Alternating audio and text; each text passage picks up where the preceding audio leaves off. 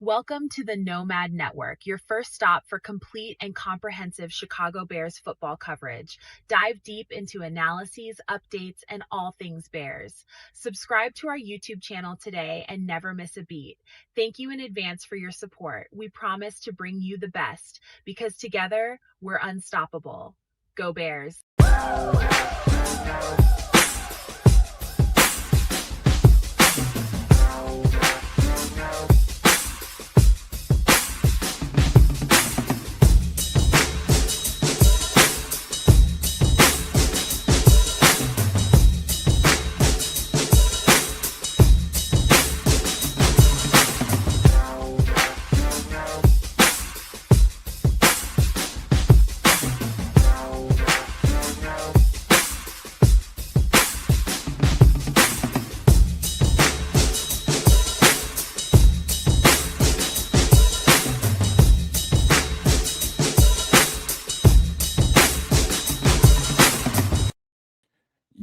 Yo, no maniacs. Trickle on in, man. Day 3 of the draft party weekend, man, and I'm dragging a little bit. It's just it's been a marathon, but a fun one, like we always said it would be.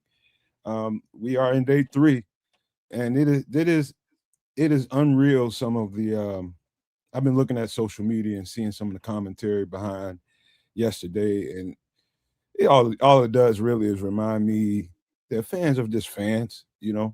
Can't really fault them or down them because they don't understand how stuff works. Sometimes they just root for their team, man, and it's a little disappointing, man, because we got a lot of podcasters out here and experts that do a lot of football stuff out here. So you'd expect that they would understand a little bit more or a little bit better, but people hear what they want to hear, see what they want to see. And it's very real. Some of the stuff y'all were telling me last night, how people are freaking out on social media. I'll definitely start seeing some of that early this morning when I got up. But welcome in again, man. Waiting on the fellas to trickle on in. I do got Triple R here, so let me bounce past to him, see what's on his mind this morning. Yeah. Good morning to everyone. Bright and early as we enter day 3 of the draft, and overall, I'm good because I look at all of the players that the Bears selected so far as upgrades. We traded a 5th round next year pick, or a 5th round pick for Bradbury, a starting center who still has, only has 1 year left on his contract. So we need a center for the future. And, many are saying that Logan Jones was the best center in the damn draft. All right, I'm good with that. Sam Roush, the tight end. Hey, Nomad, remember that game against Pittsburgh when tight end Washington took Hippolyte Soul? Yeah, I remember that. Well, Roush is 10 pounds heavier than Washington. He's a big and boy. runs a 4.7. Big boy. So with the blocking ability that he is known for, he's going to be able to leak out and be a safety blanket to Caleb, if the play breaks down. He's big enough to make a difference. And then you look at Thieneman, we needed a safety. He's the top guy there. Perfect fit. Perfect. Now the Xavier Thomas. All right. So let me get this straight. Ben Johnson and his offense has the wide receivers in place. They got Rome, the route running guy. They got all-purpose Darth Burton. They got Khalif Raymond for a year. But then they see this 4.28 speed guy, 5'11", on a LSU team that was stacked. He was productive there.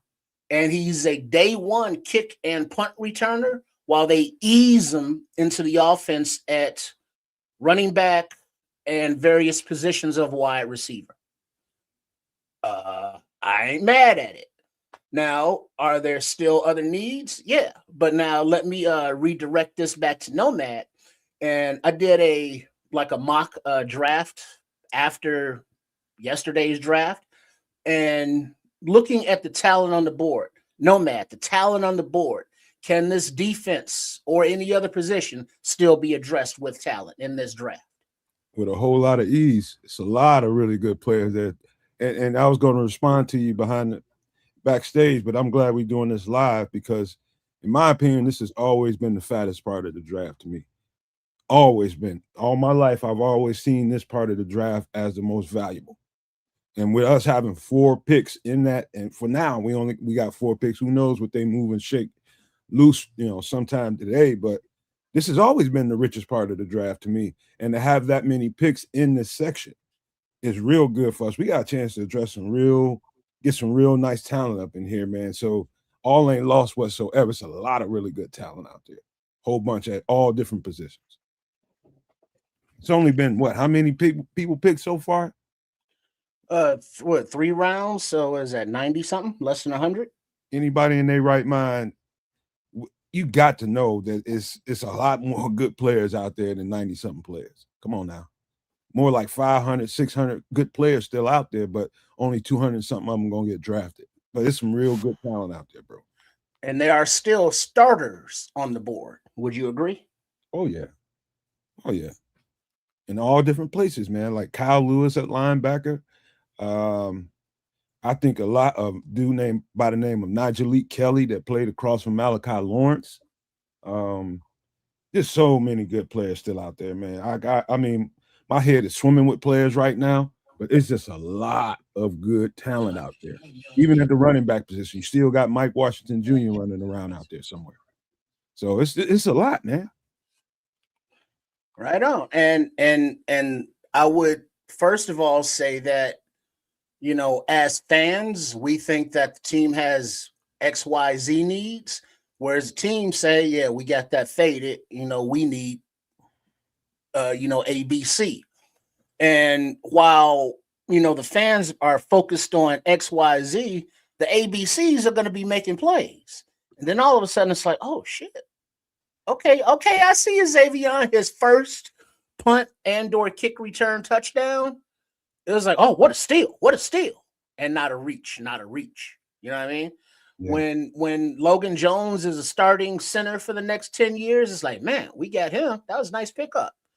So let the kids play, in other words, before we can say they suck or it was a reach or, well, just because, this draft prognosticator had, these players ranked at 700, but they got taken at 80. Okay. Mm-hmm. If they can play, they can fucking play. And people, we seem like we blue in the face over here. And I feel like a broken record all the time. Just explaining certain stuff like you just got through saying, man. Like you talking about players in particular. I just looked up at the TV and just reminded myself. Remember the big old Amari Washington, the big defensive tackle out of Oregon, still out there. Dog. Young dog, too. Ontario Washington. No, Amari Washington. Ontario Thompson is also Ontario Thompson. He's still out there. So defensive tackles, it's pretty loaded. Ain't that many? I was just your Grayson Halton, like your Landon Robinsons, your Caleb Proctors, your Jackie Robinsons.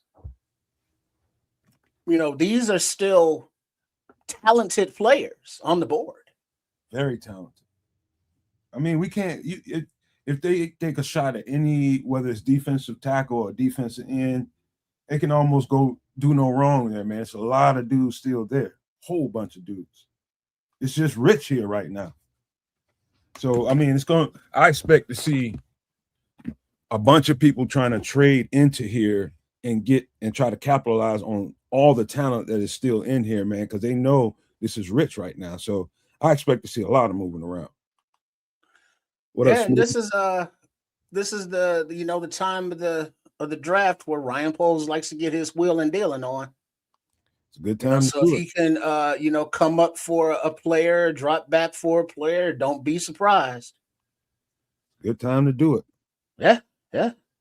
And I'm not mad that we didn't give up future capital to move up to secure a defensive end or tackle or whatever, because there's still others on the board. So, we're good. And I was looking at I saw the his presser this morning that he did last night, and there's a lot of people in there, questioning him about, okay, what's your mindset here? Why are we picking this kind of talent when we need this? And when he got to the edge conversation, it was pretty clear what we've been talking about over here. Maybe they think that Austin Booker is about to turn it up a notch, and why at this point, whoever gets drafted at edge, which I do think they're going to get one, he won't be a starter. He'll be a supplementary player.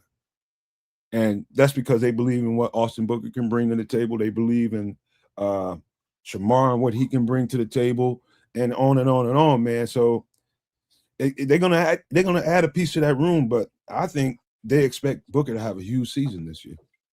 Well, you would say that because why? Because Ryan Poles keeps saying it. It's like he keeps telling us, hey, we want to increase our team speed. Check. We want to fill in positions with, athletes that our coaches, who we all, trust and believe in, want to develop in their mold. Check. He keeps saying, hey, Montez Sweat, Austin Booker, those are our guys. We believe a healthy Shamar Turner, Deo, and the free agent signings, those three pieces that they added to the D-line, we are comfortable with that. And he never said that they're not going to still add.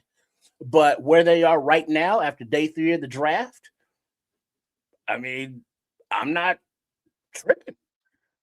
And Smitty's funny as hell talking about the Bears fans drinking Ripple this morning with no shirt, one shoe on 35th and State. I mean, because people are melting out, the same way they melted out last year. It was like, wait, why are we taking Colston Leveland at 9? We got Cole Kmet. Oh, that means Cole Kmet's getting traded. No. Why are we taking Luther Burton? He fell to us, but we got wide receivers, and we see the difference that he's made, and that he made, DJ expendable. So let the process, play out, and we can't judge it until they actually play. So, whatever draft grade you get, whatever ranking you have these players, none of that means shit no more, because it's going to show improve on the field.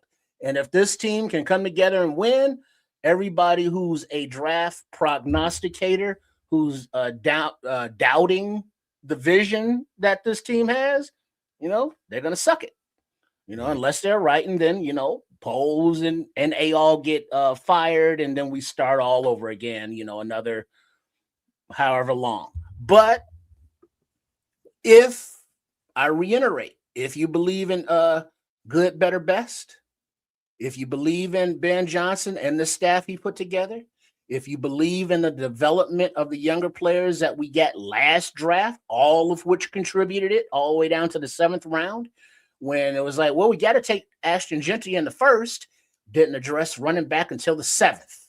And it's like, people are loving Monangai. So, hey, let's go. Bear the fuck down.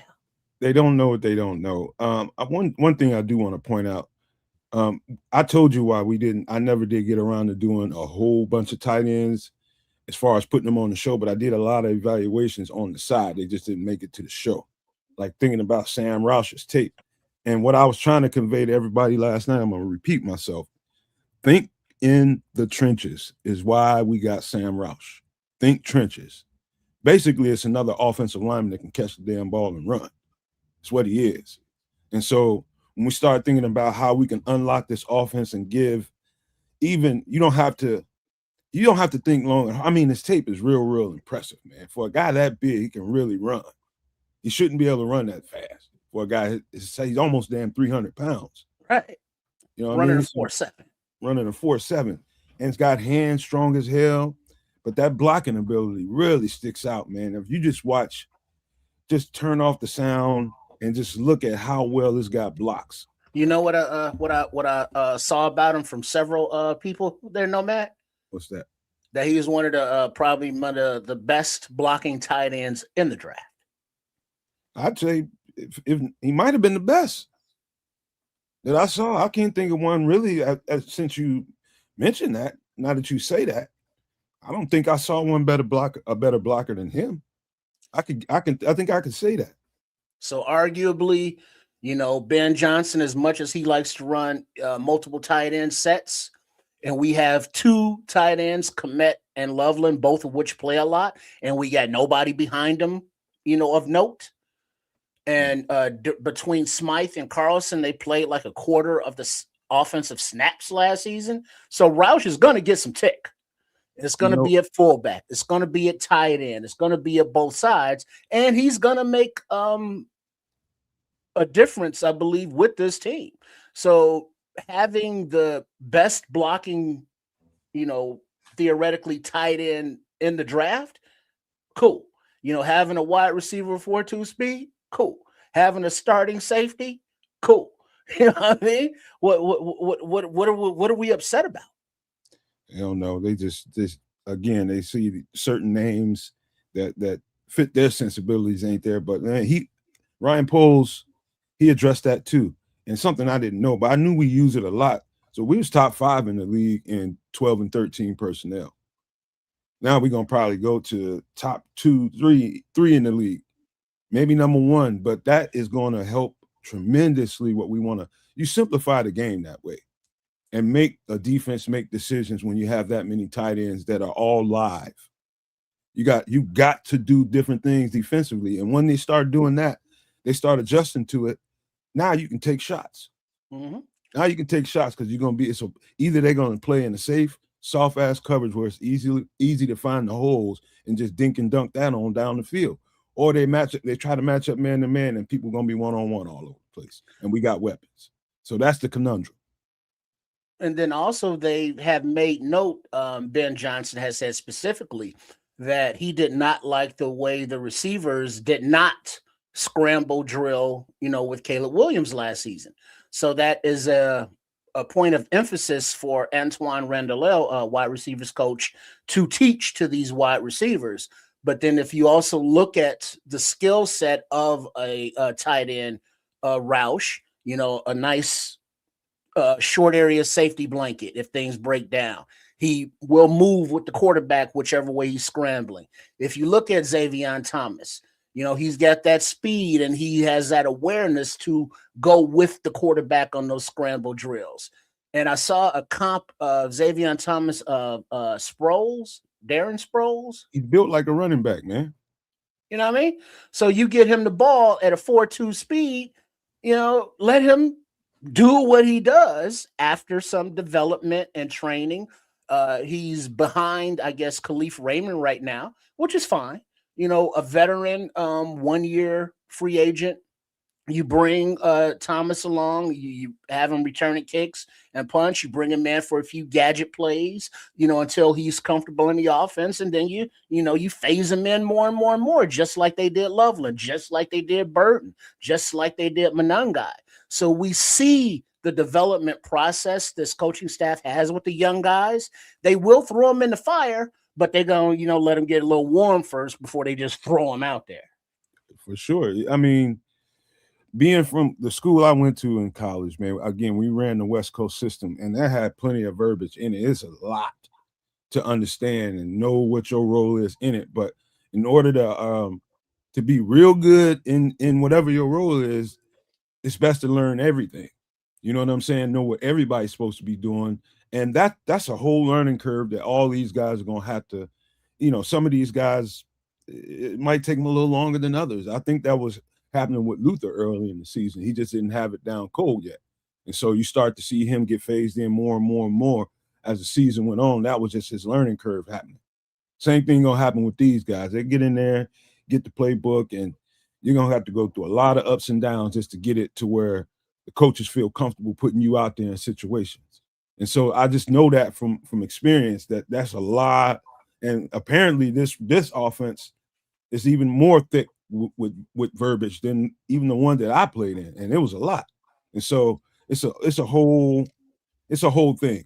So it might take a little bit of time before we see all of that manifest.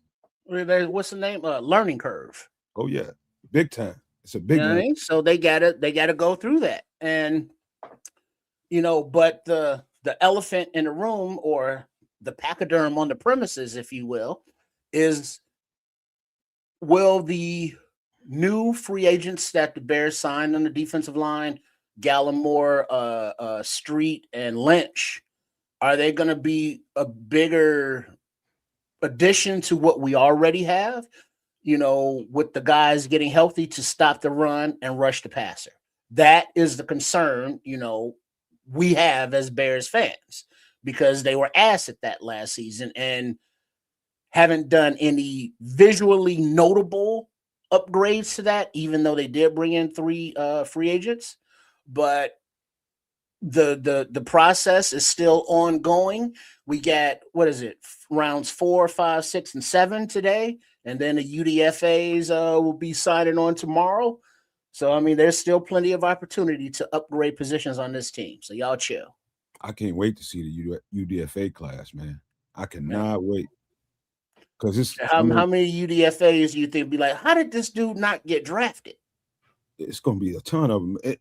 The only thing about the UDFA class is those guys have to decide where they want to go. So if you really, really want certain guys and they look at your roster and they're going to look at a team and say, okay, how much of a chance do I really have to make this team? And not only that, might I get a chance to play given the roster depth that they have?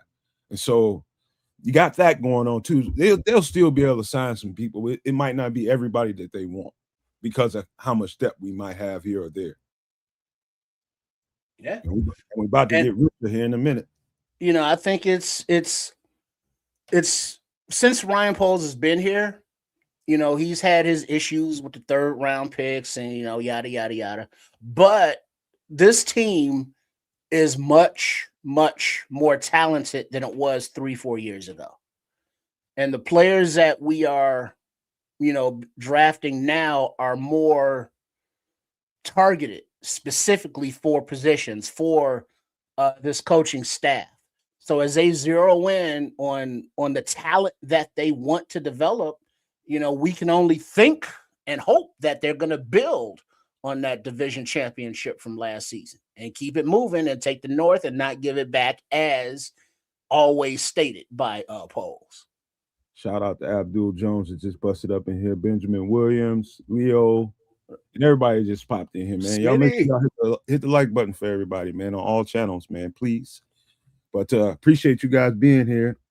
It's a lot to look forward to, Trish, man. I'm looking at a bunch of good players right now. As a Morgan State HBCU linebacker is pretty good. He almost made the show, but I didn't put him on there. Again, Mike Washington, Keontae Scott, he's out there still. There's a bunch of dudes, man. And like Smitty Q, living here outside of ATL, Atlanta, Street was one of the Falcons' best interior defensive linemen for the second half of the season.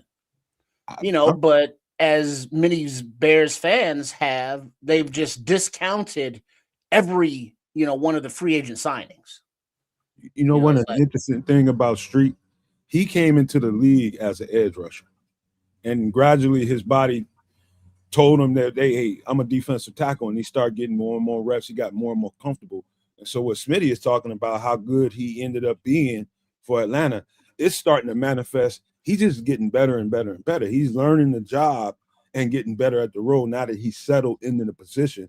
And the Falcons just was fortunate enough to have it all come together for him in Atlanta. So now we get the benefit of that. Real fast off the line of scrimmage, explosive off the line, him and Neville Gallimore. And so you're going to see that shit real fast. Right away, you'll see how explosive those guys get off the line and they beat their man in front of them. You're going to see that difference right away. That's one of the things that's going to really stick out to everybody. Mm-hmm. So as we are gearing up, looking at the highlights from last night and the night before, as it's raining in Pittsburgh today, so that's going to dampen that crowd a little wee something. But the talent is here. Day 3 of the draft. We got picks to make. We got team to improve. Well, we got our first one, 129. I do believe that is correct. So it's going to be a while, unless there's some trades. I expect it. I don't know if we're going to be in it, but I think it's going to be a lot of moving and grooving here. The smart GMs are going to accumulate as much as they can in this section right here. Excuse me. Too good, man. I can't believe some of the players are still out there. You know, and then some of the players that are still out there is because other teams, quote unquote, reached for guys. Yeah. You know, but those are the guys they wanted. It's like, hey, he might be a 7th round grade, but another team may take him. I'm not waiting till the 7th round to grab him now. And Pittsburgh. I am interested to see how Mike McCarthy reshapes that team and what it's going to look like, because he's a West Coast coordinator too. I want to see what their stuff look like, man. They're going to be a totally different looking team. They got these weird ass marching outfits.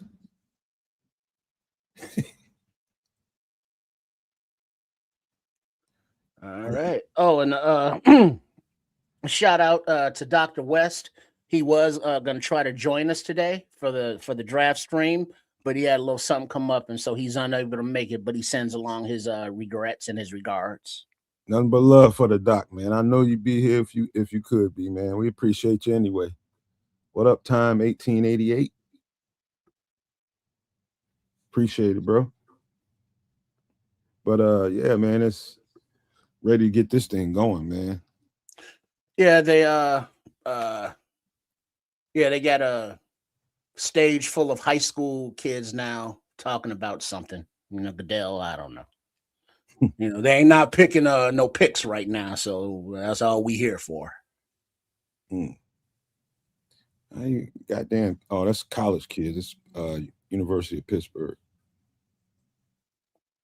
Like, there's a goddamn dude over there with a full ass mustache.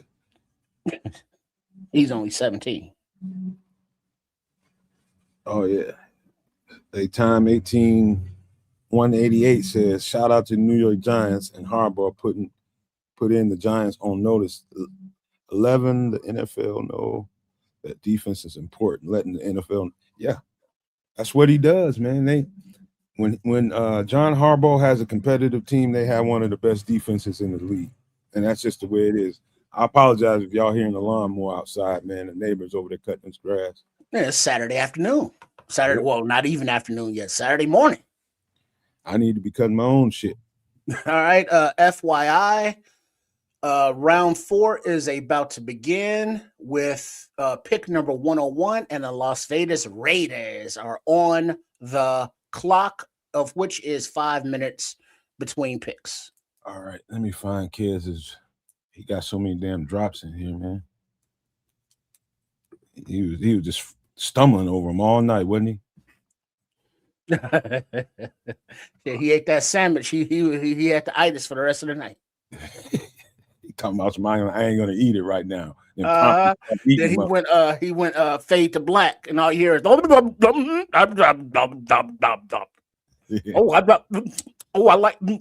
that pick. Smitty said, "Man, fuck that grass, Nomad." Yeah, let it grow out a little bit so the bees get someplace to root out and grow. I keep the grass low so the snakes don't hover. Ooh, oh, you got snakes like that? Nah, not really. You see a little gardener snake every now and again, but the grass stays so low in my yard, they don't want to come around here. No, they hide. So I need some pet hawks or something. Plus, I got a cat that'll eat them. Oh yeah, you got one of those indoor-outdoor cats. She'll get them. She got one before. Go outside hunting. Mm-hmm. Bring it back in and play with it and show you. Look what I found. Play with it, then eat it. Nice. Nice. Yeah, best available. Mike Washington still on the board. Danny Dennis Sutton, that's Samuel's guy. Cornerback Malik Muhammad. Brendan Thompson. I guess we don't need a Brendan Thompson now.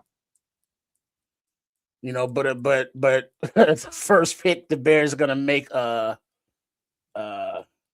Bryce Lance. Hey, Cornelius, I'm glad you calmed down, boy. You was pretty upset last night, man. Yeah, Corny was heated. Yeah, he was. Corny was heated as fuck. He said, I'll calm down after sleeping on yesterday's draft because the draft isn't over. And there are a lot of good players left. And Ben, we trust. Good, better, best. Yep. That's the way to look at it, man. Y'all just trust the process, man.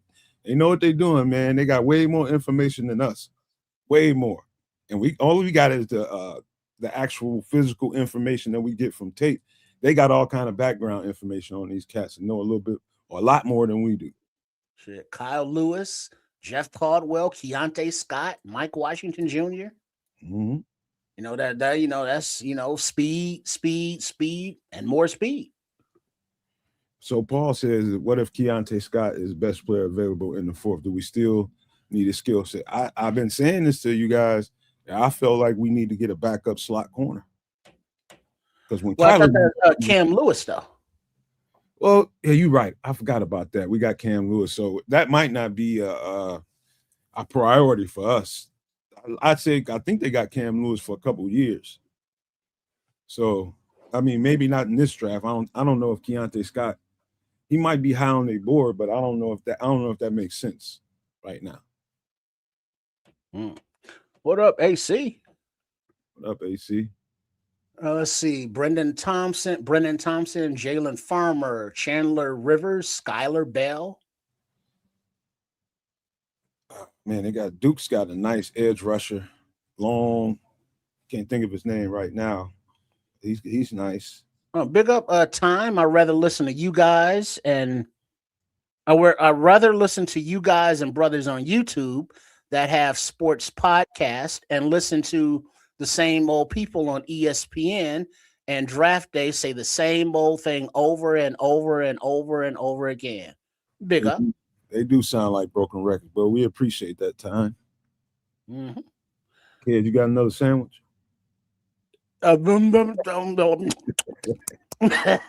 Kids was I'm sorry, unalive in that sandwich. No sandwiches today. So we you know what? The hour time changed. Wait, hold on. Mongo. Oh, we're ready there? Damn. Okay.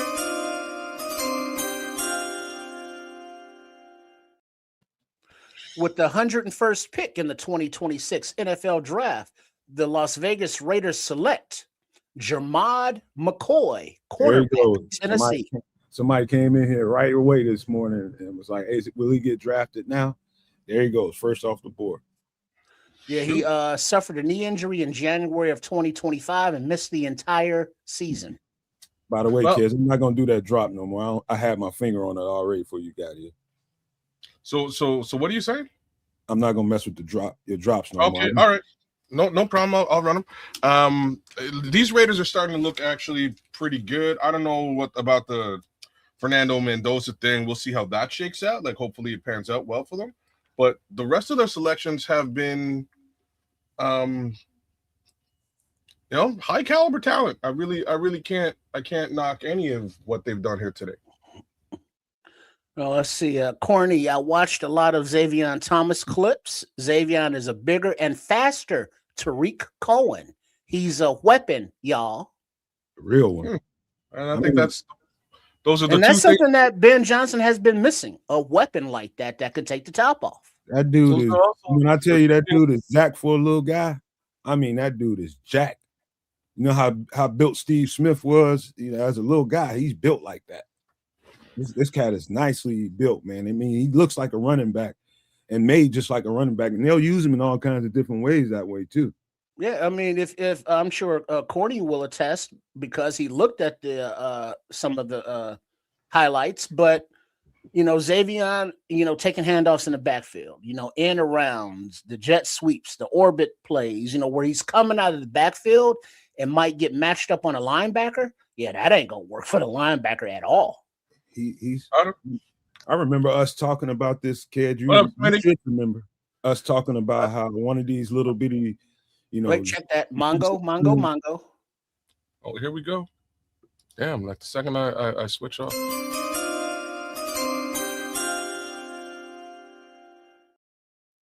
With the 102nd pick in the 2026 NFL Draft, the Buffalo Bills select Jude Bowery, offensive tackle, Boston College. And there he goes. I guess they figured out what Ryan Poles might have been cooking here. So, unfortunately for Mr. Poles and the alma mater, Jude Bowery goes to the Buffalo Bills. He's a really solid tackle. I looked at him a little bit this offseason. He looked like he's the understudy to Ozzie Trapillo, and he looked worth his weight, man. He looked worth his weight. If you sort of watch some of the clips they're giving you out there right now, he's worth a watch. But again, he ain't a Chicago Bear, so that's okay. And I was trying to say something beforehand because I remember for a few weeks, man, I was putting one of them zip zoom little bitty receivers on the show every time we did some breakdowns. And I remember kids like, man, you find a whole bunch of these little guys. I was like, they might be the better ones in the draft. And I was just like, I could see Ben Johnson coveting one of these guys to really help open up the offense even more. And what do? Draft one. But we say, because Corny said that Xavier Thomas is like a bigger Tariq Cohen, and Nomad keeps referring to him as a little guy. But 5'10", 192, that's not real little. No, he ain't.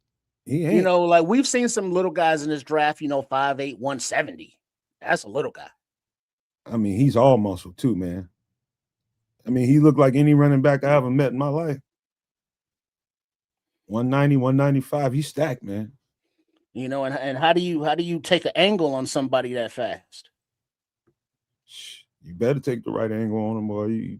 It's leaving season. Yeah. It's funny. Yeah. Stronger and faster are the two things we might have all wanted, if we wanted to improve on Tariq Cohen. So that is a good little comp. We'll see how he does, man. Like real talk, that is exactly what we sort of came to when we did look at these wide receivers. When we looked at a few of them, and it was if you can also take the top off on a defense. I don't know what defenses are going to do here. You know what I'm saying? I don't know what defenses are going to do. You can take the top off with a couple of different guys. Mongo. Oh, wow. They flying through today.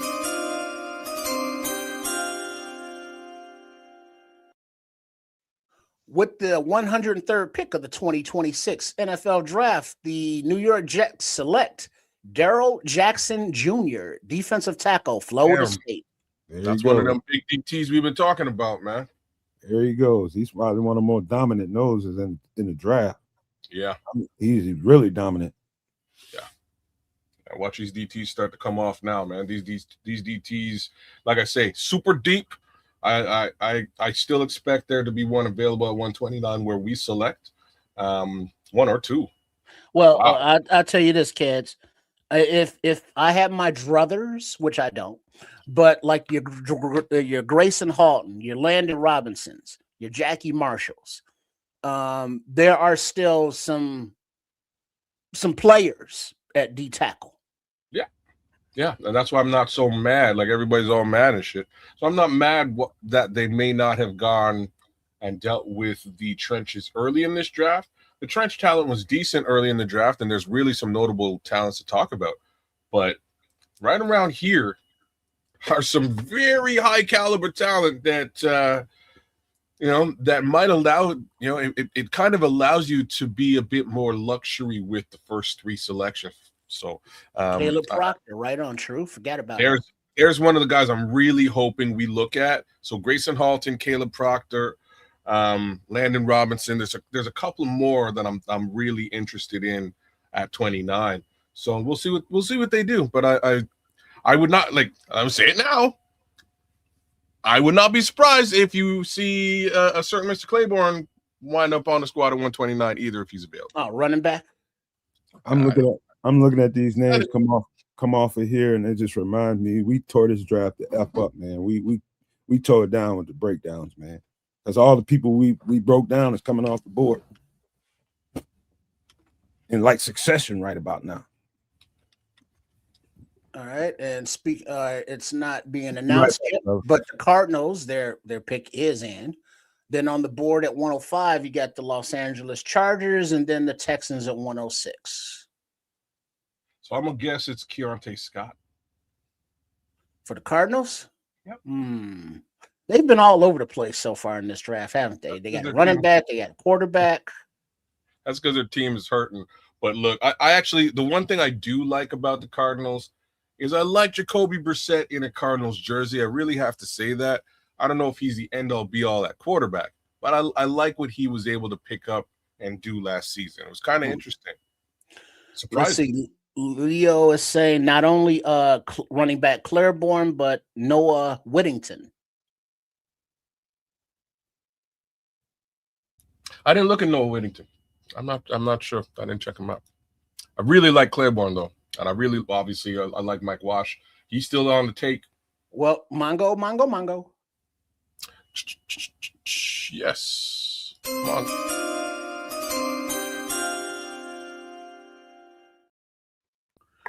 With the 104th pick of the 2026 NFL Draft, the Arizona Cardinals select Caleb Proctor, defensive tackle, Southeast Louisiana. Mother. Who just said Caleb Proctor? Damn it, True. Damn. True Pilgrim, you did that. Look, these guys are going to come. Like I said, there's going to be a run on DTs right about now. They're going to start to come flying off the board because I guess teams kind of clued into the fact that this particular draft was a little bit overstocked at the Sam, DT. I'm gonna be pissed off, boy. I'm kind of pissed off right now too. But just wasn't Proctor, quote unquote, ranked below a lot of the tackles that are still on the board? Yes. So does that mean that the Cardinals reached for Proctor? Hell no. So it depends who you ask, right? If you're asking a draft prognosticator, yes. If you're asking Nomad, no, because Nomad will draft a UDFA here. But you will. The reality is it's a talent, and if you see what you need to see in that talent, man, just gonna swiftly kick me all in the ding ding. But you tell me you won't. Man, what do you mean I'm gonna draft a UDFA? I don't even know what that means. It means that if you're scouting talent and you see what you need to see, you get your guy. You're the type of guy who will go deep and scout talent and find I know what you're getting at, Cal. I'm just BSing around. Okay. But right. if you believe in what you see, a person you might consider as a UDFA is totally different than what I think of. 100%. And this is what Ruben Hippolyte was last year. It was like, who's this guy? They saw something, they drafted him. In my opinion, we ain't seen it on the field yet, but maybe we see it this year. Who knows? It's a mid-round grade for Proctor, but he's still a fair amount behind Paul than like a Grayson Halton or there's some other names there, man. I'm sure I could probably get into. Let me see. I got you, barely. Simone, give me a second here, but yeah, I definitely didn't have Proctor as no goddamn UDFA for sure. He was way the table was way too good. Rayshawn Benny, Bryson Neeson, Nick Barrett, Cameron Ball, like all these guys for the most part were listed above Proctor. I think Dante Corleone was also listed above Proctor, but in the end, if you look at that tape, Proctor jumped off the tape like you wouldn't believe. So I ain't mad at them. I'm a little mad at them for getting Caleb Proctor because I was hoping he'd be floating around a bit later in the draft. But we'll see what happens. All right, Barely tomorrow is sent. Check your email. I can't wait to hear what he's thinking. Oh, here we go. Barely Simo's in the building. Coming in.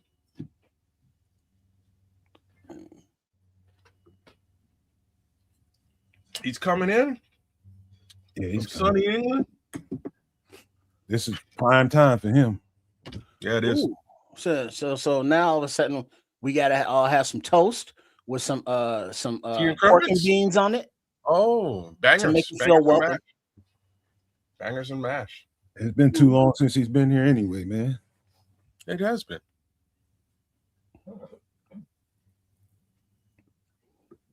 Oh, yeah. At least them hackers out there, man. Worry about them hackers. Freaking Twitter, probably. Oh, fuck you. Here we go again. Back with the Twitter hate. You like that darkness. I don't like it. I don't like the darkness, man. I just understand that sometimes the darkness is needed for the light to shine. That's all. In what world? In the world we live in. The sun wouldn't be quite as bright as it was if it was surrounded in sunlight. There you go. There's another name to keep an eye on too. Zane Durant. Genius level shit. Yeah, Zane Durant's out there too. There's a bunch. There is a bunch of guys here. That's why I'm not extremely worried. Mind you, like if this DT run, we've seen 2 come off the board now. If this DT run really gets crazy, it could get crazy. We got about 25 picks to go, 24 picks to go before we're up. Barring any trades. There he goes.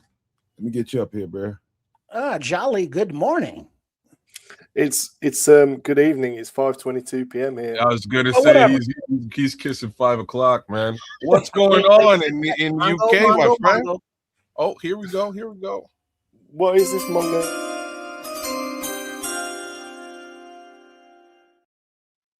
All right. With the 105th selection of the 2026 NFL Draft, the Los Angeles Chargers select Brennan Thompson, wide receiver, Mississippi State.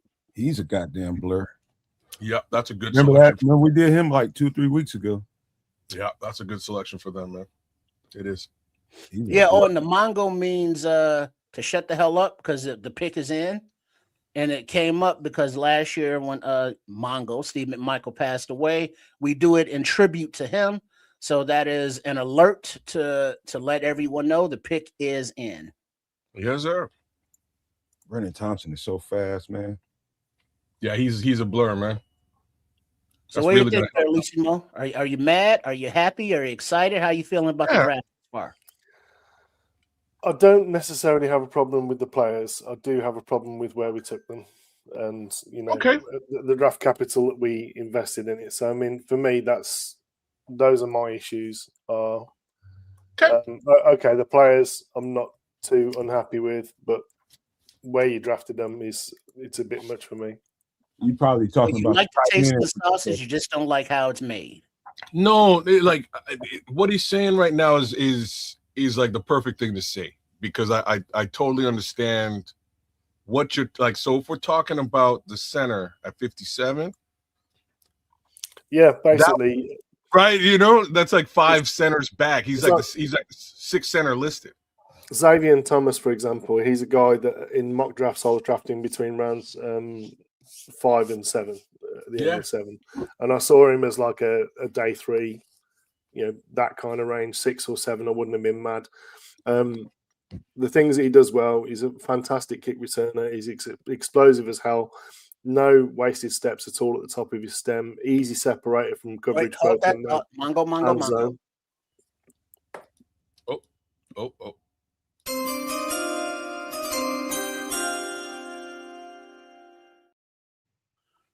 With the 106th pick in the 2026 NFL Draft, the Houston Texans select Fabichi Nawiwu, guard, Oklahoma. Damn, you nailed that, bro, because I wouldn't have even you were saying, Berlissimo? No, I want to ask you a question, Berlissimo. Are you surprised that Sam Heck is still on the board? Center out of Kansas State.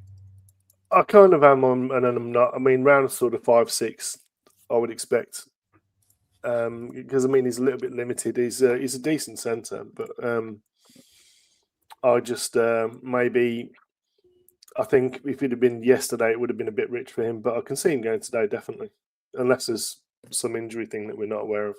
All right, one more question about Ndame Tucker. What did you think about that tape? About who? Sorry, edge rusher Ndame Tucker. Don't know too much about him, to be honest. I can't say that I've been able to get too much all 22. But I don't like going off the limited highlights that you can get on YouTube. I like to actually look at it myself. But edge, let's have a look, see what we've got. Why not? Yeah, take a look at Ndame Tucker. He flashed just about everything that I'm looking for I think he's close to being a plug and play prospect. He's a little bit. Is he undersized? About 250, man. As in weight. He's maybe. Yeah. It's arms and height. The Bears.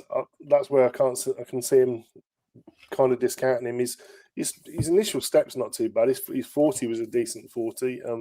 In terms of game tape, some of the best tape I saw, man. He's definitely got more than one move, which is what you kind of want. But it's a case of, is he gonna in the NFL when he played against? Again, this is the problem with the tape. Western Michigan don't face that many top tier offensive tackles. So when you see him go against somebody at Western Michigan, it's not necessarily the same as it's going to be facing an NFL offensive tackle. So the two-way goes is fine, as long as he's not getting an independent hand stab in his chest, because they're going to have the arm length to be able to sort of just fend him off, and then that two-way go that he's got, which he does have. Now wait a minute. That's going to be a bit more of a struggle for him. Wait a minute now, because I know how high you were, and I was the same way about Marshawn Nealon coming out of that same conference, the same team, I think. And the same kind of football play. I think Marshawn might have been a little bit bigger. Maybe. Yeah, I think he had a bit more mass in his ass, if you get what I mean. Nealon. So I think that's where the difference with him. But like I say, I mean, I'm not discounting the player. I think if you got like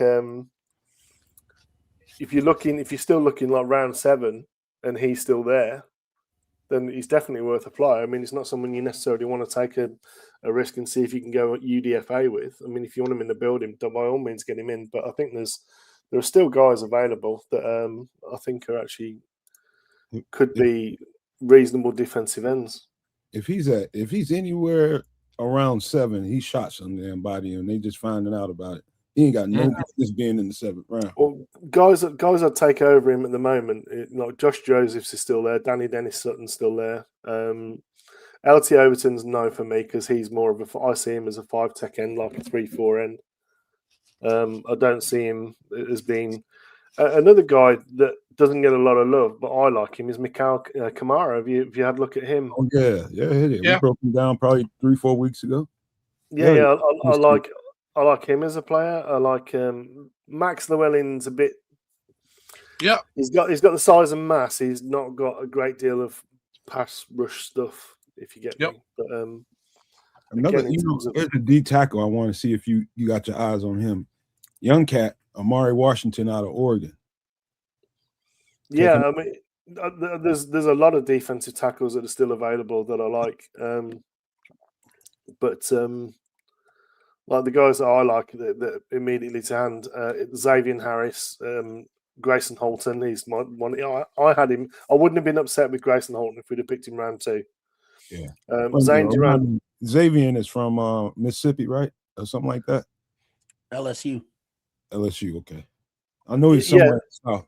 So a lot of people know him because of the block kicks, but he's actually a similar physical makeup to the guy that the Vikings took in round 1 in terms of the size, mass, abilities, what he's able to do as a defensive tackle. He's a bit tall. I think he's like 6'7". Holy shit, he's 6'8", 330, bro. I'm just looking at him right now. He's a load, man.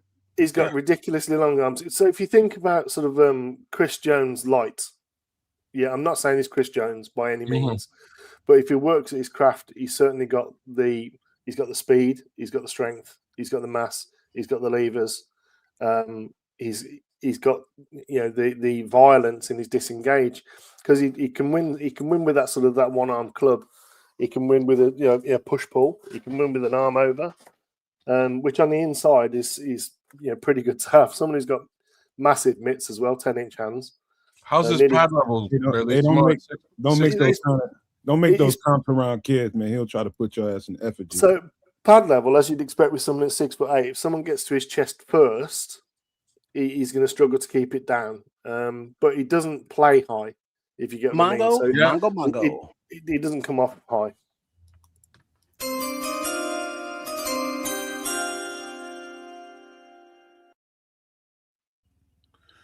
With the 107th pick of the 2026 NFL Draft, the San Francisco 49ers select Keontae Scott. Could be. We got some foreigner dude saying something. I don't know. We'll just He's a do foreigner? like Max Headroom and shit. Or is he from the group? All right, the pick is Grayson Halton, defensive tackle, Oklahoma. Just called it. Damn. Ah, shit. There you go. We were just as we were saying, right? You know Yeah, what I mean? he's a guy I had going yesterday. Me too. But I mean, to see him drop this far is ridiculous. But him as a 3-tech, the guy you got to look at now if you want 3-tech, Zane Durant. I mean, For the life of me, I can't figure out why he drafted. Must be something personal going on. The talent is unreal. Oh, You can't no argue matter. that. It's What is nothing he like doing? that. Well, huh? It's nothing like that. It's just that I think the league kind of figured out that there's a log jam at DT. So maybe you don't get the DT now. You get them when you get them, and you go and get something else up front. And that's kind of, I think that's sort of been the story of this draft. Remember that in the second, there were only a handful of DTs that were selected. Right? Maybe two. Like I'm thinking it's actually two. He's somewhere around the 5-6 area. There's been a few of them. Super low. Mongo.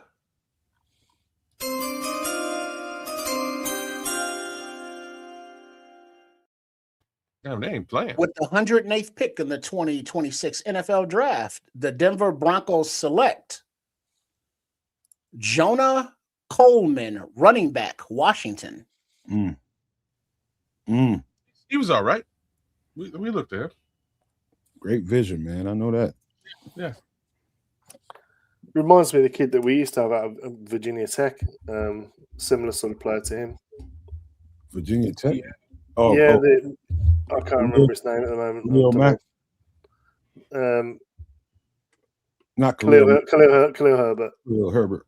Yeah, reminds me of him. Okay, I see what you're saying.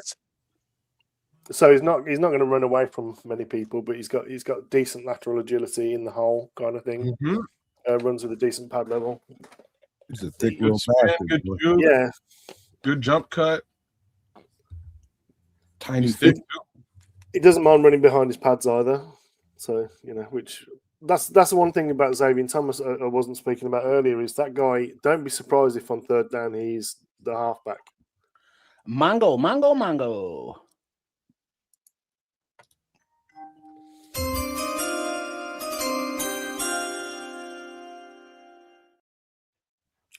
With the 109th pick in the 2026 NFL Draft, the Kansas City Chiefs select.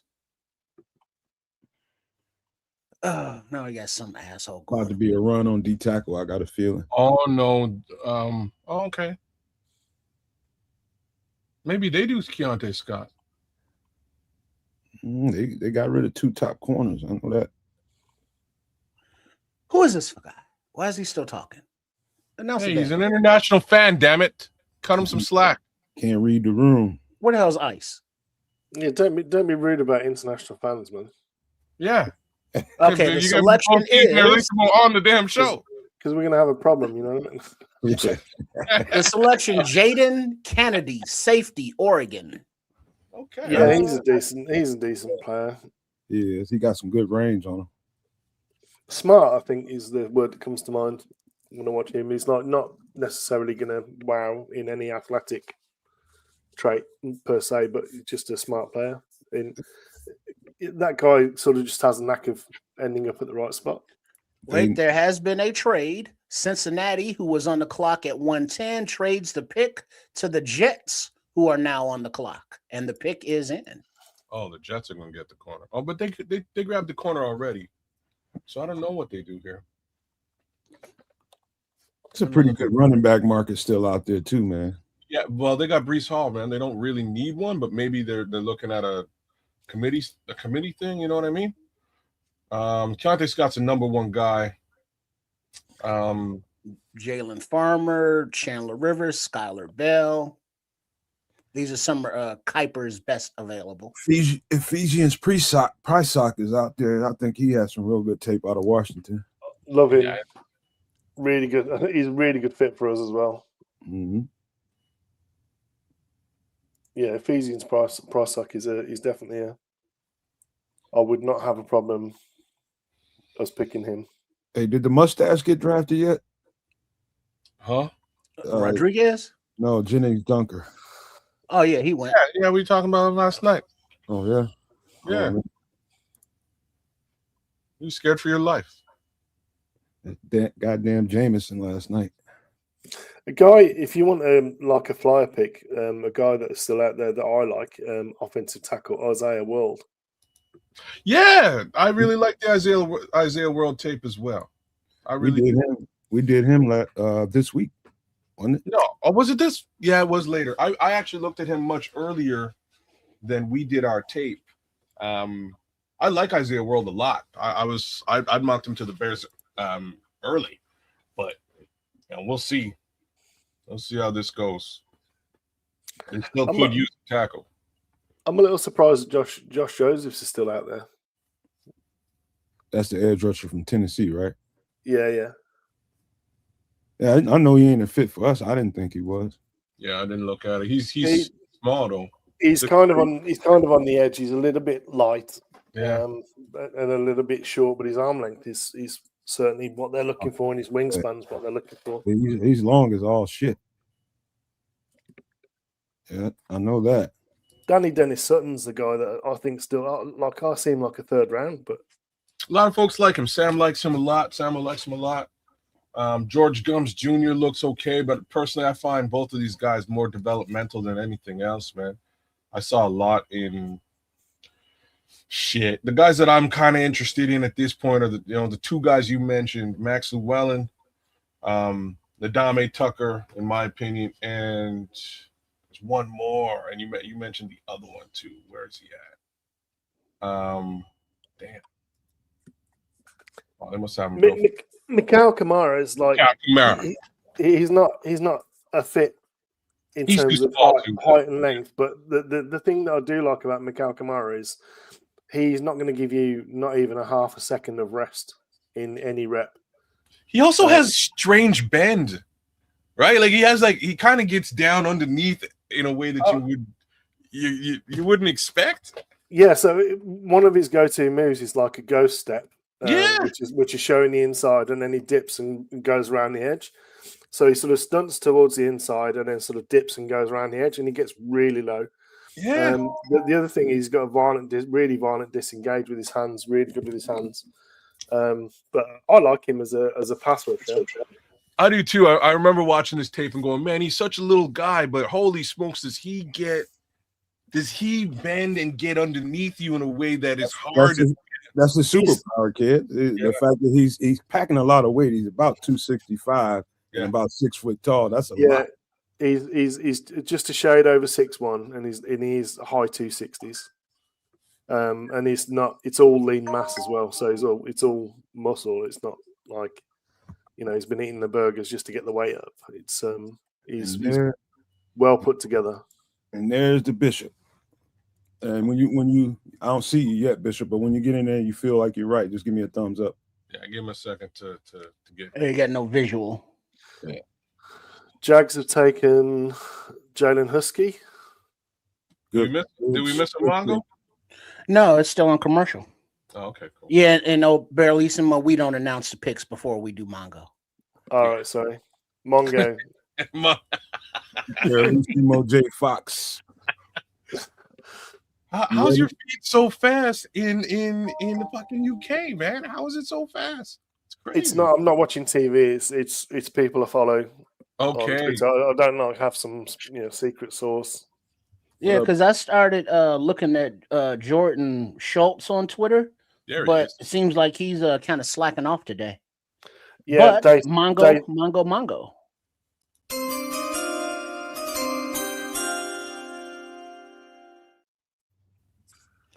With the 110th pick in the 2026 NFL Draft, the New York Jets select Cade Klubnik, quarterback, Clemson. Okay. Okay, good on you, Jets. I think he's got a lot of high upside too. I agree. He's got some high upside. And again, 110, wasn't it? Yeah. Did you say 110. Yeah. What up, Bishop? Can you hear us? What's going on, fellas? There we go. There we Your What go. up? feet, you got a little lag on your feet. It'll speed up. Salute, Bishop. Yeah, everything's delayed on his end. Yeah, he's a bit laggy. K Club. What's going on, what's going on, my brother? How are you? Me, I'm all right. He's a bit How you doing? You good? Man, some of our let me see who I got. Yes, sir. I'm doing well, man. I'm doing well. Let's see if I got some of these players in here still. Keontae Scott, if he falls, Why do you think he has fallen so far? I don't have an answer to this, Doc. I got a few player cards in here. At least I'm gonna see what you think about some of these guys. I can only think age is the only reason that he's fallen. But You say age? Strength of he's strength of an schedule. older one, isn't he? No, strength. What do you think about Bailey? Yeah, he's like, isn't he 25? I think Kate is 25. He's a fifth year, isn't he? Oh, that's why. This ageism going on in the NFL. That's what's happening. I believe so. He's either 24 or closer. All right, Mongo.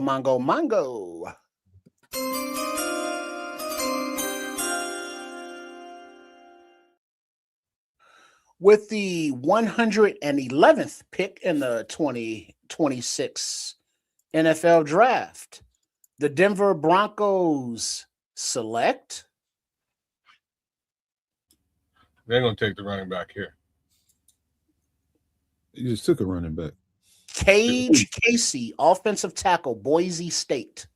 Oh, a couple picks ago? I think so. Yeah, the Broncos, they just took the running back. Okay, all right. Cage Casey. All right. So Cage Casey went ahead of Isaiah World and all those other tackles. He was projected ahead. He was projected ahead of him. I would not necessarily agree with that projection. Boise always got a nice offensive lineman, always got a nice receiver, running back. Let's see. Yeah, I I can't see him playing tackle in the NFL. I think guard. I think they're going to move him inside. I'd guess left guard because he's all right in pass pro, but he shows up as short armed. Hey, am I the only person that blue turf makes nauseous? I get sick to the stomach looking at it. Oh yeah, I can't watch. And it's the same with that blue turf as the same with those LED NBA courts with all the different colors and shit. I can't look at none of that. The Smurf turf. Yeah, that's kind of. I can't even get myself together to play on some shit like that. Mongo.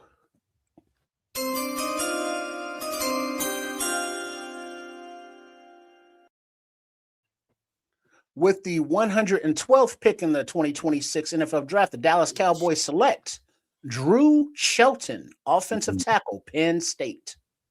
He's all right, but again, I think he's someone that's going to probably move inside. Yeah, I think he fits a power system better than anything. All right. Yeah. Indianapolis is on the clock, and then Dallas will be picking again at 114. Penn State put out some good linemen. So, I mean, you can't really go wrong with him. It's a massive dude. I know that. Yeah, he's a big boy. You talking about Anchor, where he got a trunk on him. He's got a bit of nasty to him as well. You know, Oh, yeah. he likes to put people down. Oh yeah.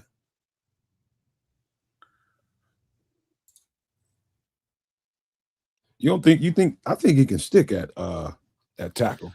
Yeah. I mean, it's just a case of what are they like with the old arm conversation. But he's definitely got the feet for it. Yeah. It's just he's a little bit late on his hands for me. He's got good hands, good technique. He just sometimes, I think his arm length makes him just pause at times a little bit long. So he's waiting. He kind of ends up catching sometimes rather than striking. But that's just a technique thing. Do you get him to independently hand strike? I don't know how they teach it at Penn State. It's a possibility that they teach two hands at all times, but a lot of teams do. But I'm an independent hand guy. It's if you're going to take people on, you need to. Your first one needs to be shock, and then the second one needs to be control. Mm-hmm. I'm trying to think of a good hand strike guy. I saw Jude Bowery is pretty good at that, and also Blake Miller. Pretty good. Yeah, it's one of the things I like about Isaiah World. He is a guy that can put one hand on you. He's violent with his first strike. That's something I like about him. And for a guy of his size, he's got really good feet. Because he's another guy that's like 6'8", I think. Hey, I'm gonna show you guys real quick some nice talent out there. A couple of them might be UDFAs, but this running back out of North Carolina Central, Chris Mosley, nice tape, real nice tape. He's probably a UDFA.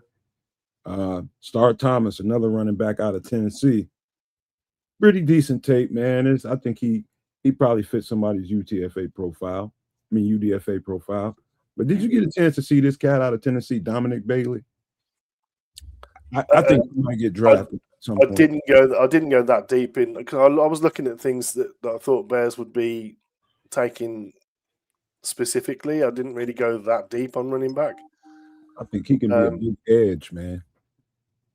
Yeah, let's just have a quick look. Damn, that Denver Broncos war room. Yeah, I bet they sell a lot of suntan lotion up in there. What do you guys think of if I gave you a choice between three players at running back for the Bears, like a 6th or 7th round pick? Roman Hemby, Catherine Allen, or Jaden Ott? Who would you go? Because I think there's still. Say the names one more time. So, Roman Hemby, the goal line specialist at Indiana. Catherine Allen, who's a bit of a do-it-all, but and then a guy I like, Jaden Ott, Oklahoma. I think Ott is the more well-rounded of the bunch. He's more of a home run threat as well, I think. Yeah. I like Rasul Faison though. I think he's from South Carolina. I love his tape. I know you got eyes on this guy though. If you didn't, shame on you, Barrelissimo, out of Illinois, Xavier Scott. Yeah. Well, do you think they're going back to the well for safety again? I mean, we need depth. Yeah, well, at some point you're going to get depth, but I still think there's holes, man. I think there's holes to be filled. One of the better ball hawking safeties in the draft. I mean, he just has a nose for that rock, man, and finds his way to it. Let me pull Barrelissimo out for a second. He's got something going on. Like personally, I'd rather what's his name? I'd rather Prissock. Mongo.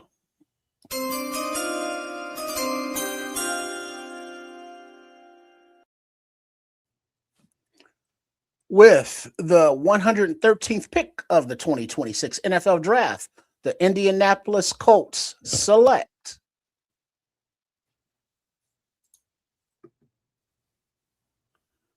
Jalen Farmer, guard, Kentucky. Bjorn Wellner. Oh yeah, they're in Germany for real. Okay. I was like, this little boy don't look very pleased. Oh, he's pleased now. Okay. The guard's a brute. Beyond? No, that guard, Jalen Farmer. Oh, Jalen Farmer.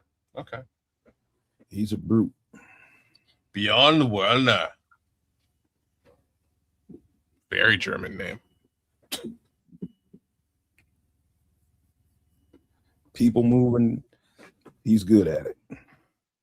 When the first two letters of your name are B and J, and it's not initials, you know you're from Germany. Linebackers are getting slept on too, man. Big time. Yeah, bro. I was going to say, Kyle Lewis is still floating out there right now. And that's almost criminal to me. It is extremely criminal. I shouldn't have said that, man. Because my brother, Harold Perkins is still floating around too, man. Both of these guys are still there. Justin Jefferson, snap. Yeah, there's some linebackers, bro. A ton of them. I don't understand this draft sometimes. Did we check out Deontay Lawson? Yeah, we did. We broke him down early. He's a leader. I remember breaking down Justin Jefferson. There's a lot of linebackers available, which again is not surprising to me. Again, the linebacker depth in just about every draft goes like it's usually a very stacked position group. But man, this late in the draft, I did not expect to see Kyle Lewis or I'm lying to you. Real talk. I did expect to see them both here, potentially available at not. Mongo.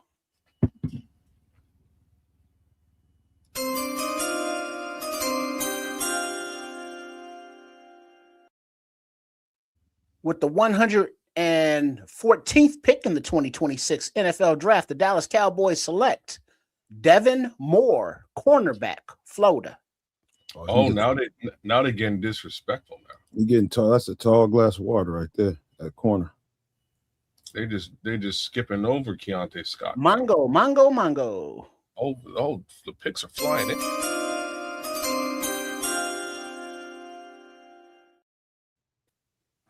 With the 115th pick of the 2026 NFL Draft, the Baltimore Ravens are selecting Elijah Surratt, wide receiver, Indiana. Oh, okay. Yeah, I'll be right back, folks. I got it. Okay. Mongo. Holy cow.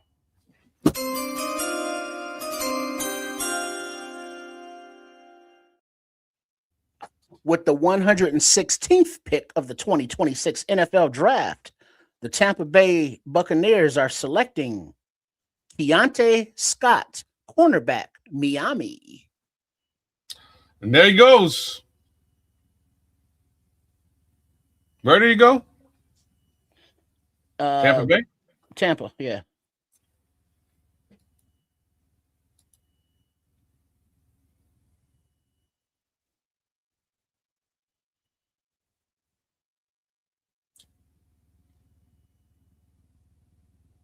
That's why that pick came in so fast. I was like, oh, y'all left him on the board?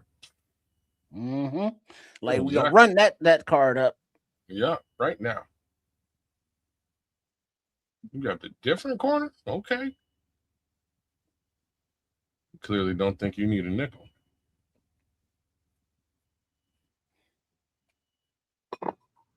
And that would put the Strouds on the clock. The Strouds? Oh, I'm sorry, the Houston Texans. Oh, CJ. How are they No, on the that clock? was a Grossi thing. That's okay. How are they on the clock? I see the Chargers. Was there a trade? Let's see. The Buccaneers pick was in. That's Keontae Scott, and it says Houston's on the clock at 117. I'm looking here, and I'm waiting for this pick to come in. For Buccaneers? Yeah, I'm still waiting. No, I know, but I'm just saying it's got the Chargers listed here as the next pick, which is weird. I'm looking at Houston. Yeah, there must have Detroit. Been. Yeah, I got Chargers in Detroit, so there must have been a trade here with Houston. Houston must have traded up.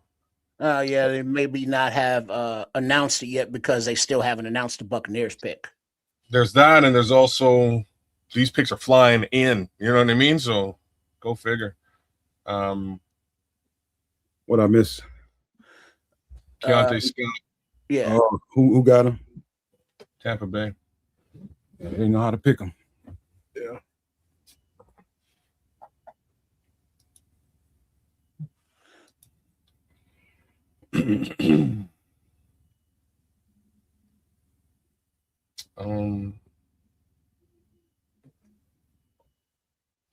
Who would Houston Texans trade up to select right now, Nomad?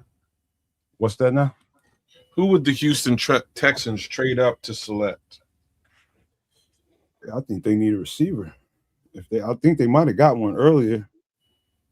They're always looking for receiver help. I think they need another linebacker. So one of those two, if I had to guess. Who they trade with? Don't know yet. It hasn't been announced. You still get international fans. Shout out Berlissimo. Announcing picks. Keontae Scott's stock just fell, man. He shouldn't be way back here. No, he shouldn't. All right, the Houston Texans trade the pick to the Los Angeles Chargers, who are now on the clock. And then Detroit at 118, and then Carolina at 119. In this round 4, Bears pick at 129 scheduled. Freaking Bucks is making some sneaky good pickups, man. This is a good draft for many teams, man. The Bucks are definitely one of those teams. I made some very interesting selections today. I like I like what Arizona's doing in this draft too. Who else have I liked so far? The Jets and the Browns. As much as I can't stand the Jets and the Browns, so I do appreciate what they've done in this draft so far.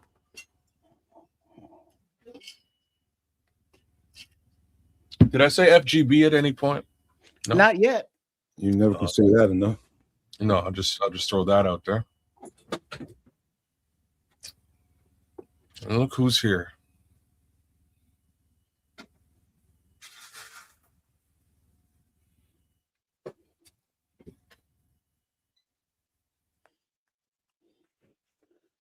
And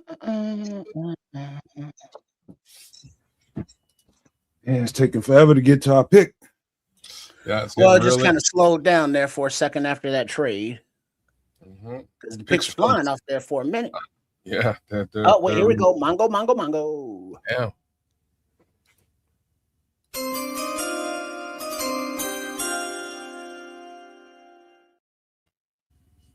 All right. With the 117th pick of the 2026 NFL draft, the Los Angeles Chargers select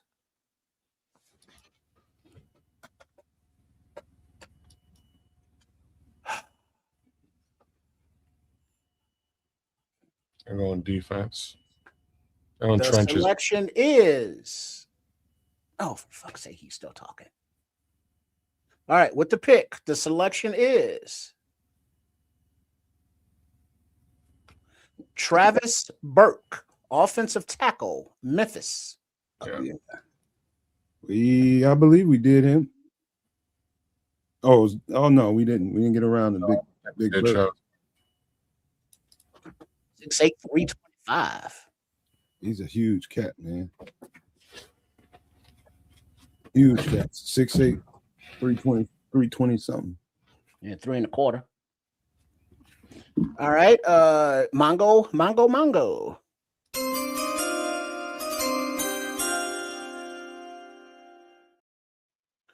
With the 118th pick, the Detroit Kitties select Jimmy Rolder, linebacker, Michigan. All right.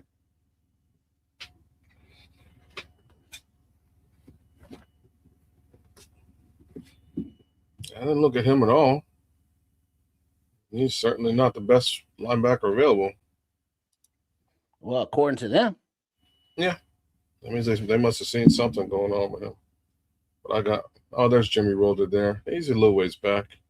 Oh, they just picked him because he's from Michigan. So you're saying that the Kitties reached? No, I'm saying the Kitties they probably did you know what I mean? The local talent can come see you. Right? They probably had him in for a couple of visits and decided they were going to select him anyways. He plays in Michigan. Okay, so I'm thinking there must have been another. Yeah, there was. FYI, trade. Jacksonville Jaguars are trading up to Carolina to pick Mongo. They're gonna go linebacker here now for sure. Kyle Lewis. Mongo. Oh yeah, that's me.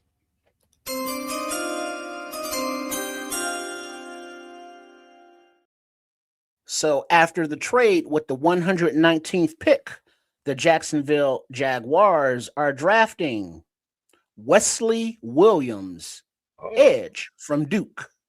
Okay. We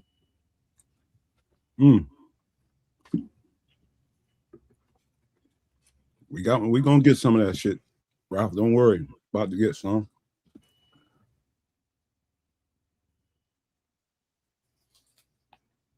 Jimmy Rolder was here on the I heard that when I was in the kitchen. He was here on the 30 visit.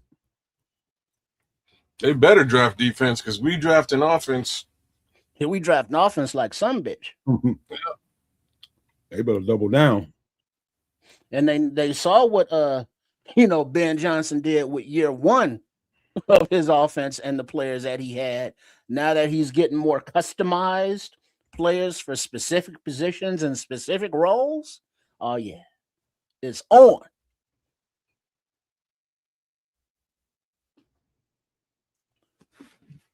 And speaking of, let's see, at 120 FGB on the clock, and then at 121 Pittsburgh. So we are coming up to 8 picks for where the Bears are scheduled, barring any trades, which we have yet to see thus far today from them. No, they traded back. They traded back at 60. Was today. Oh, fair enough. That was yesterday. Fair enough. Mm-hmm. Be nice. Let's see. Berlissimo, who's back in the chat, said he loves the Jimmy Rolder pick for the Kitties. Just found out our neighbor at our former house had passed. Sorry. Sorry. Wife upset, had to go. Condolences. Sorry to hear that, man. R.I.P. Isabel. Mm-hmm. Sorry to hear that, man. Yeah.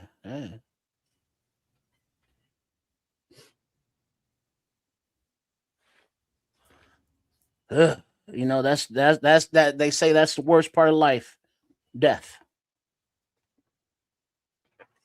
But it is indeed part. All right, Mongo.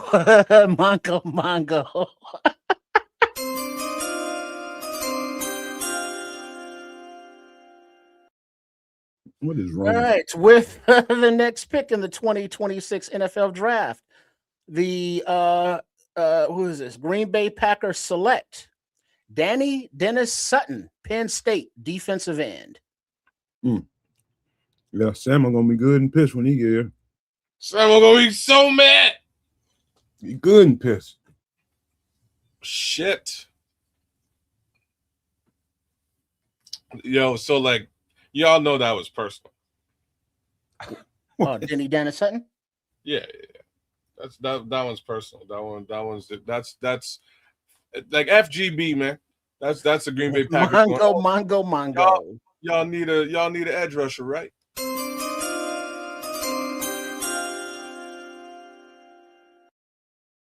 All right, with the next pick in the 2026 NFL draft, the Pittsburgh Steelers are selecting Caden Wetjen, Iowa wide receiver returner.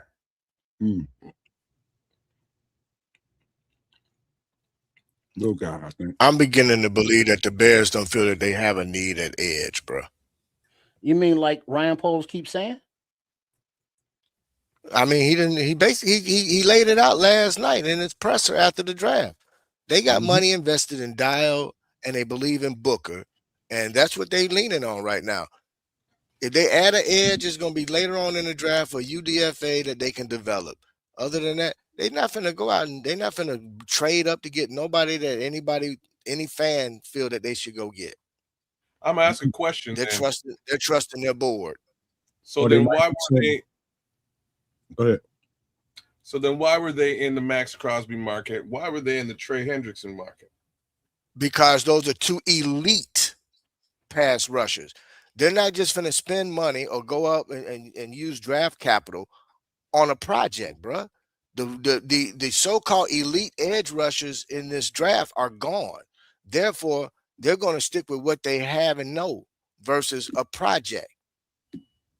And then also with guys like Crosby or They'll work on Hendrickson, the interior. you kick the tires. It's like, Yeah. hey, if they'll take a second for him, cool. Oh no, all right, too rich for our blood, we out. Right. So what we'll probably see is a D tackle come off the board for them. Again, when we're talking about Dennis Allen's defense, his interior defensive line is the most important part where you get his pressure.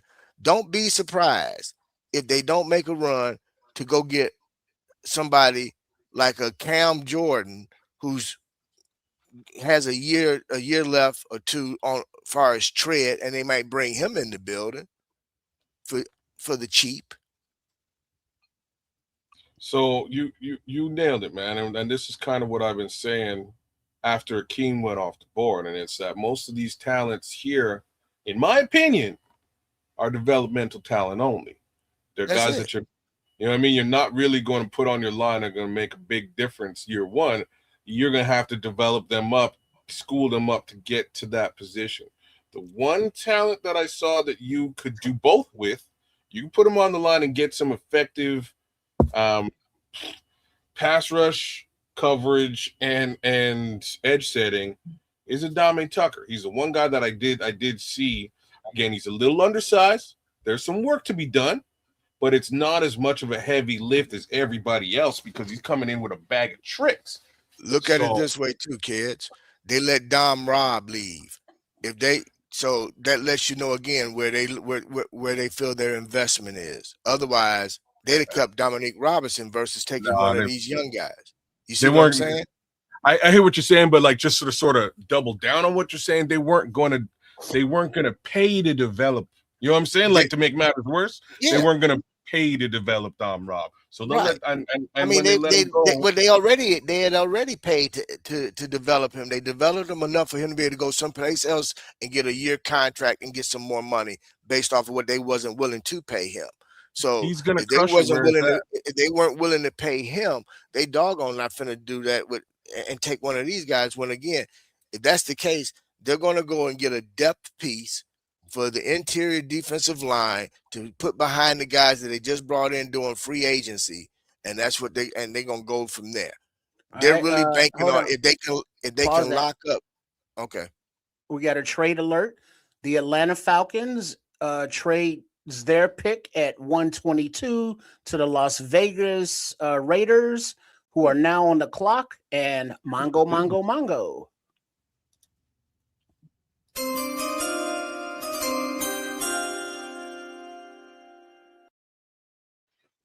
And after the trade with pick number 122, the Las Vegas Raiders select Mike Washington, running back, Arkansas. Why would you? Oh no! Like real talk, probably the baddest running game in the fucking league. Look, Genty in Washington, double-headed monster, bro. Woo wee!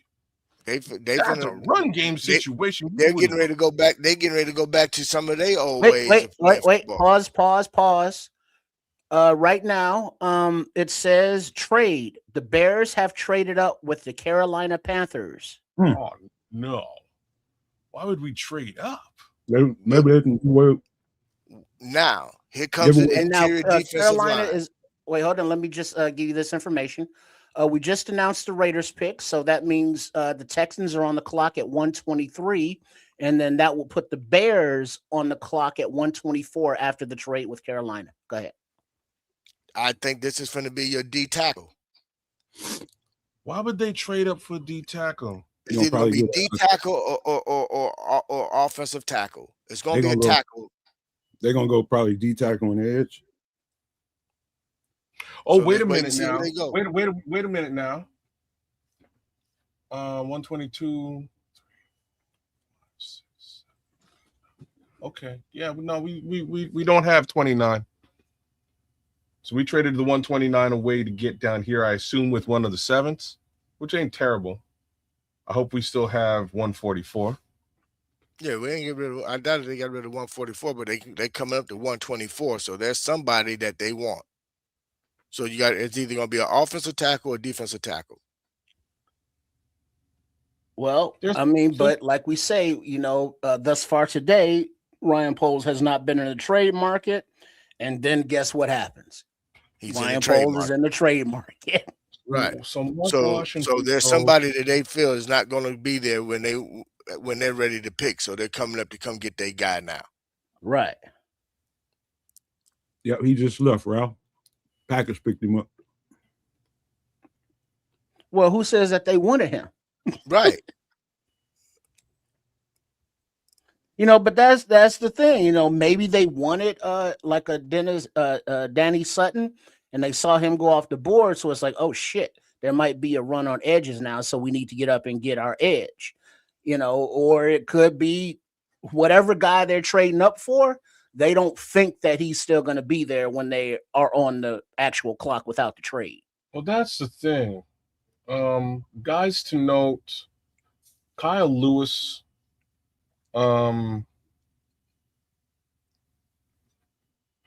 Xavier Harris. All right, let's go Mongo.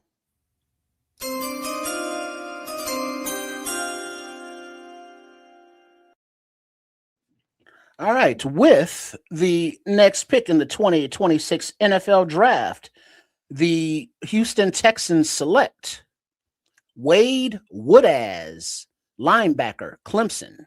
You asked me what they might get. I told you it's going to be a linebacker or a receiver. I'm listening to Nomad sounding like Kez was last night with that sandwich. Mm-hmm. Yeah, I'm noticing that too. It's funny he teasing me about the sandwich. Girlfriend brought me some leftover wings. I only had 5 of them, but there's 10 of them in there. She got 5. I got 5. I'm pissed she won't give me the other 5. Come on now. It's like, come on, you only gonna eat 4 of them wings, girl. Yeah, 3. She only gonna eat 3. 2, 1.5. Damn it, and that includes the flipper. Oh, snap. You got mild sauce on them wings, no man? Man, I ain't had time to get no sauce. I'm just eating. He just going raw. Raw care. dog in them wings. I'm gonna give it to you with no trivia. Raw like cocaine straight from Bolivia. Hungry, man. Oh boy.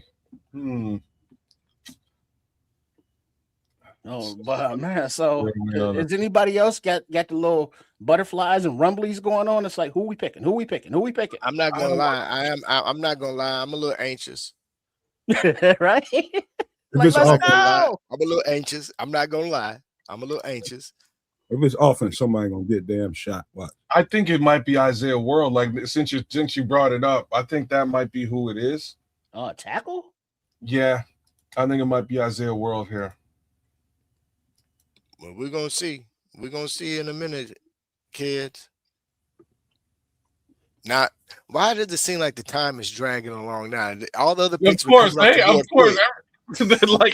rapid fire picks, but right. I'm waiting on some Mongo, and I ain't getting nothing out of trips right now. Hey man, I can only give you what I got. I know, brother. I know. Hold on a second. Let me call Pose directly. Give me a second, fellas.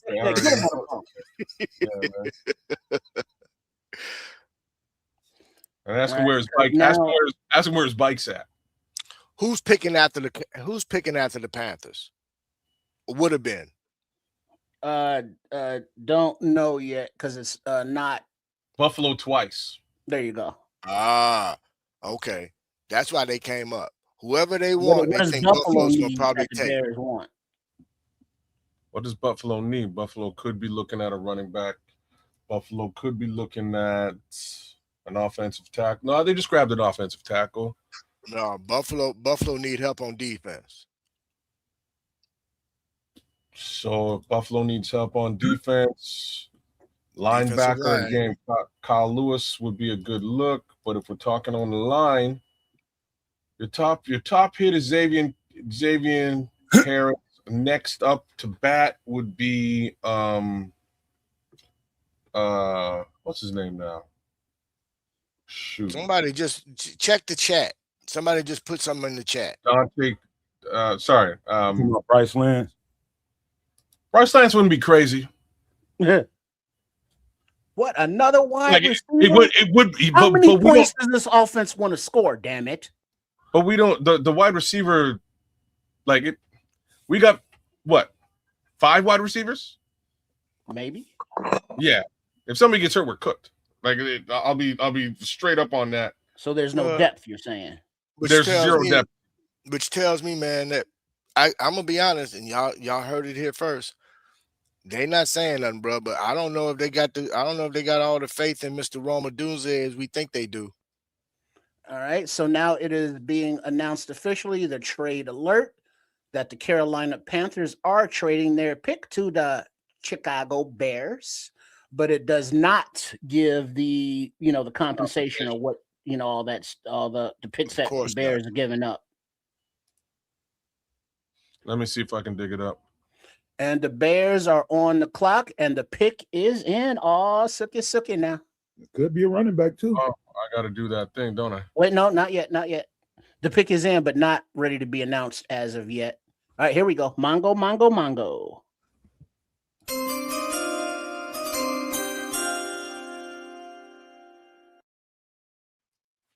All right, with the 124th selection of the 2026 draft, the Chicago Bears select. Here we go.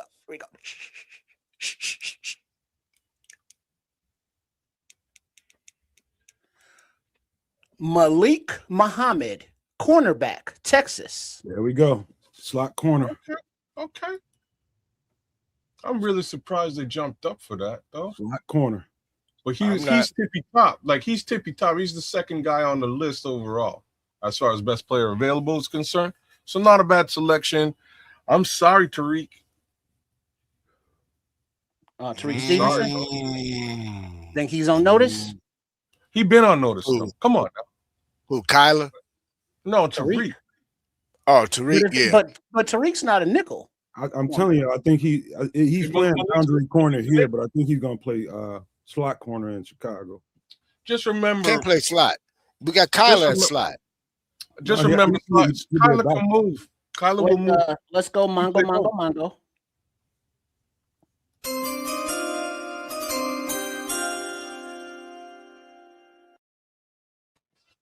At pick number 125 in the 2026 NFL Draft, the Buffalo Bills are selecting Skylar Bell, wide receiver, UConn. So now I understand what they did. It's because the cornerback market really took a hit with those last 3 picks, so they jumped up and they got the next best available. They were probably aiming for Keontae Scott. I don't think they needed to do that. I agree. I think if they were going to trade up, they probably should have traded up for Keontae Scott. But that being said, they didn't lose nothing. I mean, it's okay. Yeah. Well, what did you see the trade? I'm sorry, I'm gonna look right now. Hold on.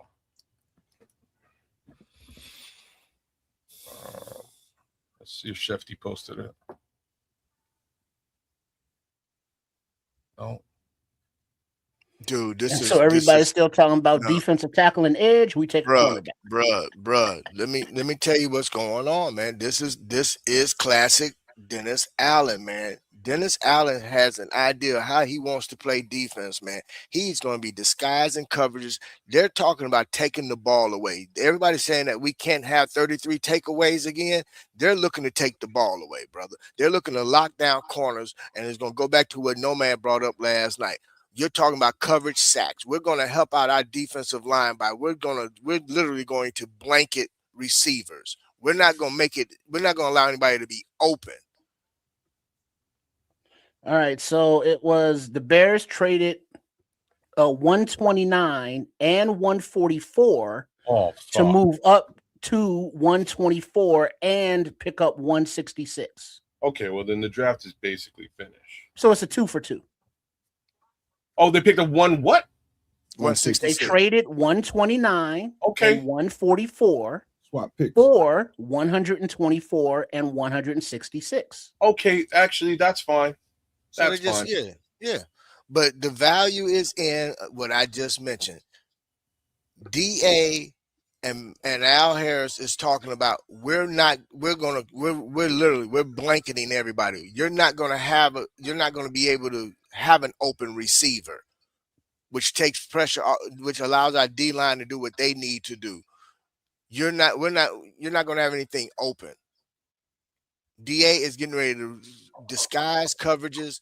You got guys that you can move around. So if in case of injury, you can move a guy outside and move a guy inside and you not miss a beat. You got speed, you got ball. All right, Mongo.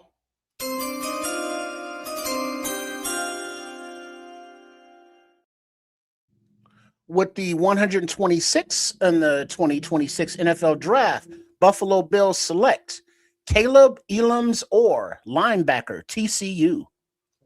Nice. He's a good linebacker as well. Mm-hmm. Hitting, motherfucker. I know that. I told you they need help on defense. Yep, Joseph. Speed.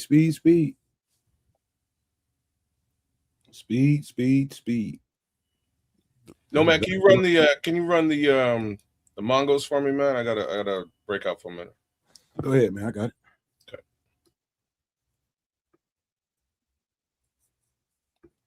So yeah, the Bears.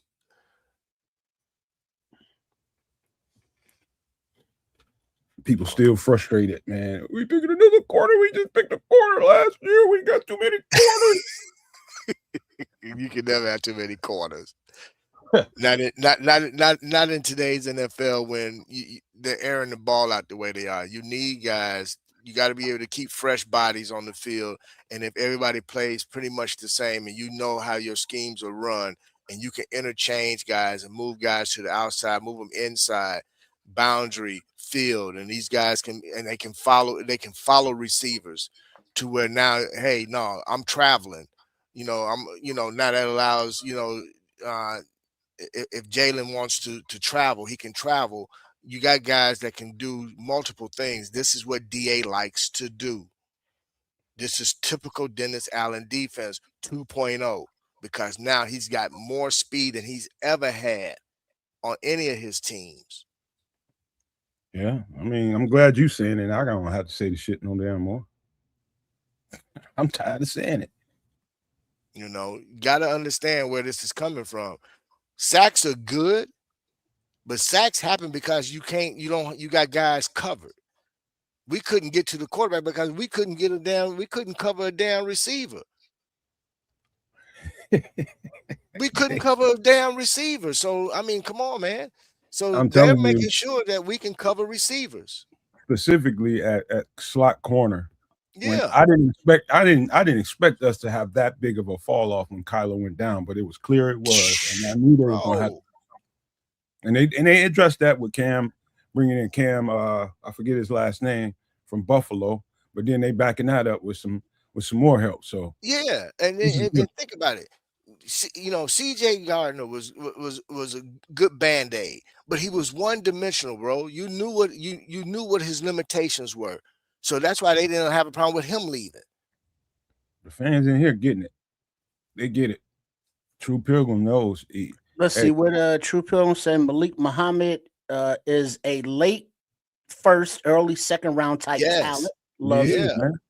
Paul Rodriguez, Malik info 6 feet tall, 190 pounds, 33-inch arm length, 83rd percentiles of quarterbacks.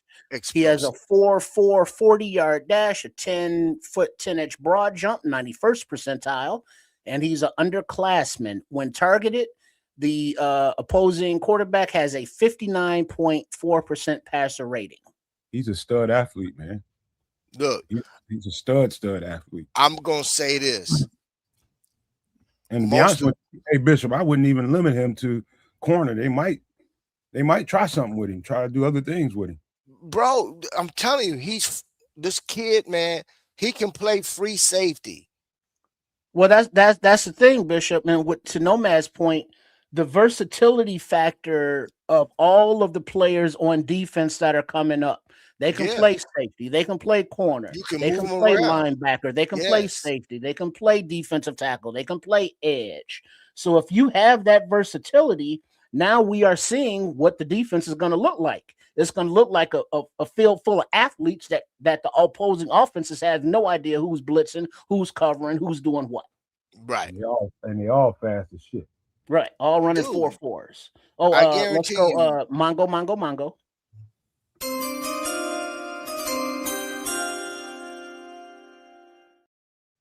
All right, with the next pick in the 2026 NFL Draft, the San Francisco 49ers are selecting Carver Willis, offensive tackle, Washington.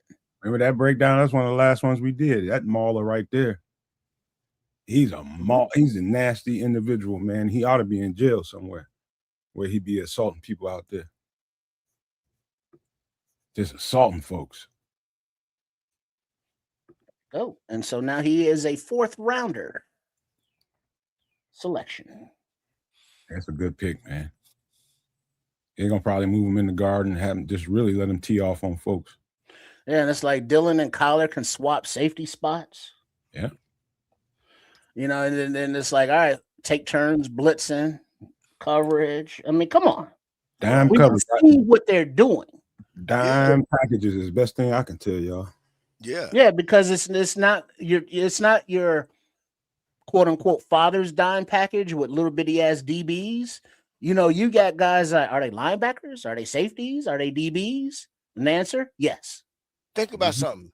How did teams attack us last year? They will spread us out. 4 receivers on the field. And we knowing that we can only cover 1 or 2 because we were literally geriatric when it comes to covering receivers because we was too slow. We didn't have the flexibility or the versatility to do so. Now we have all of that. So now you can try to spread us out and we got you covered. No problem. We're not afraid now. Mongo.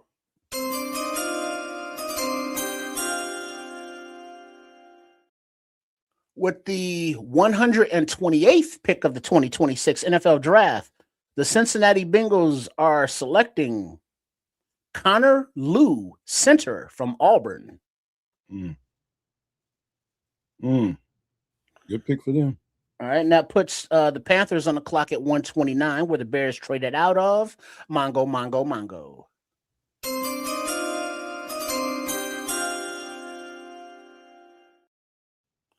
And with that 129th pick of the 2026 NFL Draft, the Carolina Panthers have selected Will Lee III, cornerback, Texas A&M.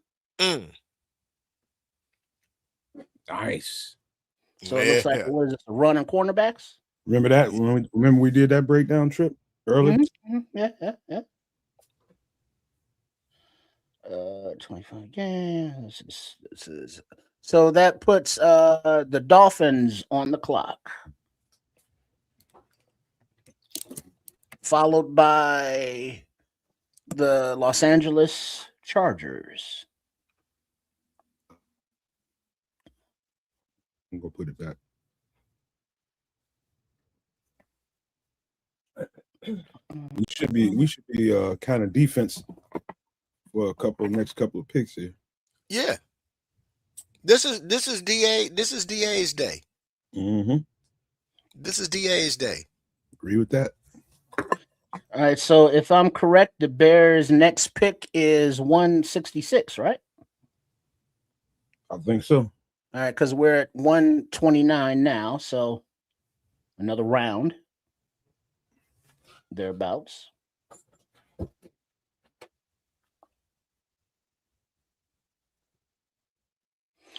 You know, and that's the thing, though. I'm seeing a lot of comments that are saying, hey, all of the actual players that we've picked, cool. But how are we stopping a run? How are we getting to the quarterback? I keep seeing that. And I'm tired of explaining it. Oh, come on. Really? Hey, that fan base is just stiff-headed, man. They don't, bro. No. This is what you know, man. This is, and I might, and I know I'm gonna probably lose some followers for saying this. You can't always be sitting there eating and running your mouth while the game is on. You got to pay attention to the game. Understand the philosophies of your coaches and understand what is going on and how the game itself is evolving.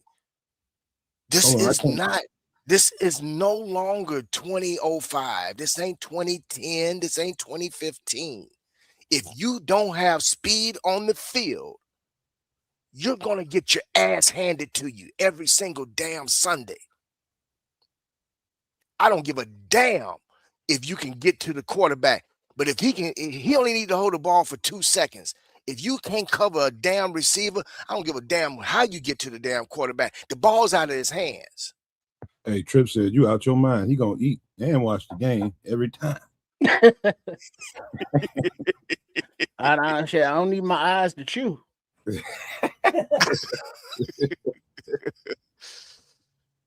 But I mean, to the point, yeah, if you now, are not getting burnt, like the DB were last season, and it's like, all right, hike, and it's like, oh, the pass rush is coming. Oh, damn, the ball's gone to a dude that's wide open, because Nashawn Wright's 5 yards behind him, or CJ's 5 yards behind him, or JJ was 5 yards behind him because he wasn't healthy. So increasing the team's speed was definitely a necessity, a priority. And now how is Malik's speed time? He's fast, right? 4.42. So yeah, so now we can cover those slot receivers and all that, giving time for the pass rush to make a little more hay. Zay Frazier's somewhere around that mark, running around. He out there too. Don't forget about him. Dude, he 4'3" and 6'3", long arm, and he's a press corner. Out there just running around Lake Forest somewhere. Mm-hmm. Are they gonna? Yep, Mongo.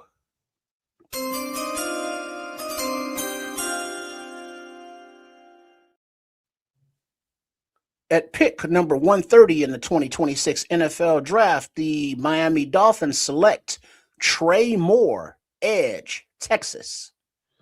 Hey, you know what? I remember somebody was in the comment section telling me what they thought about him and was he a fit? And I told him, I'm like, nah, he don't fit what we do. And they got mad at me. I'm like, what the hell you gonna ask me for if I tell you the truth? What the hell wrong with you, man? Doesn't fit? No. What the fuck are you talking about? Probably unsubscribed and everything. I'm like, bro, what you want me to tell you, man? You want me to lie to you? All right. The 131, the Chargers are on the clock, and then New Orleans, and then San Fran again. Damn, San Fran got a lot of damn picks. Yeah, they Mongo. They had 11 total.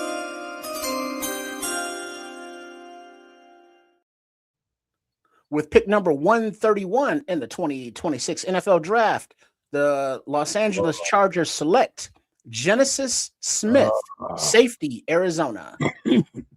High on that dude, boy. High on him. But here we go, man. Good players really coming to. This is why I said, man, this part of the draft is extremely rich, man. Extremely rich. Some of the best players in the league gonna come out of this part of the draft.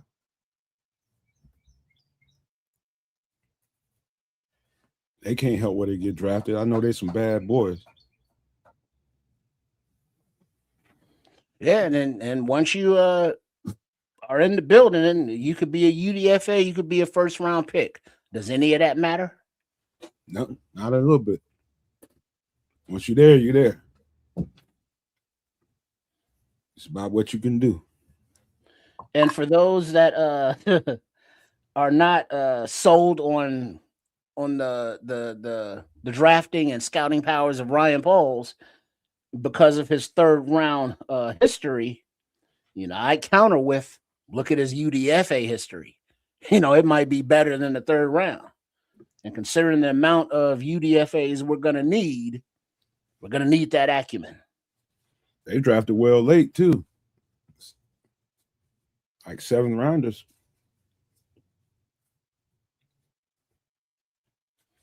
How many 7 we had last year? 1 or 2? 2, maybe. I think they stuck around, didn't they? How many what? 7 rounders. All right, Mongo.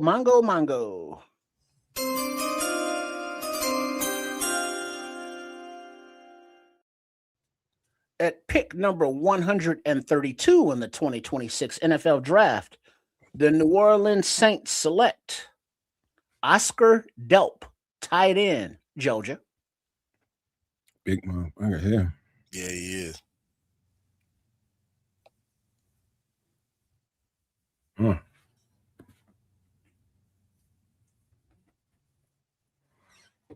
And they got a.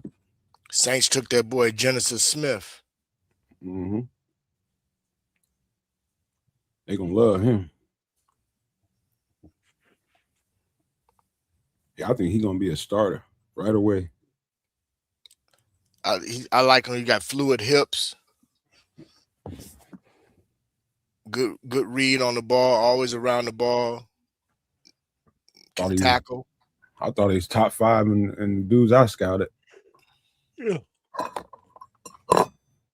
But he is. I mean, he's got such good range that you really don't want to. I have him as a freelance free safety, man. Mm-hmm. But you can put him in the box because he's a good tackler too. But yeah. But he's primarily he's your free safety. Mm-hmm. Yeah.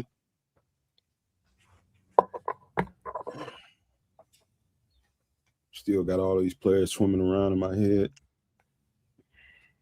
Bro, the way this is shaking out, man, I know this is only the 4th round, but the way this is shaking out, there's going to be some UDFAs that nobody expected to be UDFAs, bro. Yeah. Which is only going to help the bottom line in terms of those guys that's going to actually have an opportunity to compete and potentially make a team, make a roster, which is better for the teams because more friendly in terms of cap space and money. So I think I might have to call. I don't know, unless some breaking news happen. Maybe call off Nomad at night tomorrow, man. Give my mind a break. I don't know how you feel about that, Trip.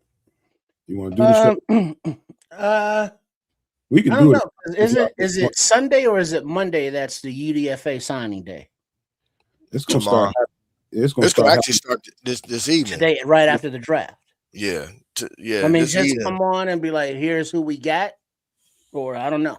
We'll see what Kez says. We can do that. I mean, I'll be all right. I'll have the rest of the night this afternoon to kind of chill out a little bit.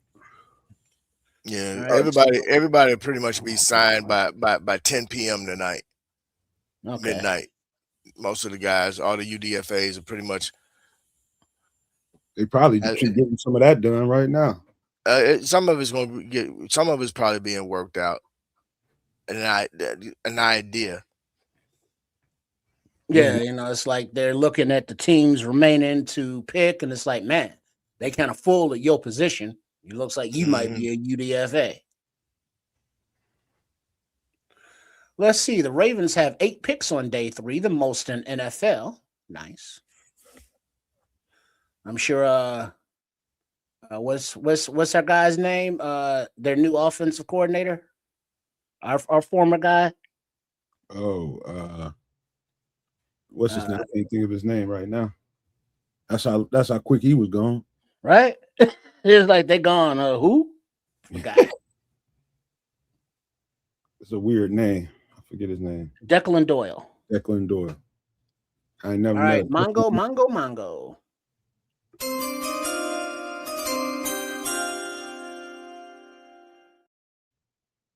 At pick number 133 in the 2026 NFL Draft, the Baltimore Ravens will select.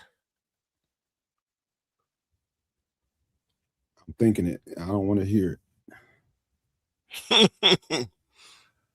Matthew Hibner, tight end, SMU. Nice blocking, tight end plus receiver. He's got a nice little dual. But they need one because didn't they lose a tight end? Did they lose Lovely? Who? Oh yeah. They did lose Isaiah Likely. Likely. Yeah, that's what he went with Harbaugh to New York. Yeah, so they needed a tight end. He's solid too. 250. Got a little speed to him. He ain't slow. Mm-hmm. These tight ends getting bigger and faster every And damn 4.57 speed. I don't want to hit no bastard like that. Those big ass tree trunks you Man. running with. It hurts to hit big tight ends like that. Where you gonna hit them in the legs? Anywhere you hit him, it's gonna cost you, bro. Like, ow! It's gonna tax your ass like Uncle Sam, bro. Ain't no safe place to hit him unless it's his ankles or something. And you might get a concussion from that. That boy legs is huge, man. Yeah, they are. Yeah, and so far some of the feedback for Malik Muhammad, that many were surprised he was still on the board at 125. You know, they had him as a second, third round grade. Yeah, I had him every mock. I kept seeing him in the second round. Right. 21 years old. The versatility. Traded up for him, but did not give up a pick. I wanted to put on a little muscle because he only about 180. They got him at 190. 124. If he's 190, I'm good. Yeah, they said he's at 190. Let's see, athleticism. Yeah, I mean, so we are getting athletes. We're getting football players. Are they the positions or names that we thought? Maybe, maybe not. White Ghost, what up? What up, White G? All right, so it looks like the Falcons are on the clock. I'm sure Ian Cunningham's not there. He's out making a coffee run to let Matt Ryan make the pick. And here's a little something that polls shared regarding Xavier Thomas. A lot of people was trying to figure out why would we go and take a receiver. Wait, hold that thought, Bishop. Hold that thought. Mongo.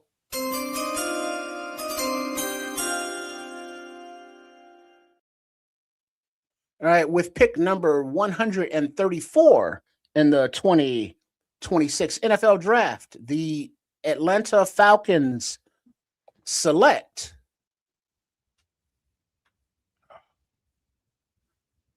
Kendall Daniels, linebacker, Oklahoma. Remember him? Trips, the 6'5" a unicorn that can play high safety, edge rusher, slot corner, anything. He's a bad dude. Good pickup by Ian Cunningham there. That's a guy I was like, holy shit, what is a Brian Urlacher type guy? Man, he's anything kind of guy. But I'm just saying, in terms of, if you think about it, when Brian Urlacher came into the league, remember at one point he played safety. Yeah. Right? Converted safety. Yeah. Hey, Bishop, this cat here, there's only one position on the field that he did not play, and that's D tackle. Literally did everything else. Literally. Edge, safety, corner, linebacker, all of it. He's an athlete. And you that big and they got the nerve to kick you all the way out to one high safety, you a bad dude. Super bad. They stole one there. So here's the take on reason why Pose took Xavier Thomas. And wait, hold that thought again, Bishop. Goodness. Mongo.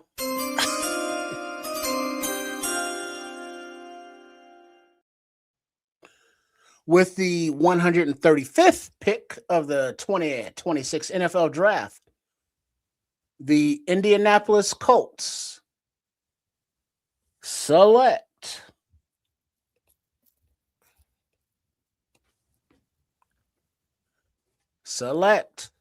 nobody. Bryce Betcher, linebacker, Oregon. Another good one. I just remember I'm hearing these names and remembering breakdowns. So here's what Pose stated about Xavier Thomas. Go ahead. Essentially said that, talking about the offensive system. So this is a tough system. It's going to be a challenge for him to break through quickly on offense, but we're going to open that competition up for all these guys coming in. I think we feel really good about the returnability that he has, and then he'll be with the rest of the guys to learn the offense. How does he do that? How fast does he come along? We all talk to our receivers, and it's a challenging system. So maybe that role starts small and grows over time, but I don't want to put a cap on it. If he comes in and downloads fast and he's up and running, we'll see what happens. So primarily, they're also addressing special teams. Yeah, because the only Devin Duvernay left, so we signed Khalif Raymond. So he's a little bit older, but he's familiar with Ben Johnson and vice versa. But Xavier, he's the next guy with the juice in the legs. Right. He's the only one in the receiving core that can really take the top off like that. People gonna love when they see what we can get out of that cat. It's just multiple ways you can put that ball in a guy like that's hands, get it blocked up, hit his head on the damn goalpost. But here's the thing: coming out of LSU, I don't think he's gonna have a problem catching on to the offense. Oh no, I mean, what isn't it LSU that keeps like putting superstar receivers into the league year after year after year? Wide receiver U. Only thing different with them, they don't really get no huddle. They get a little sugar huddle, and they look at the sideline for signs and shit. And that's how they get their offense. Right. Getting in the huddle, getting the verbiage down and all that, and knowing where to be, it's going to be a little learning curve. It'll be his first time doing it. That's all good, because I'm fully confident that Ben Johnson will be like, all right, here's what we're going to do, Xavier. They're not going to give him the whole volumes of the offense. It's like, here's 10 plays. We want you to learn, because these are your 10 plays you're going to run this week. You're right. Next week, we're going to add on to those 10 plays. And the next week, we're going to add on. So by the middle of the season, he's digested half of the playbook. You're exactly right. That's how it plays out. You just give him bite-sized chunks, another bite-sized chunk, and another bite-sized chunk until you fill them up. You know what I mean? The playbook. Mm-hmm. But all those bite-sized chunks, it'd be like, oh shit. Oh, who's this kid? Oh, we need to see more of him. Next thing you know, he's full. Right. And it's like, oh man, how did we get that guy? He fell to us. But at the time, you were saying it was a reach. You're lying some of them a bitch.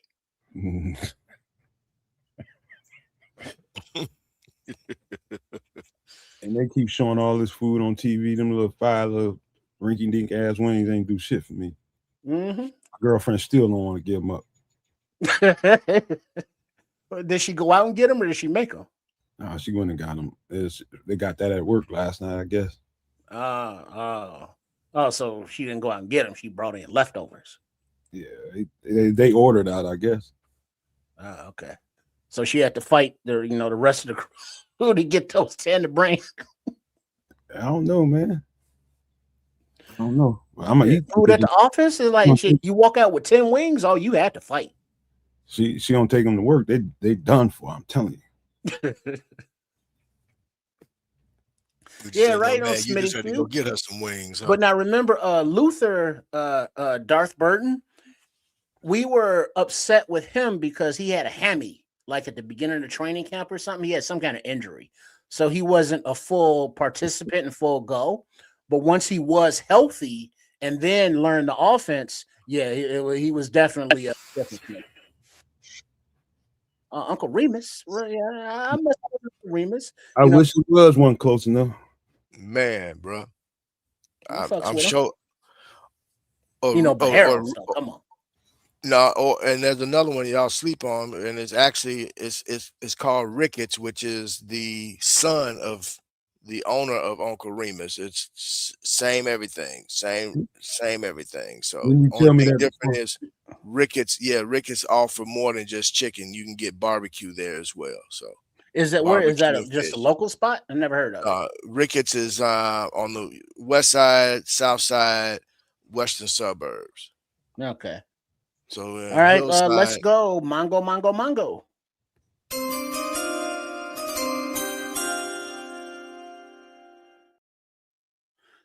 All right, with the 136th selection of the 2026 NFL Draft, the New Orleans Saints select Bryce Lance, wide receiver, North Dakota State University. Wow. Dallas is on the clock. They trying to. They don't know about concussion ass Olave right now. Mongo, Mongo, Mongo.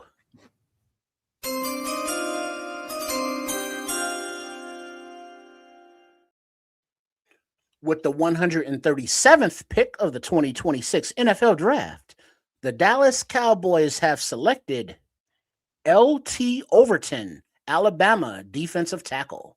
Just did him a week ago.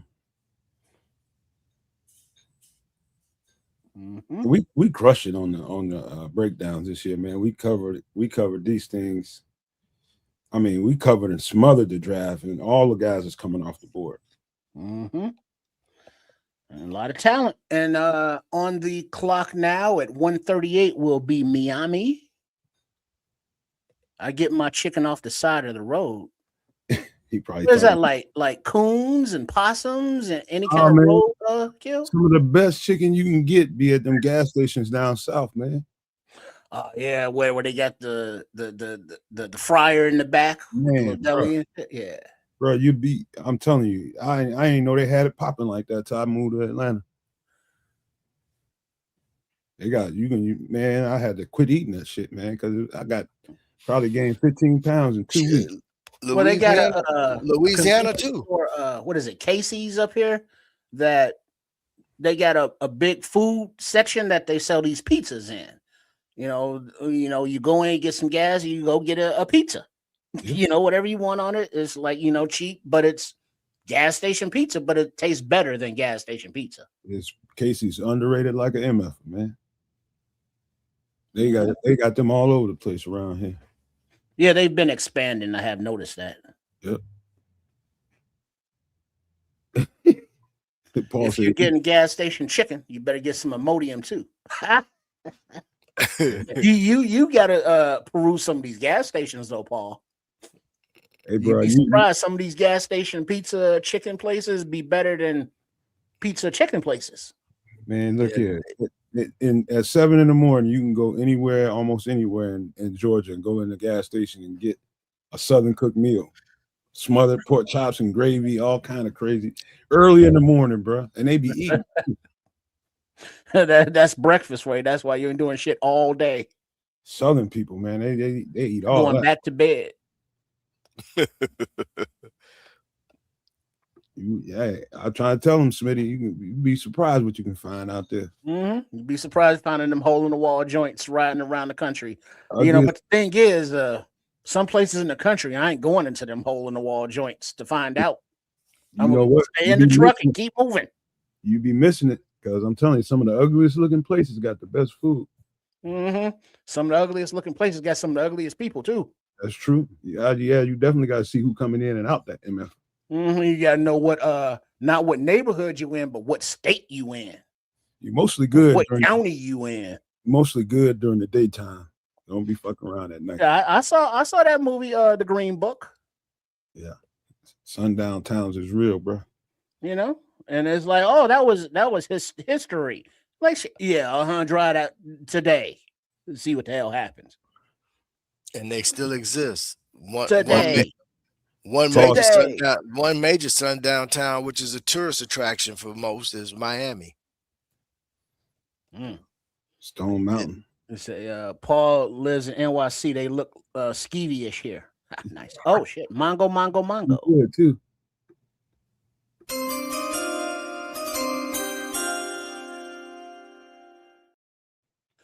All right, with the 138th pick of the 2026 NFL Draft, the Miami Dolphins select Kyle Lewis, linebacker, Pitt.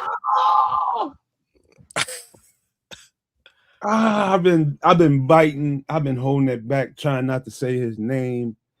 for the last 30, 45 minutes. And there he goes. Son of. Oh, we got some Jaguars Productions. Duval. Man, get out of here, man. I'm pissed off about Kyle Lewis, man. And I don't know. We've been pretty good with welcoming other fan bases to the Nomad Network, to Kids of Canuck and the Sports Chicago Style, also known as Triple R SCS. Make sure you are subscribed to all three. You know, it's healthy banter. And we just explained, you know, how it is that, you know, the Bears will be kicking that ass. So y'all just be prepared. And it's all love. It's all love. Appreciate the Jags production. I'm just prickly right now, man. I'm pissed off. Don't be, man. Feelings hurting, man. Yeah, because Paul Rodriguez and Lewis, the linebacker new duo in Miami. They're going to eat, boy. They're going to eat. Kyle Lewis is a bad boy, man. Don't piss me off, Bears, with these next couple of picks here. Don't piss me off. There's still some good dudes out there, though. Justin Jefferson, Keontae. Now let's test the premise here. All right, I'm going to bring up a name. Let's see if he gets drafted. But I'm thinking he might be a UDFA. But of course, saying that, he'll probably go off the board next. Landon Robinson. So why would you want to say it then? Because we tested the theory. You're getting bad as kids, man. The hell you Yeah, what they say, don't walk under the ladder. Yeah, fuck that ladder. Yeah, that's not a good idea, man. You see that black cat? Yeah, don't mess with the black cat. Yeah, that's all right. So now they are just getting to the Cowboys and Miami on the television side of it. Bet all my money that pick would have been Kyle Lewis if they had one more.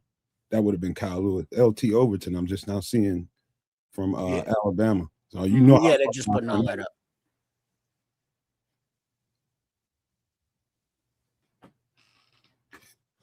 And so, well, we've already announced the Miami pick. And so at 139, we'll be San Fran again. And then we will be, 26 picks away from the Bears being back on the clock, I believe, or so. It should tick up in round 5, a nice little notch. You mean speed-wise? Yeah, it should. Well, I mean, we are in round 4 right now, which is... Didn't we start at round 4? Yeah. And it started at 11, and now it's 1 o'clock, so it's been 2 hours for one round. We still got 5, 6, and 7. We might be out here by 6, 7 o'clock tonight. We got a pick in 5. We got a pick in 2 and 7. Something like that. You know, for right now, unless there's more wheeling and dealing. I'd love to see it.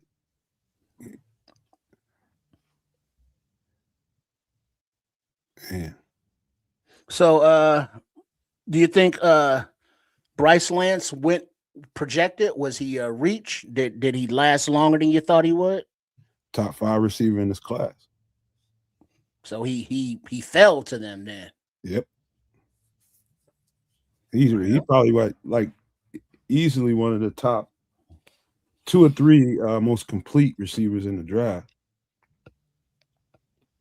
He can do it all. Strong ass hands on him too. I'm actually a little surprised that Sam Heck is still on the board. We're just talking to Barrelissimo about that. I'm kind of surprised. I like Parker Brailsford, just his physical makeup. Yeah. All right. Wait, what is this? Mongo. Wait, no, we already did. Check that. They're just now announced in Miami, so San Fran will be up next at 139, and then the Cincinnati Bengals at 140. So we are moving. Yeah, we're 27 away now. Man, I was just so impressed by Kyle Lewis, man. It's unreal. Let's see. One of the executives just now on New Dolphins linebacker Kyle Lewis quote, one of the steals of the whole draft, unquote. They know. They know I ain't talking shit to be talking shit. He bad. He should not be down here. I guarantee you he's probably the most well-rounded linebacker in the draft. I don't care what nobody say. I think he was the best one I saw on tape this year.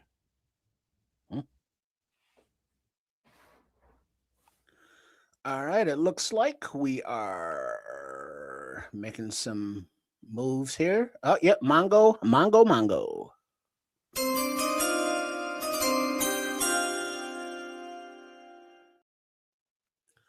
With the 139th pick of the 2026 NFL Draft, the San Francisco 49ers select Ephesians Pricek, cornerback, Washington. Stealing them, man. Stealing them. I just put his short out yesterday.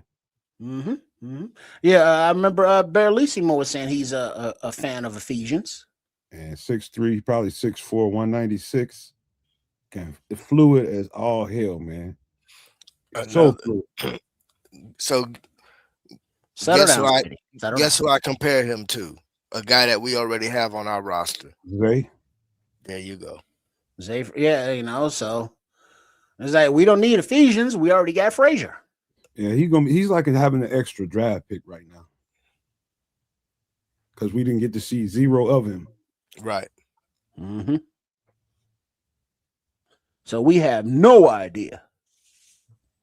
Unless you watched him in college like I did, because he was right down here. Mongo.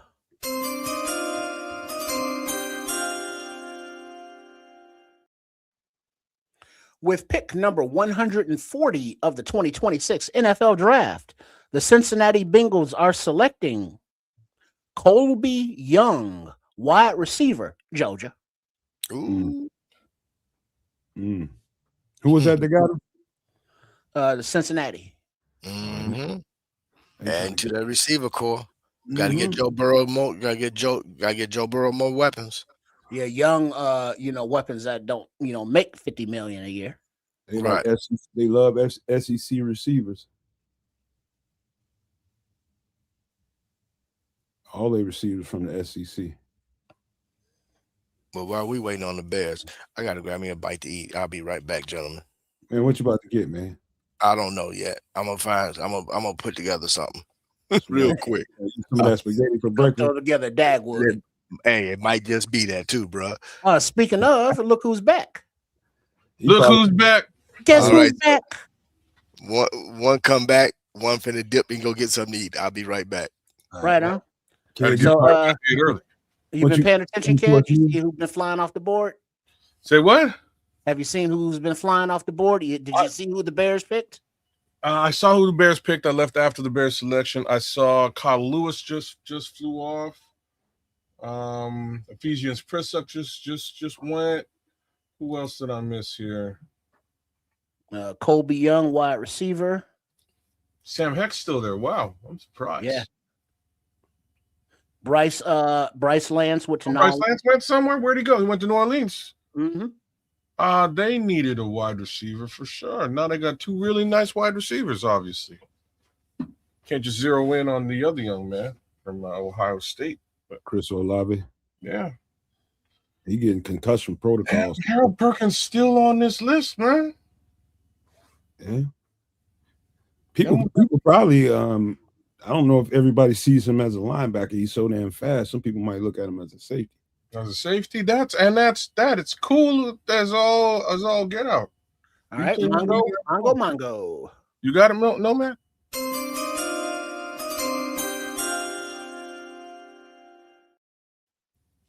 At pick number 141 of the 2026 NFL Draft, the Houston Texans select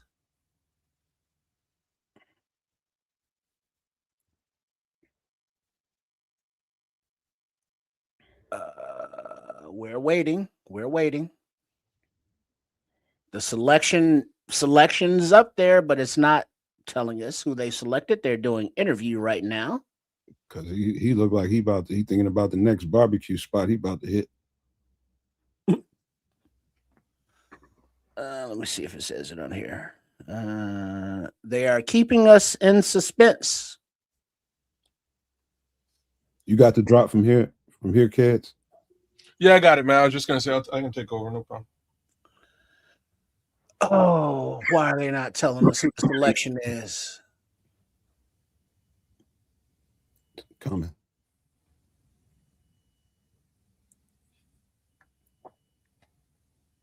All right, the selection: Kamari Ramsey, safety, USC. Also shouldn't be way down here. Good selection, man. Why is he doing? What's he doing back here? He shouldn't be. Neither should have Kyle Lewis, nor Bryce Lance, nor Malik Muhammad. Well, Bryce Lance was projected around here. I thought we might be looking at a Bryce Lance between 89 and 129, but this far back is a little bit wild to me. Yeah, he's far better than where he got drafted. And there's been a bit of a run on wide receiver too, right? So you would think he might go a bit earlier. All right, now on the clock are the Tennessee Titans at 142, then Arizona at 143, Carolina at 144. Still got a ways to go, but it should hopefully take off here. Pick is already in. All right, Mongo.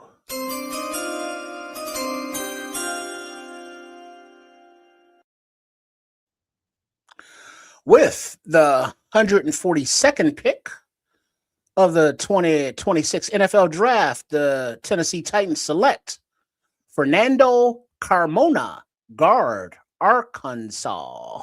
Ooh, Fernando, you do have style. Fernando's a mean guy, boy. He's a mean fellow. Marvelous. Absolutely marvelous. He's Marvelous. Ooh. You look marvelous. Look marvelous. And as we know, it is better to look good than it is to feel good. Marvelous. Fernando's a big Puerto Rican with an attitude, bro. Wepa. You know them boys, they eat different, man. Them boys get pretty big. All them beans and rice. Now stick to your ribs. And your ass. Mongo.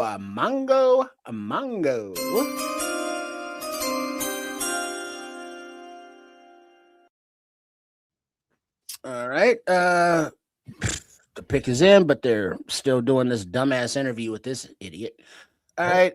At 143, the Arizona Cardinals pick is in, but they're holding out on us. They know who it is. Yeah, come on, dude. We know you didn't want Ty Simpson. Stop faking the funk. They've been having a pretty sneaky good draft too. Who, the Rams? Oh, the Cardinals. Yeah, no, I was saying before, I like what the Cardinals have done so far. Sneaking in there, grabbing shit and hiding their hand. Yes, sir. I was even saying I like that. I like what they've done at quarterback too. Hey man, either one of y'all ever got some food at DQ? Say what now? Yeah, it's kind of not seasoned right and overpriced for what it is. I think the burgers are underrated, man, because they charbroiled.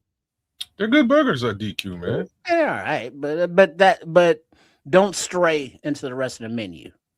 Well, what are you talking about? I mean, if you want ice cream and all that, but other than that, it just doesn't. It's kind of like onion rings ain't bad. It's not seasoned. Onion rings ain't bad though. Yeah, if you dip them in a lot of sauce. Yeah, I think they're good. I mean, how much more seasoned do an onion ring need to be? How much you need to put on that thing? I don't know, but it just tastes like it's just very bland. You know, the burgers are good because they're char. You get that char flavor on there. But other than that, it's like I think you probably spoiled by beer battered onion rings, and once you eat them, onion rings ain't really the same. Well, there is that. Yeah. All right, hold on. We got some action going on here, but it's all out of order. Now it says the Cardinals pick is in, and we did the Mongos there. but they are still holding out with who the pick is, and there has been a trade subsequently. So it's all out of whack as we wait for this McVay interview to end, I guess. For some reason.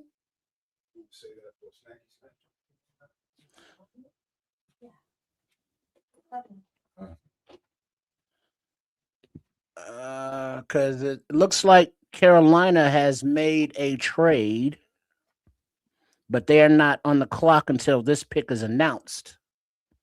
But they won't announce it because Spike Hair is still talking. Spike Hair? Hey, Trip. The great leftover chicken wing caper is over. She taking them to work. Damn it. Oh, taking them for her lunch, dinner? Yeah, they were done for her. She would have left. Come back home later. Where them wings at? What wings? I'm sorry. Yeah. Jedi mind trick. There is no wings. Wings. Baby, I made a mistake. I went in there getting something else and they failed. Blame it on the cat. Yeah, damn it. The dog ate. We ain't got no dog. No, I got no. Can't do that. But the cat will eat them motherfuckers if you leave them around. See, there you go. Didn't you leave them on the cat? I think the cat ate them. I don't know. All right, so the Cardinals pick is in. Then there is a trade of which I already know who the pick is, but it's not given. Oh, this. Why are we still talking to this idiot? Well, who's the pick? We don't know. I thought you just said you already know who the pick is. Well, no, I know the pick after it, but I don't know this one. Because the Browns made a pick, and I believe the Browns are who traded with Carolina. But they're not saying any of that on the broadcast until they announce the Cardinals pick. But these three assholes are still talking.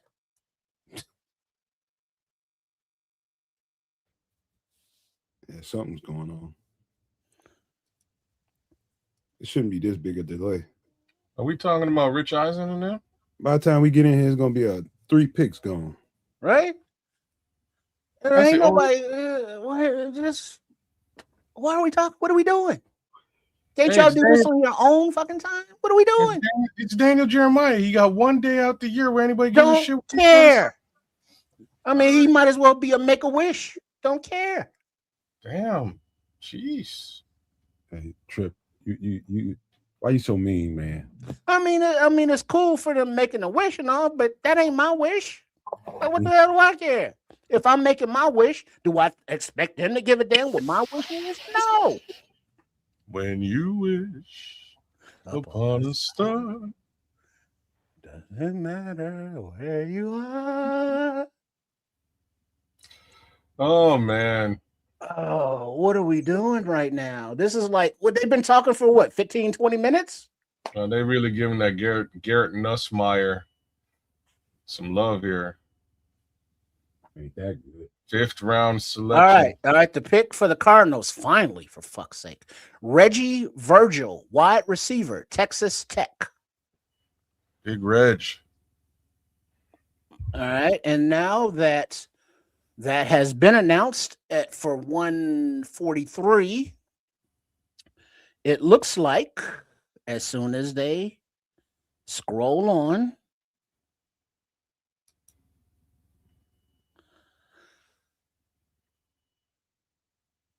Big Reg. He's still talking.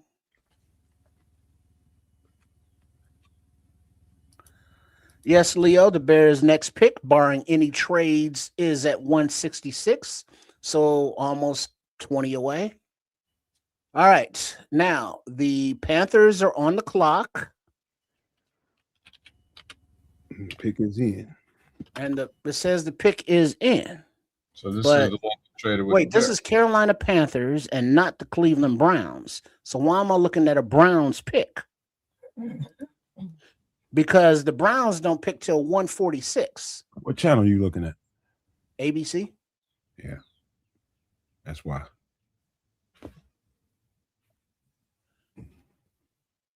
All right. It's not telling me who the Panthers pick is.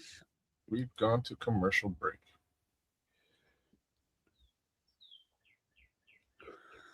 I don't be surprised, White Ghost, if they still get one somewhere down in here. There's still some decent ones out there.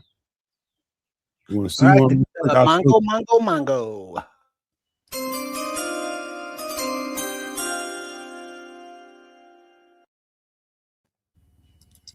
All right, with pick number 144, the Carolina Panthers select in the 2026 NFL Draft Sam Hecht, center, Kansas State. Well done. Well done, Carolina. I actually applaud He dropped big time, man. Like a damn that's rock in the water, man. That's a big drop for him. They got themselves who is potentially, and I'll speak to this. They got who was slated as the number one center in this draft. Do I actually think he was the number one center? Not necessarily. I do think Logan Jones has a lot, a lot of play aspects over him. And one of the major ones is that Sam Hecht, he's a big boy. He's tall. And Bryce Young ain't particularly tall.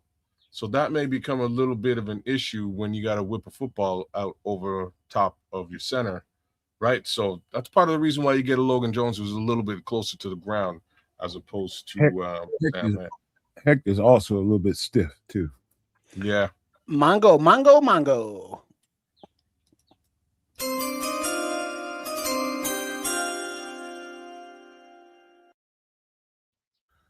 With the 145th selection of the 2026 NFL Draft, the Los Angeles Chargers select Nick Barrett, defensive tackle, South Carolina. Kid, you love that tape.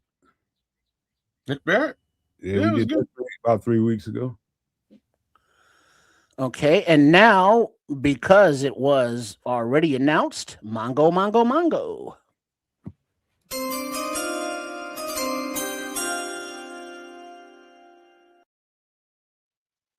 With pick number 146 in the 2026 NFL Draft, the Cleveland Browns select Parker Brailsford, offensive line from Alabama. Here go the center. Here go the centers getting the hell up out of here. I think it's going to be that and D tackle. I think D tackle is coming. I'm coming. Doom, doom, doom, doom. Tells me that. Doom, doom, doom, doom. Doom, doom, doom, doom. Can you feel it? Yeah, and you don't stop. 187. The story on that is wild and very familiar to me. The actual story that song tells. I know somebody that went through that. As I roll through the hood, maniac, lunatic, call me Snoop Beastwood. They'll sell dope for us, huh? I'll go to jail. One of them. Well, since we on commercial.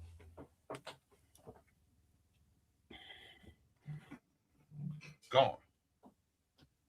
Yep, he's gone, Bellissimo. Yeah, he just went.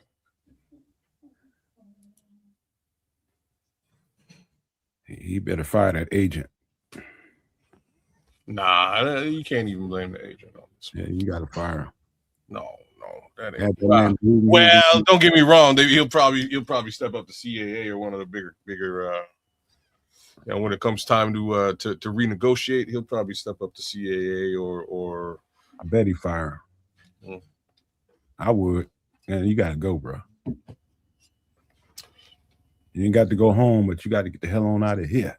I'm just saying most of these centers are going right now, so it's not that surprising to me.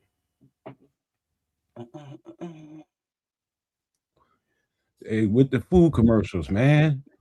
Stop playing with me. See, I'm having to go get a hot dog. You need to get yourself a sandwich. A hot dog or something. And there is a hot dog in there. A hot dog. Off the grill, too. All right.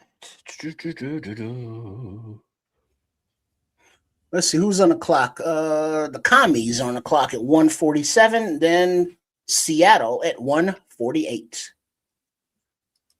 Rap said he hoped that tight end is extra special in blocking Trust me when I tell you, Rap, he is. They say the best blocking tight end in the draft. That's what I heard.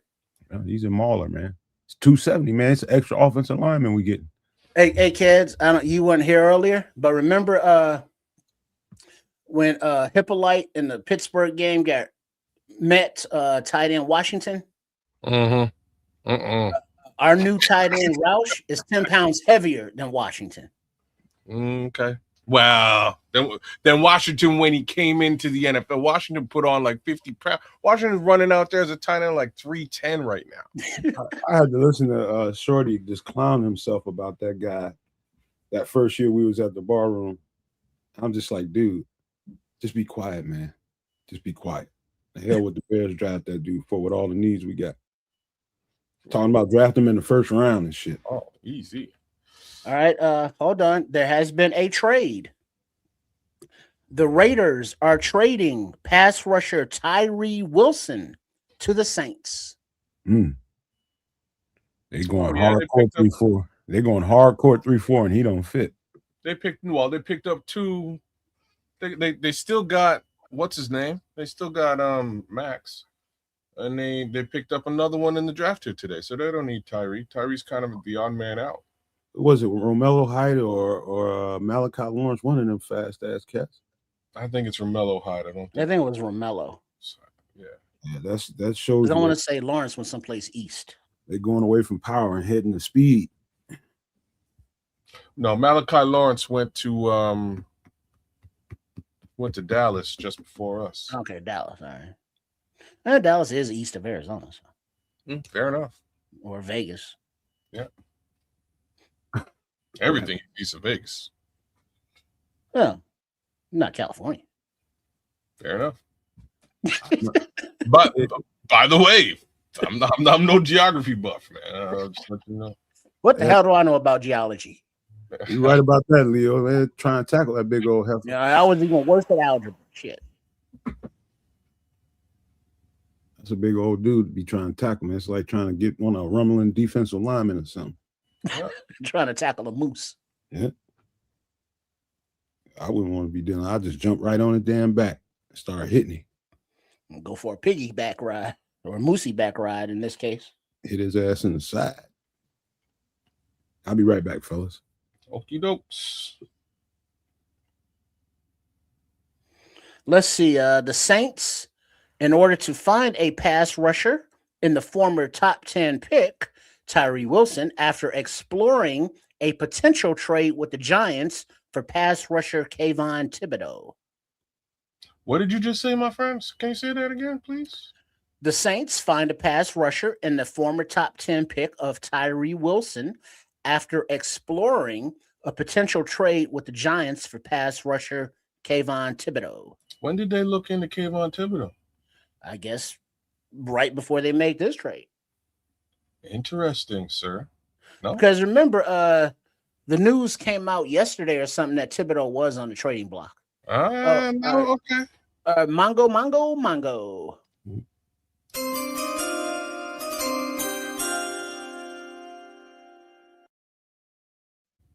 With the 147th pick, the Washington Commies select Joshua Josephs, edge, Tennessee. Oh man, yeah, okay, all right. I just wanted to understand whether Thibodeau is on the trade block or not. It sounds like he really is. So, Bears fans, it wouldn't. Yeah, but what's the price? Because you're gonna have to pay him too. Well, the price. Now it looks like the Commies just picked, so Seattle Seahawks are on the clock. And next up, Cleveland and Vegas again, but we are on commercial break. So even though Seattle is on the clock and the Browns are selecting after them, we already know what the Browns pick is, but not Seattle's pick. How the hell does that work? Who was the Browns pick? Well, they're not up yet. They're not even on the clock yet, according to the TV. I just saw Josh Josephs went somewhere. Yeah, Commies. Okay. but I could, just for the sake of, my non-existent OCD, to keep everything in order. I'm not going to tell you who the Browns pick until the Seattle pick is announced or posted, which it still hasn't been for some reason. I don't know how they get skip picks. Me either. I don't know. Bellissimo just told off. You just told all? Told off. Oh, okay. Yeah, we know that, but we still don't know who Seattle took. And Seattle's picking ahead of them. One of my favorite linebackers, fast. Let's see. Yeah, that's still Browns. That's Raiders. That's Browns. So it's a secret until it's not. And then we will be able to rip off maybe a couple more. All right, the Seahawks, who are picking at the end of round 5, or in round 5, at 148. The pick has been in for the last 10 minutes. Not announced, but in.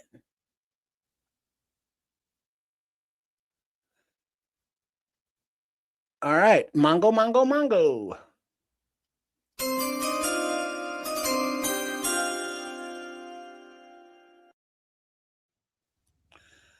At pick number 148 of the 2026 NFL Draft, the selection is in for the Seattle Seahawks, which is not being told to us. Okay. Why does it just say select? Why don't you just tell who the selection is? That would be too easy. Like what are we doing here? What? Who produces this damn event? I got issues. It's all about the ratings, man. Got to get your advertising in, all that good shit. Because I ain't listening to a word of the blah, blah, blah. All right, the pick is in. Bo Stevens, guard, Iowa. Probably going to be a center. All right, and now that's in, Mongo.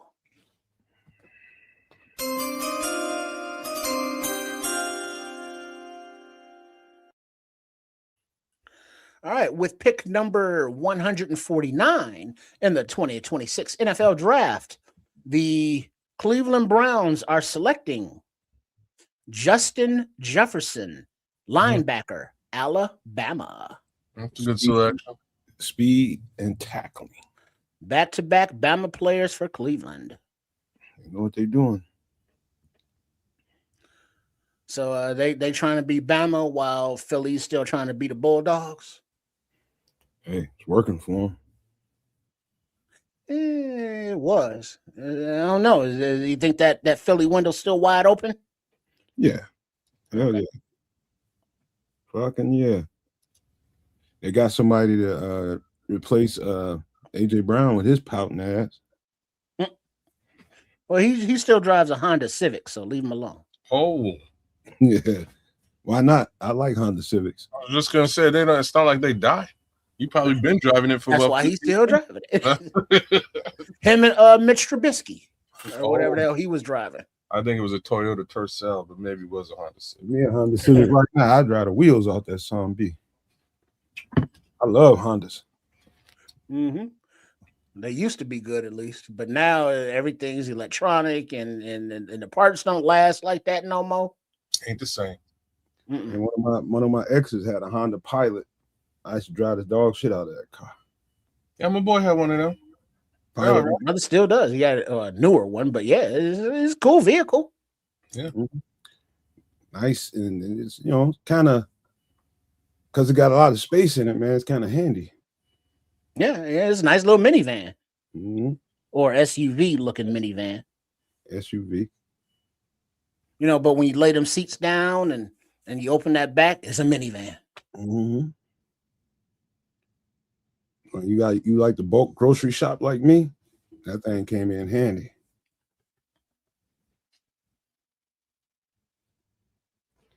All right, Mongo, Mongo, Mongo.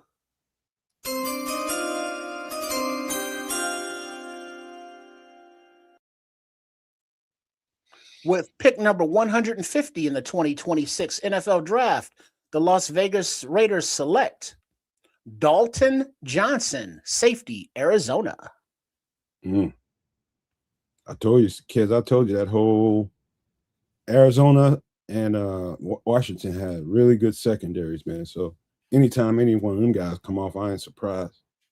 And Trayden Stukes still on the board? Mm-hmm. No. No, Trayden Stukes long gone. Okay, he's gone. All right. Long gone. I'm surprised he lasted as long as he did. Me too. And at 151, Carolina is on the clock, and then Denver at 152. With the Bears still locked into selection 166 as their next pick in the 5th round. Leo thinks we're gonna go running back or D tackle at 166. Could be. I think it's. Hell, we've taken cornerback, taken wide receiver, tight end. It's pretty thick in those two departments right now. So D tackle, D end, linebacker are the only selections we haven't made because we got a safety, obviously. Pretty thick. They draft a quarterback. All right, Mongo, Mongo, Mongo.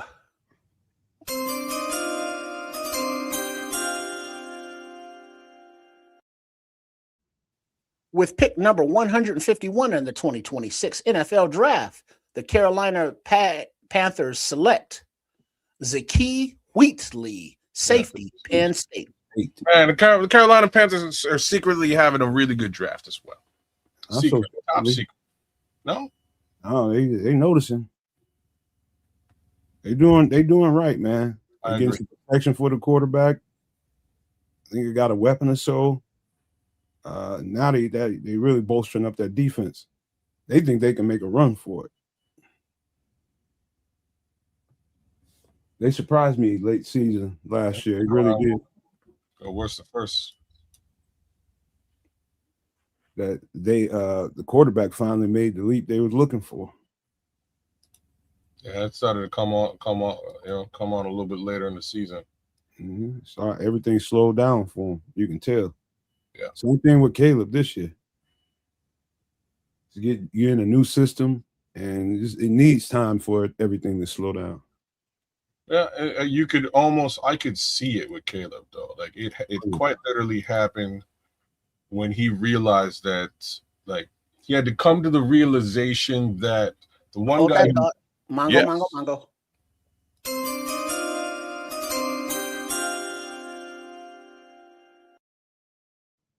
At pick number 152 of the 2026 NFL Draft, the Denver Broncos select Justin Jolly, tight end, North Carolina State.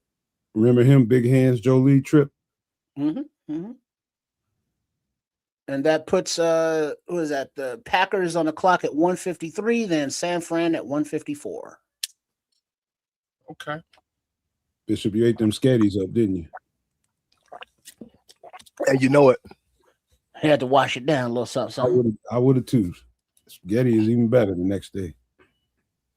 Man, that was right on time. I see these tight ends. Boy, this is tight end season, ain't it? Mongo.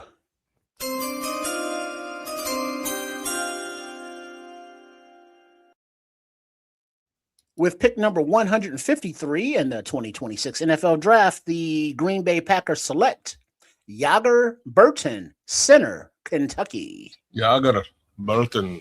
Yager might have been the first center we did, ain't he? I think so. Yeah, he looked all right too. Yeah, like I say, Logan Jones looked great. Sam Heck looked okay, but again, like I said, a little bit tall and a little bit stiff. Burton he's got a little beef to him, a little bit more weighty, like somewhere around 3. He might be like 320, but he doesn't move like a 320-pound cat. Logan was considered the best center in the draft. I said that he was until I I saw don't know Purple if he wasn't projected as a best center in the draft. But I'll tell you again, us looking at him, he looked like the best center for the Chicago Bears. Well, as far as for the type of offense we run, absolutely. Yeah.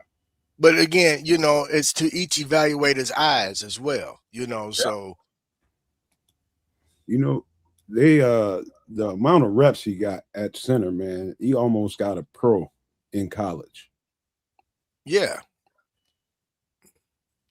Then they got a pro. He won the award for the top center in football. So I mean, look, man, in the end, he fits our scheme. And that's all that matters. I agree with that statement, DJ. I say them, maybe the 49ers who've been having GJ, who? I don't know about that. I can't say that. Of course they are the most lot of improved. good picks, man. Of course they're the most improved team.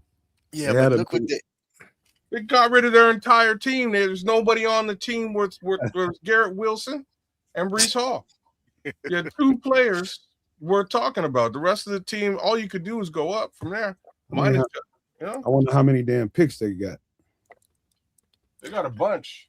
They got again trading off Quinn Williams, trading off Sauce. They traded everybody off. So they had picks galore. They say all that, and I'll also say they have drafted well as well. So again, well done on the Jets. But hey man, I'll be back, man. I gotta go get a hot dog or something. Only that. I'm hungry, man. Motherfuckers eating sandwiches and listen to this. Hey man, I'm hungry, man. Y'all even don't be judging me, man.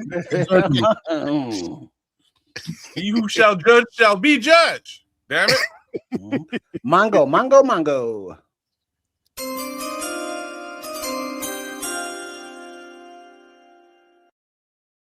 All right, with selection number 154 in the We're getting close for the 2026 NFL Draft.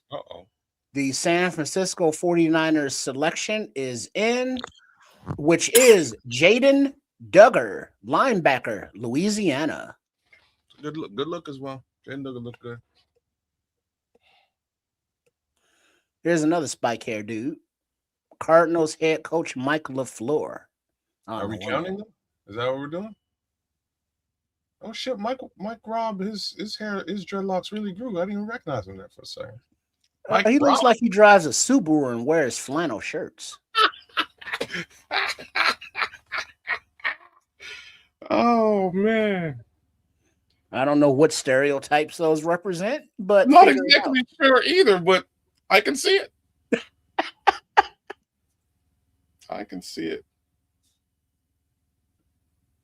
All right, so on the clock right now are the Buccaneers and Indy and then the Kitties.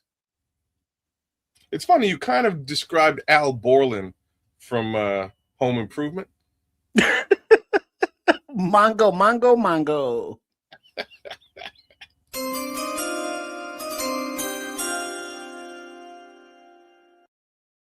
All right, with selection number 155 in the 2026 NFL Draft, the Tampa Bay Buccaneers select DeMonte Capehart. Damn.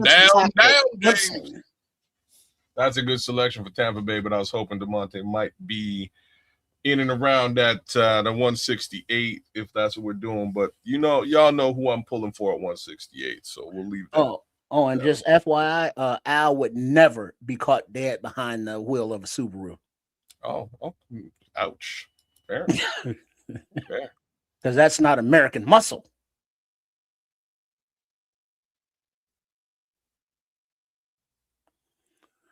All right, the Colts at 156, then the Kitties, and then Miami at 158. And the Bears will be 8 picks away if they stand pat.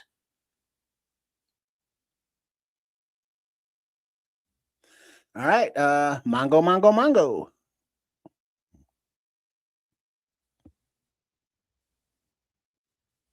Yes? Nomad? for fuck's sake. I gotta find Go with it. It's just me and you. Go ahead, brother. Huh? All right, yeah, I've not queued any of this up. Let's hold on.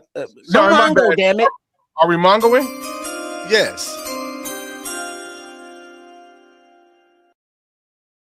All right, with pick number 156 in the 2026 NFL Draft, Indianapolis Colts select George Gums Jr., edge, Florida. Gums. It's Gumby, not Gum. Gumby. Tell me we ain't some badass scouts.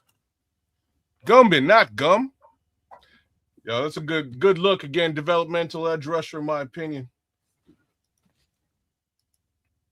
He's got a little bit of tool. He's got a little bit of everything, but not quite enough of anything. Mm-hmm. Is it what is it? Okay. What's that expression? Or is it B Glass Man? Master of none. Oh, Mongo.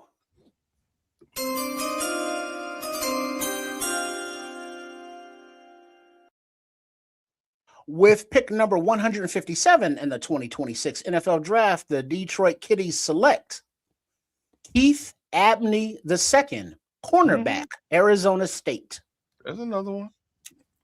I'm telling you, we the shit when it comes to evaluation. Yeah, there's another one right there. Hot dog sounding good, huh? Hot dog already gone. What are you eating now? Hot dog. The remnants.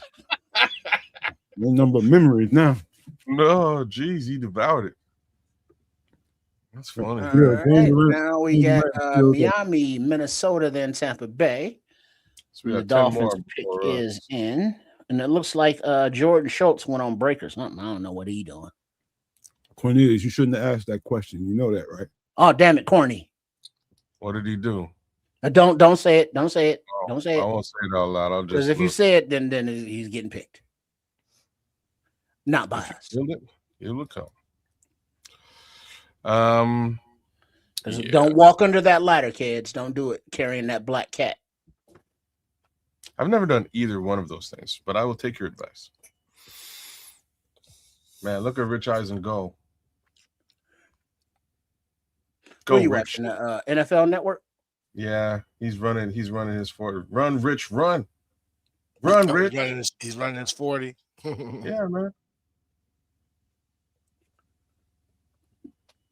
I like Rich Eisen, though, at the end of the day, man. He's got that kind of like, got that Seinfeld-y sense of humor, man, that I can kind of, What's the deal?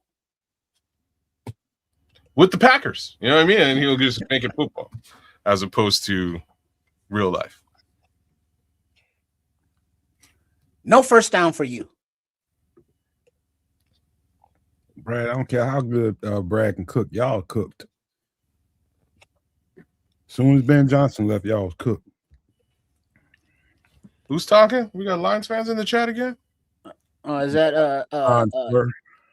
it's Don? Iteration of the Burr of Donness? Oh, nobody cares what Brad's doing. Don't make no yeah, we don't care. That was so 2024. Yeah, 2024 we kind of cared. And then new day and age.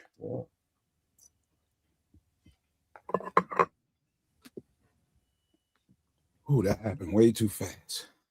What, the hot dog? That went and I inhaled that son of a gun. So that means you're still hungry. You know what?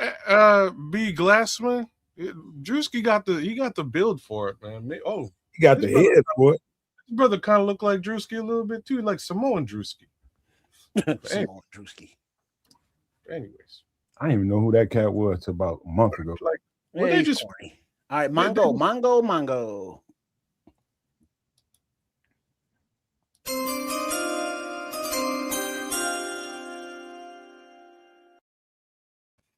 With the 158th pick in the 2026 NFL Draft, the Miami Dolphins select Michael Taffy, safety, Texas.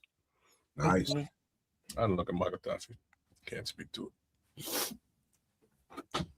His middle name Saltwater? Oh.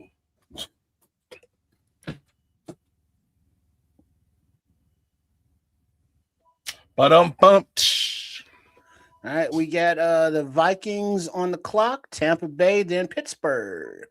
And we'll be 5 picks away from our next future Bear. We're getting closer. They make And then you start seeing a big run on D tackle. They might shake some. So that won't be it for us today. We still got 2 in the 7. So there's that. Barring any trades. Barring any trades. You know, you could take both of those 7s and come up into the 6. Straight up into the 6, which would not be crazy. That might be actually brilliant. I heard K-Par's name when I was in there getting that hot dog. Yeah. Where'd he go? Oh man, I couldn't even tell you, bro. I'm not. He went somewhere. Yes, he did. Yeah, because what's his name? Jordan Schultz is on break or something. He went on lunch because he ain't updated shit. It's like it's the draft weekend. That's what you do. What are you doing? Mongo. Oh, that's me. Yeah.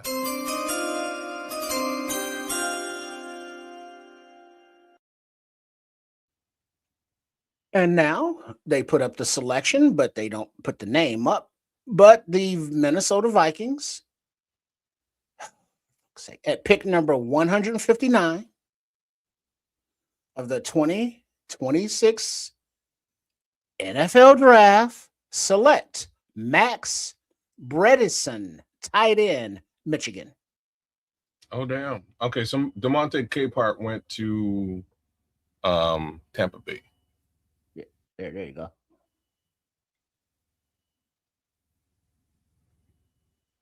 I wonder how quick this is. I'm going to keep my eye on this. See how well refreshed this is. The drafting? Yeah. I think it's pretty much up to pick. Is it? Because they had Max Bredesen just before you said it. So I was like, oh, okay, damn. All right. Let me see if this is fast. Because my feed's slow as all get out. Like they still I don't. Bucks are racking up some picks, boy. They're still waiting on the Bucks picks from what I'm looking at here. They are racking up, bro. Mongo.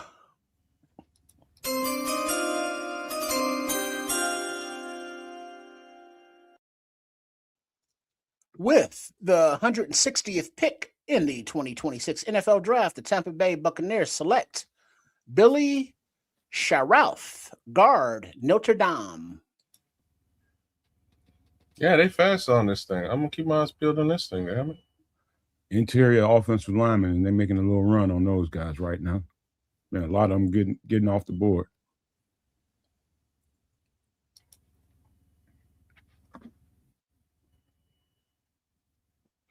Baker Mayfield, it's your time to shine, boy. You're gonna either shine or sink.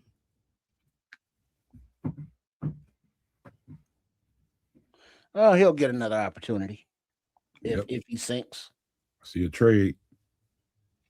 Oh, yeah. No, it's not like he's bad. Oh, Kansas City's making moves again. Well, right now, 161, it says the chefs are on the clock and that the pick is in. I like that. And then Baltimore and Minnesota. What I need. So they went corner, DT, edge, CB. Yeah. All right, Mongo. Jordan's back off a break.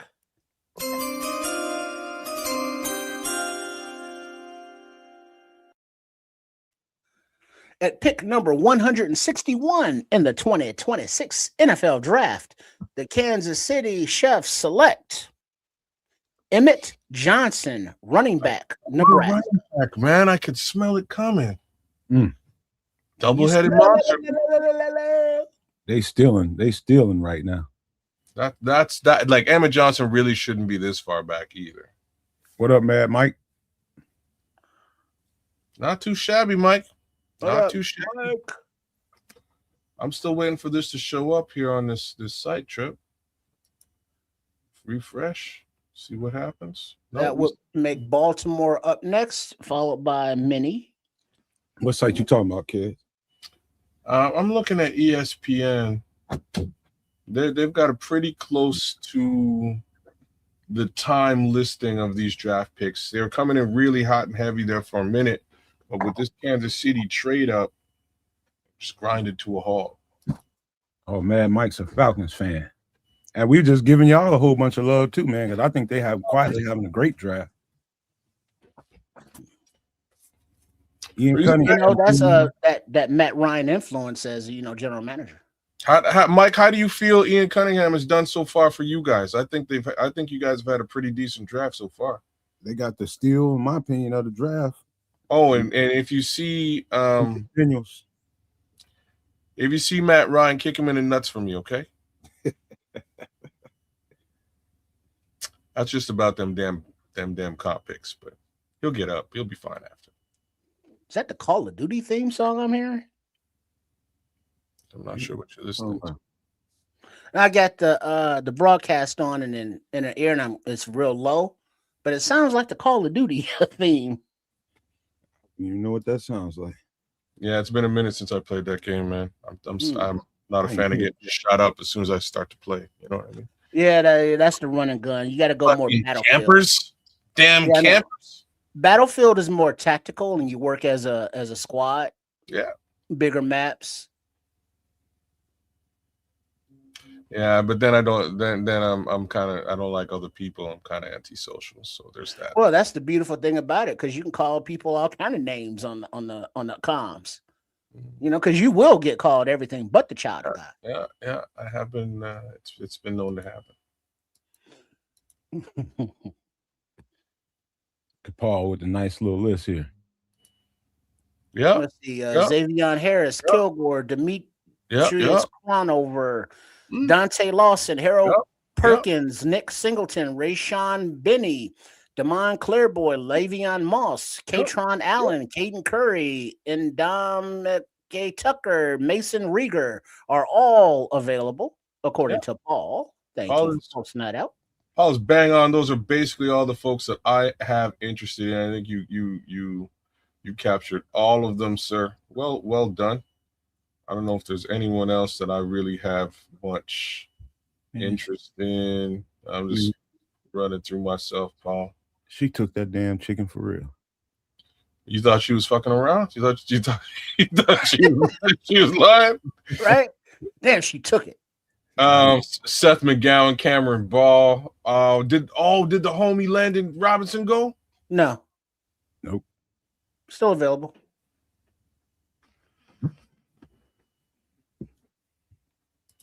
She low down, man.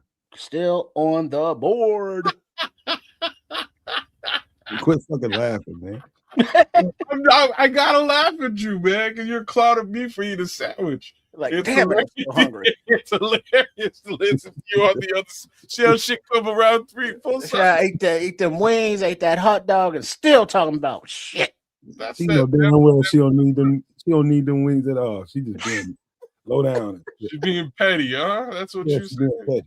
Oh man, those 5 wings would set it off right now. Get her ass. That's too. Get her ass. Wait till I have to make some more. You brought it to work with her? Man, she took it to work, man. Oh man, that's cold blooded. She could have got something at the cafeteria or something. You know what I mean? Wait till the next time I make some ribs. I mean it all. She had none. Be waiting for that. This is delicious. You gonna be like, you ate a whole goddamn rack of ribs before I got home. Yeah, I ate them some. Yeah, I know she went straight to sleep. She loved them baby backs. You know it's easy to get a rack of them down. Oh yeah. You gotta clean them bones. And then they have some, a little side of some mac and cheese, some fries or something, some coleslaw. Her feelings would be so goddamn hurt. Like her soul would be crushed. I'm gonna get her. Little scheming. right? Just wait. I'm gonna get her. Expect it when she's not expecting it. It's the art of the get back. Who can play this game? Yeah, art of the get back. Step by step, slowly I turn, inch by inch. Relationship warfare. Excellent.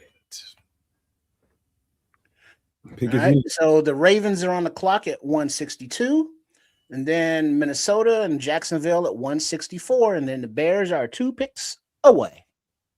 We almost there, y'all. Almost there. Hey, didn't Kansas City make a move in the offseason for a running back? Kenneth Walker 3. Yeah. So, yeah, they're gonna be real nice. It's gonna be those two. It's in Division 2. Them and the Raiders just gonna run the football all day long. Mongo. One of them got Patrick Mahomes along with us.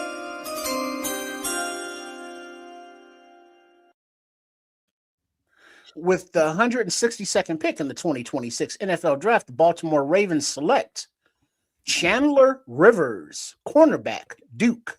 Okay. Nice slot corner. One of the better ones in the draft. And he goes here in round 5. Same place. And they definitely needed the help. And they definitely needed help on their defense, especially the back end, because they linebackers can't cover to save their life.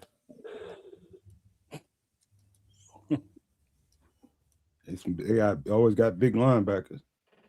Yeah, well, they got downhill linebackers, guys that can tackle, but they can't cover. I mean, Rashawn, come on. Oh, you're right. Roquan can't cover. He was never a cover linebacker. AC is right, man. They did trade up to get Bashar Smith last year, so they kind of loaded in the backfield now. They might move Bashar Smith to a slot receiver. You think he goes to slot? He could, man. He can do anything. Mongo.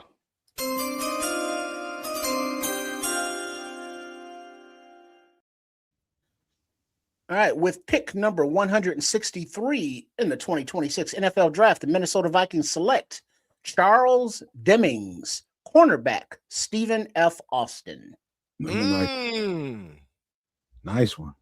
So, Paul, I've done this. I've mocked a quarterback to the Bears a couple of times. It was Taylor Green. Taylor Green's like right there, to be frank. He's actually the top selection at this time. Right? Why does he say Bajent will leave soon? Didn't he just sign for another 2 years or something? Yeah, but how long are you gonna keep a backup? He wants to play football. You know what I'm saying? For somebody, can't hold him down forever. And there's a lot of speculation they might actually trade him right now. But all those things being said, Taylor Green's right there, ready to go. It wouldn't be crazy. That guy's a 99 on Madden. My homeboy told me. Was that? Not Madden, but on NCAA. NCAA. Yeah. Real talk though, I don't know what the hell the Bears gonna do here. So I got my. Didn't they already re-sign Austin Reed? Austin Reed's playing in the UFL or CFL, UFL. He whatever that little league is, he's down there throwing touchdowns. Who they re-signed the veteran there? Caleb's a mentor dude. Yeah. I hear you. This is a good time. This is high time to do it. But also, I think having him as your backup, not knowing that anything can happen, I think it's worth keeping. Primanti brothers. Yeah. So what do you think? Trade Teabag and elevate Case Keenum. Well, you're gonna have to if you trade him. You ain't got another choice if you do that, but Bajent ain't going nowhere, man. Unless it's a team that needs a starting quarterback. He's not going anywhere else to be a backup. They get somebody to throw a 4 out there or something. He might be able to get him up off of them. No, he'll be content sitting here as a backup, right? Right. He knows the system. But if he has the opportunity to start for somebody, or at least compete for a starting job, he's going to take that. Yeah, as he should. And actually, that was addressed during the offseason too, when his name was coming up, you know. And Poe said if a team contacts them and said that he has a legitimate opportunity to compete for a starting position, then they will take care of it and make sure he gets there. But otherwise, he prefer to stay here. Yeah. Making another Mortal Kombat movie? How original. Oh no, this one, I think this one's gonna be good. This one kind of looked good. Yeah. If you're talking about it, I'm like the franchise has not been great over the years, but these last two were okay. I think this one's gonna be good. Anyways, speaking of good movies, Spaceballs 2 coming through. I think What's wrong, Colonel Sanders? Chicken? Yes. Oh, my favorite movie, man. Top 5 favorite movies of all time. Yo, shit bricks when I tell you. Home in the desert. And the black dudes had a pick. He got Afro. We ain't found shit.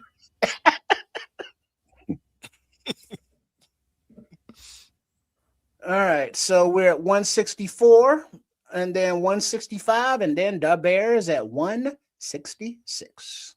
Still plenty of edges out there. But that does not mean we will be selecting one. Stop it.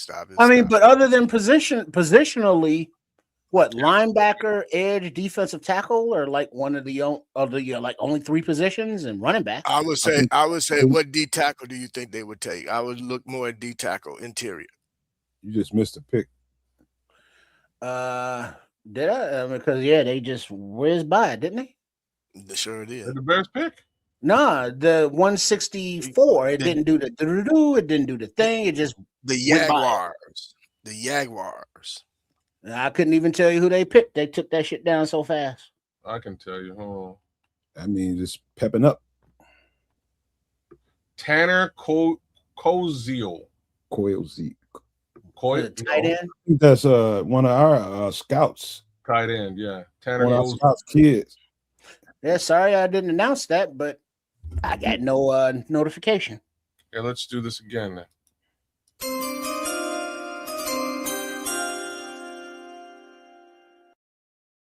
For pick number 164, the what team? Jacksonville Jaguars. Select who? Tanner Koziel, Houston, tight end. There we go. And that puts the Titans on the clock, and then the Bears at 166. And the Titans pick is in. It is, but you know how they tease you. Mm-hmm. These dudes are still talking about stuff. I don't know why. Tyree Wilson. Tyree Wilson trade.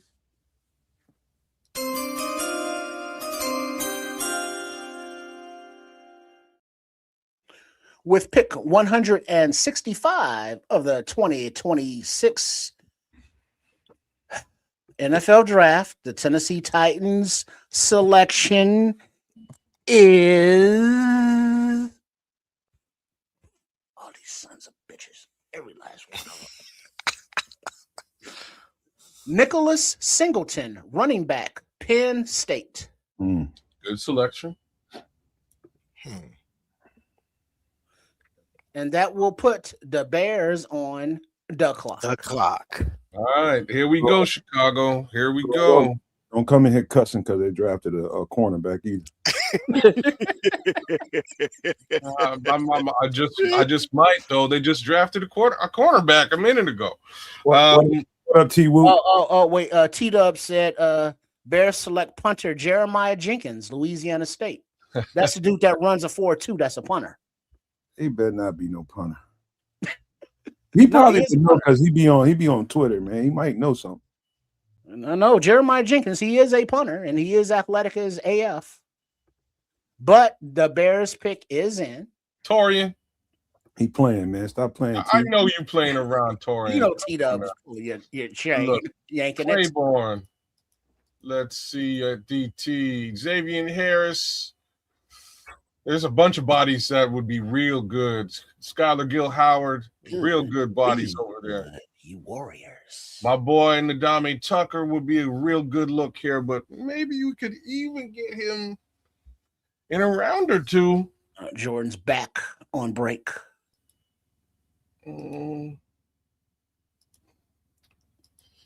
Kilgore's still out there, but we did get a safety already. There's some real good talent. And then there's Harold Perkins, Lander Barton, a couple of linebackers. Running back, D tackle, edge, all good shit there. Bye, bye, bye, bye, bye. Yeah, those are the three that I'm identifying here. And Mason Rager, a couple of bodies that would be of interest. Now, Well, we go left field and do the quarterback now. Well, said we need some depth behind Corey Taylor. Tell us, come on. Come on now, Scrolls. Isaiah Worrell, left tackle. You say we need depth behind Tory Taylor. I'm sure he's on that board. I know he's there. Who? Isaiah. Yeah, Isaiah's still there. That's what I'm saying. So that's kind of what we're looking at. Isaiah Worrell. At least these are my Mongo. Here we go, gentlemen and ladies.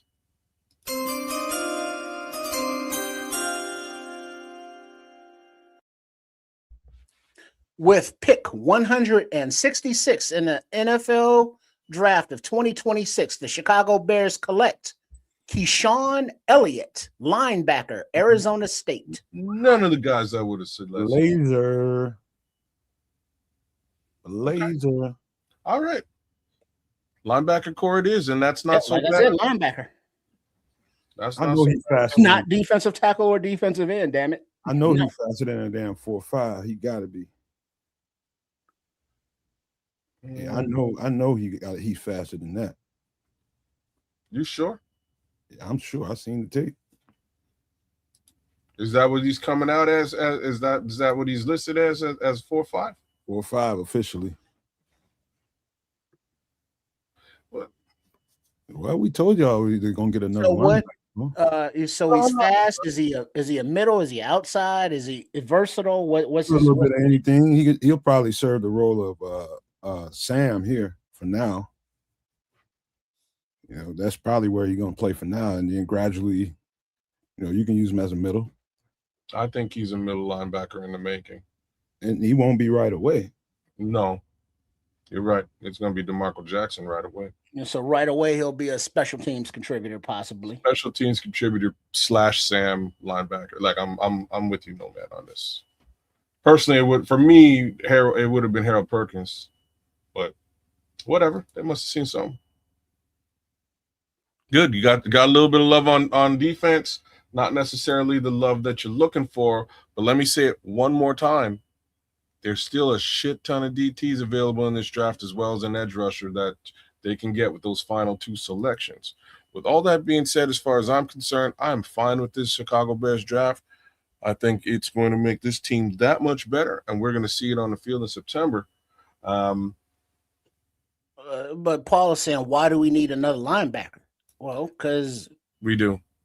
Because Noah Sewell tore his Achilles, at the end of the season last year, so he ain't gonna be playing. TJ Edwards is coming back off of a broken, leg or ankle, and he was already, slower, fleet of foot wise. Yep. So we get Bush, and we lost Tremaine, Marco Jackson, and Jack Sanborn. Tell me, we needed another. We got Cam Lewis as well. We got one more. Cam Lewis is a nickel. You're right. There's another linebacker room is. There's one more linebacker in the mix that we got. Yeah. Let's say gave it a B grade, whoever they are. Okay, cool. I know B's not F. It's B's a good grade. It's a decent grade. Again, personally, I would have went with somebody with Harold Perkins. I really like what I saw on the film with Harold Perkins. What's the difference? Does he have more versatility? Is he faster? Why do you like Perkins better? He's faster. That's the main reason why. Perkins is a will linebacker, y'all. I think they drafted a Sam linebacker, quasi middle linebacker, so it's 2 different roles. Yeah. Hippolyte, they must not, he'll get his opportunity, man, but he needs to. We're gonna find out, right? Yeah, and Sanborn, he's not a speed demon. No, we're gonna find out with Hippolyte this season whether that was a whoopsie daisy or just a bad, just a bad beginning to a career. So we'll see. We'll see. All right. So right now we're moving up to 167 in round 5. So unless the Bears Trade up. make a trade up into the 5th, 6th round, they are chilling until the 7th, where they got a couple picks remaining. All right, gentlemen. With that being said, I got a quick errand to run. We're likely picking in and around 230-ish, 240-ish. So I will be back well before that. But I gotta dip out. Nomad, man the comms, if you will, please. All right, Mongo. Speaking of the comms.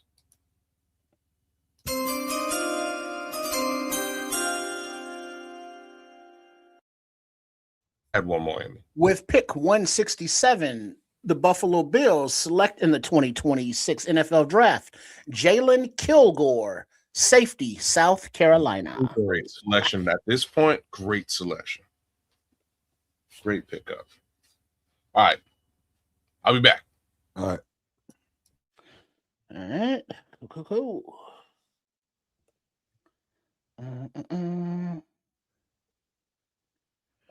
Where is the information? Looking for Keyshawn Cornelius.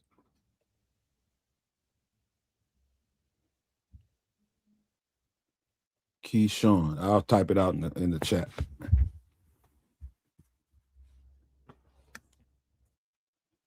Good tackler, man. You know, the draft coverage is so sucky. Why you say that? Well, I mean, you get no.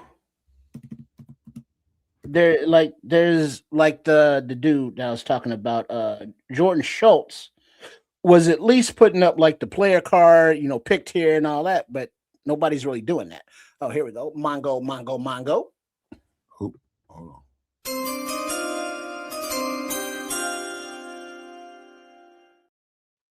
With pick number 168 in the 2026 NFL Draft, the Detroit Kitties select Kendrick Law, wide receiver, Kentucky. Good pick for them. I'm surprised the Bears went backer this early, though. I felt like they'd get one, but one of them 7th round picks. But hey, who am I to judge?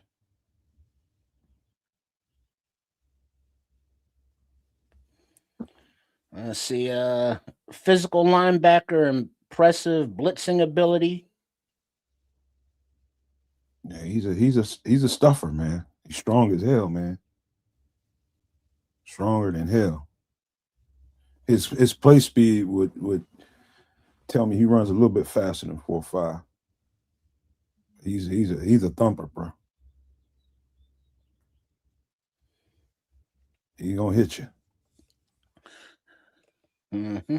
He's just got a big, intimidating presence, man. He runs right on through the pass pro from the running backs. Run right through him.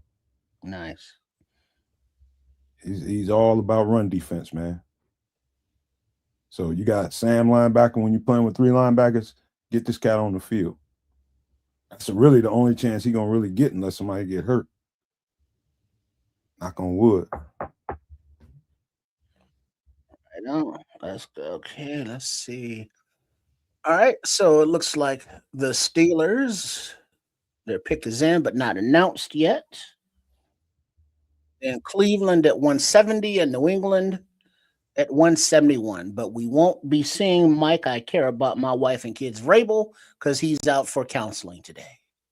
By the way, Keyshawn Elliott's his field awareness in pass pro is pretty high level, in my opinion, too. Just something I'm just remembering some of the stuff about his tape.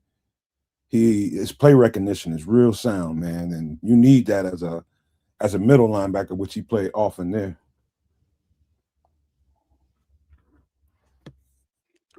All right, Mongo.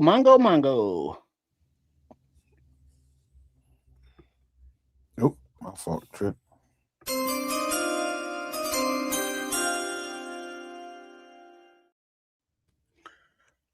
Hey, it's Batman.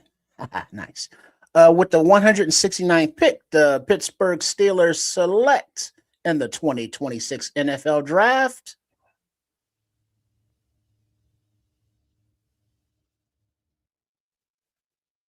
Riley Nowakowski, tight end, Indiana. Tight end getting the hell up out of here. Right there. They're getting their money this year. Ruben got smoked by somebody, one of the running backs. We ain't seen no more of them since all year. All right, we can go Mongo. Oh man, you catching me flat-footed. All right.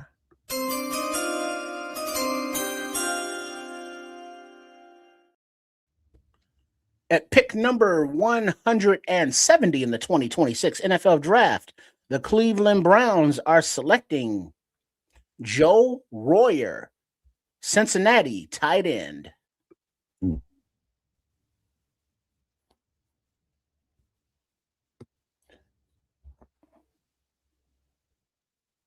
these tight ends, some of these tight ends are pretty tough.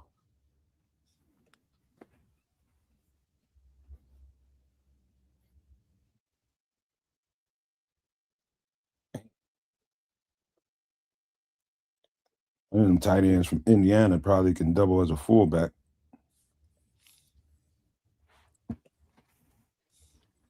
Big dude. Mm-hmm. Okay. Why can't I find any information?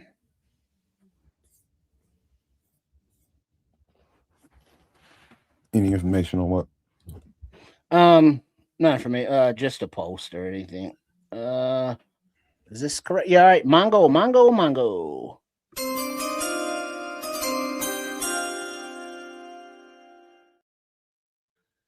All right, with pick number 171 in the 2026 NFL Draft, the New England Patriots are selecting Karan Prunty, Wake Forest cornerback. Just did him on the last show. And there he goes in round number 5. And now New Orleans is on the clock. Well, you come to the right channel, y'all. We broke it down like masters this whole off season, man. Knocked it out the park. Here I was thinking we didn't get enough guys.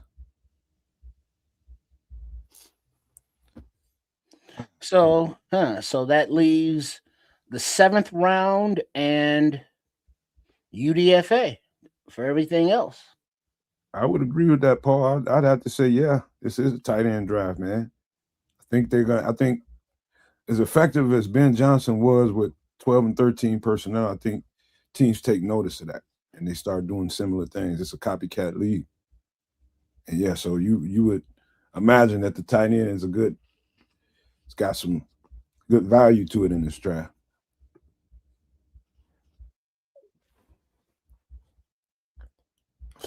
Still pissed off and recovering about that chicken though, man. She got me good. Yeah, I was thinking about, man, if I threw a hot dog in there, I got some sport peppers, got some onions, I got a couple of pickle slices, a mustard, out of tomatoes. I got some sport peppers in there myself. Okay, so I guess the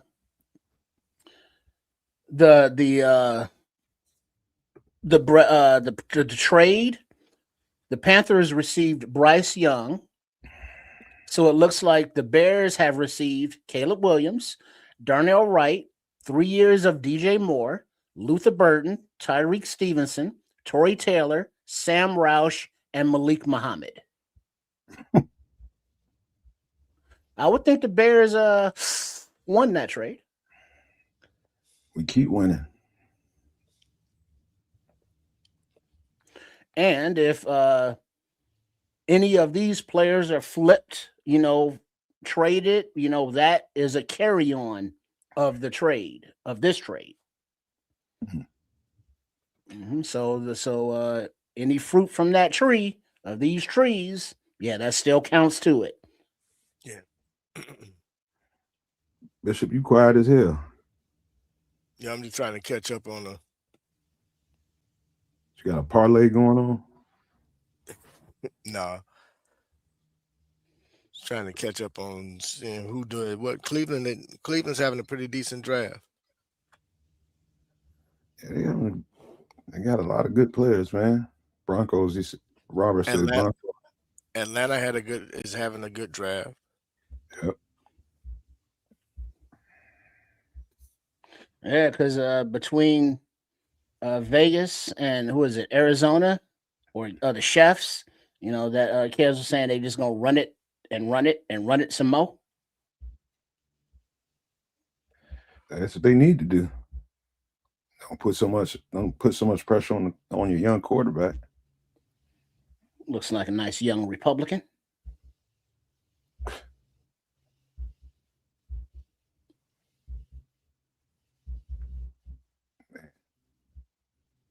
Robert Saleh is in what, Tennessee? Yeah. Yep. It looks like the Saints pick is about to come in at 172. Then Baltimore back-to-back picks at 173 and 174. Yeah, he's stacking. Mm-hmm. We should see if we can get one of them for a next year pick or something. Go ahead and take next. Well, no, we already gave up next year's 5th for Bradbury. Did we? Yeah. Yeah, you're right. I didn't think about that. And then end up and just draft one, but you can't put rookie center under Caleb right now. I mean, that's why I'm thinking, all right, if Jones, he's gonna obviously they're gonna let him compete, but being that he is a veteran, you would give the edge to Bradbury. But if Jones can beat him out or comes along during the middle of the season, make Bradbury expendable, now you flip him at the trade deadline for somebody that needs a center. You recoup a little bit of that value back. You always talking about flipping some shit. These is people, not motherfucking things. And they're not commodities. It's just like your baseball cards. I trade you that one for that one. No, I want that one. Oh, wait. Oh, shit. Mongo. Nope.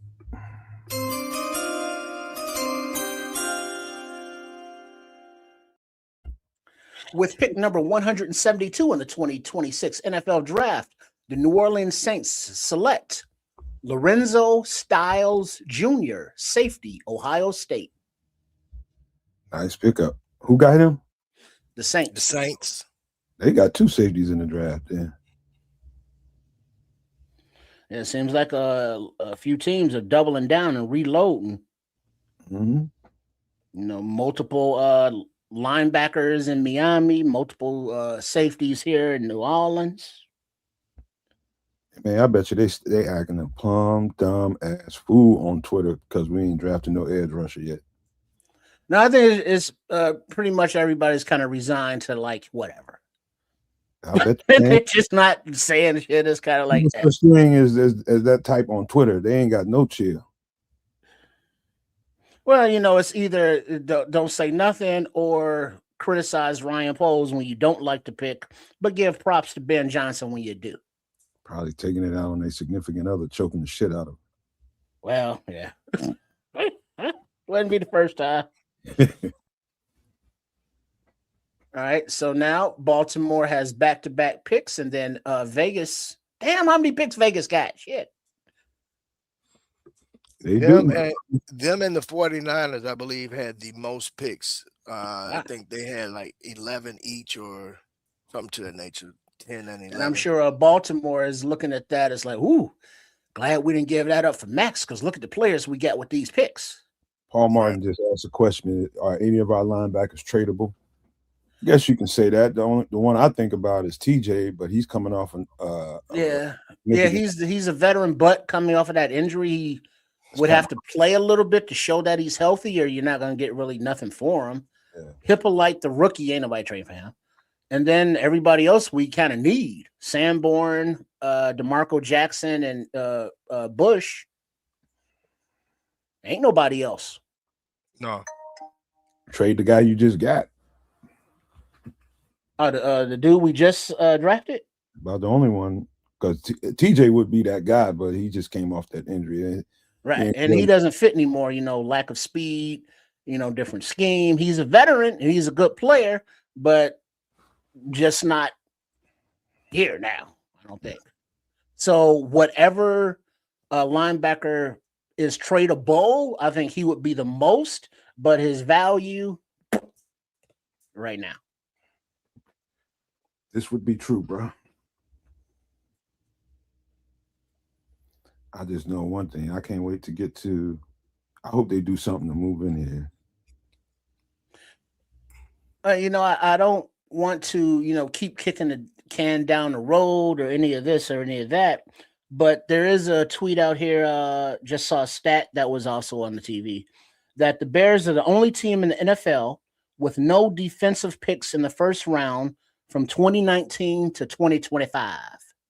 So that's 6 years of not picking your top end defensive talent.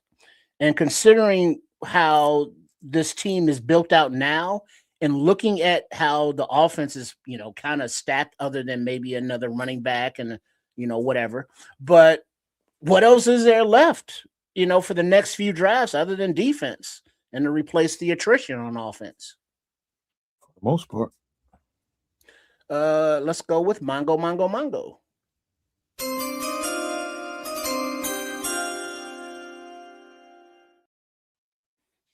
At pick number 173, the Baltimore Ravens select Josh Cuevas, tight end, Alabama. Lee. These tight ends is getting their money. Ben Johnson. Blame Ben Johnson for that. Number 5 in the league and freaking 12 and 13 personnel. That gets noticed, bro. Effective with it, too. Mm-hmm. Yeah. Let's see, what is that, Javon? Who knows? What was that? Who knows? The defense wasn't healthy or synced last year. We could actually be dangerous. Definitely solidified our offense, though. I'm telling you, man, that getting Kentavious Street and the other cat out of Indianapolis, Lynch and yeah, all 3 of them cats. Yeah, it's bigger than you think. It's much bigger than you think. We're going to be much more powerful, much more strong, much more quick off the ball, and tight against the run than we were. And that's going to create a lot for everybody else. Who is that other dude? Because I can't get to my other screen right now. It's Gallimore. Thank you, Paul. Yeah. All of that. Those are the 3 elephants in the room that people ain't paying no attention to. Totally discounted them. They don't want to, man, because they want, again, here's the thing. Where we look at football different than most, everybody else is reacting to what ESPN tells them to react to. And if ESPN, the gospel, ain't telling you, well, this is who they're taking or this is who they should take, then nobody believes it because they don't watch as much football outside of their respective team. One thing about us over here, we ain't never let them down. We say now, something. Looking at Keyshawn Elliott, not only does he have that special teams day one value, but as a blitzer in 2025, he had 7 sacks and 14 tackles for loss. He can he go from 0 to 10 pretty fast, and that means he's living behind the line of scrimmage. He runs right through any traffic too, man. Again, running back ain't got a chance. He gonna get ate up. I hate to be a small running back trying to block that cat. Would not you or not Bishop or Nomad, but I will ask you too. But I'm also asking the chat here whether you are on the Nomad Network or at Kids or Sports Chicago Style, also known as RRR SCS. Go ahead, hit subscribe. Much appreciated. But do you all think that, without knowing everything about him, but Keyshawn Elliott, would he be an upgrade to TJ Edwards? Would be an upgrade to Noah Sewell? You know what I mean? He's faster than both of them. But both of them are pretty good tacklers. So in that department, they the same. He's a little faster, and he's got good field awareness too. So both of those guys I just say his speed, a little bit more speed probably makes the difference. Okay. Yeah. Well, then that also longer helps. arms than those guys too. What do you think, Bishop? No, I agree with Nomad. What I will say, I do think that they might be getting ready to position themselves to eventually move away from TJ. Oh, yeah. One due to age, and then you got to think about it. He was inherited. You know, he just happens to have a particular skill set that fits what DA likes to do. But DA is looking to get faster so that he can disguise coverages, and he likes to blitz. A lot of times he likes to blitz from the second level.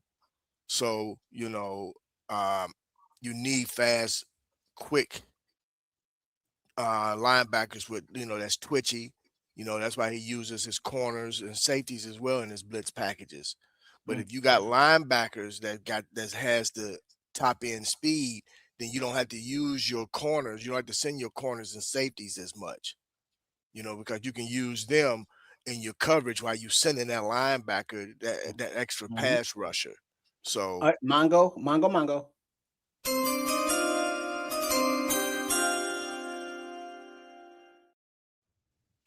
With pick number 174 in the 2026 NFL Draft, the Baltimore Ravens select Adam Randall, running back, Clemson. ooh, As a guy, he was underwhelming watching his tape. 6'3" and 3/8, 232. Big boy. He's a former receiver that got switched over. He's just now kind of learning the position, but I give him that grace, but very underwhelmed watching his tape. yeah, I'm not understanding that. I'm not understanding that pick. He's a work in progress. Yeah, I don't. It's the 5th round. It's Baltimore. They deep at talent. They can afford to risk. I thought he was a decent receiver. That's a special teams move. That's a special teams move. Well, even if it is a special team, now you got Declan Doyle that's going to line this running back up in the backfield for a few plays and run him out as a receiver because that's what he's better at, probably. Mm-hmm. It's definitely that what you just said. Yeah, a little dynamic.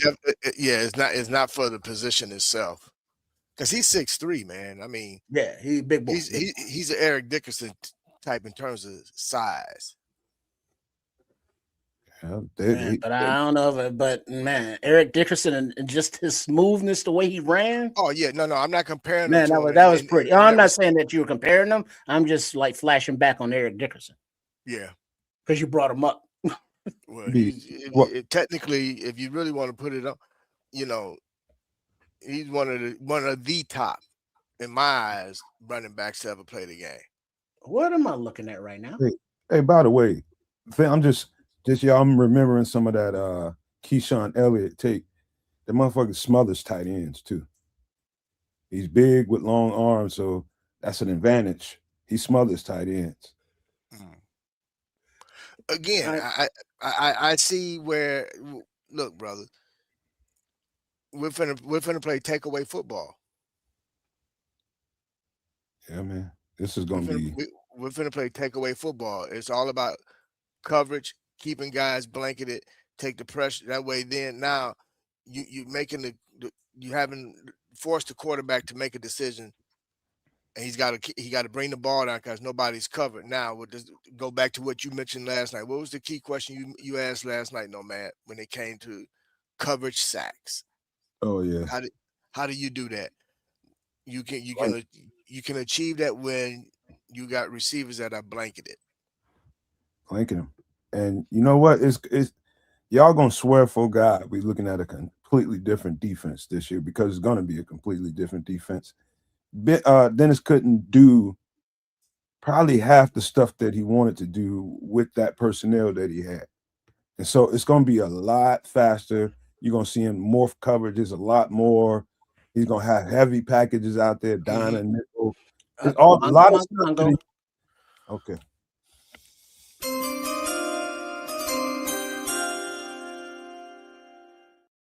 Yeah. With pick number 175 in the 2026 NFL Draft, the Las Vegas Raiders select Hezekiah Massis, cornerback, California. They are freaking smoking this draft. They are smoking this draft. So Nomad, I'm gonna hit you with a question that I know you can definitely touch on, being a former DB, with regard to the amount of speed and the versatility amongst our secondary. How important is it to be able to, if you need to pass off a guy in coverage, knowing that you got guys that you're not losing anything speed wise or coverage wise? Does that not allow DA to get a lot more creative, because he know now that in his attacks, if guys need to pass off a guy to another defender, it can be done without worrying about, oh man, we can't afford to, because I don't have that coverage in the secondary. Interesting you should say that, because I don't know if I've seen Dennis Allen's defense be that. They call that tango coverage when they passing guys off. Some coordinators love it because they got the right kind of guys around. You got to have guys that's been playing with each other for a long time in order for that to be effective, because that can easily, something can fall through the cracks that way. I have never noticed them play tango coverage.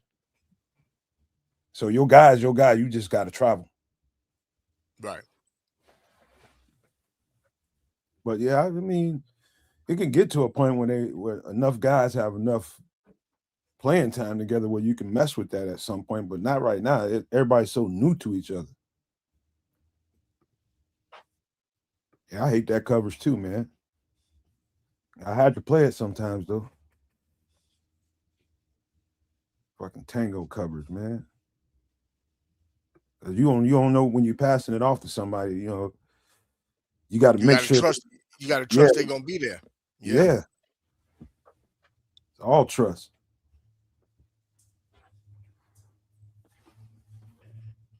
Fucking, why you remind me of that? Fucking tango. we almost mango. Almost gotten some brawls because of that.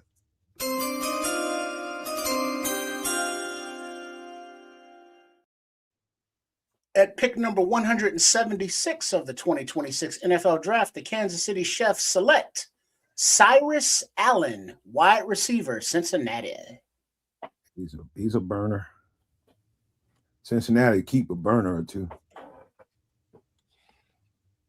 Don't you say nothing smart, Trip. Nah.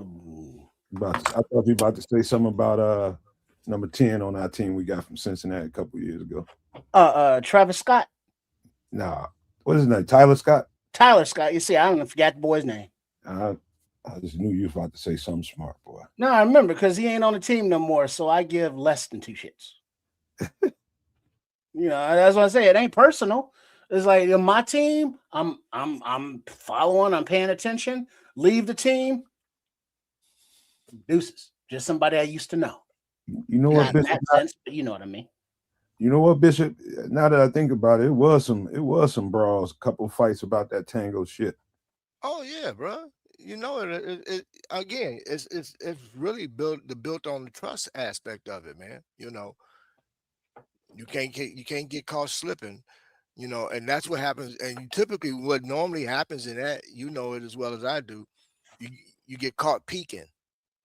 You kind of cheat a little bit. You get caught peeking in the backfield, trying to see, put eyes, see where the quarterback is, or whatever, and then you look up. Oh man, now you were supposed to be in one spot, but you didn't get there fast enough. Now that receiver is free.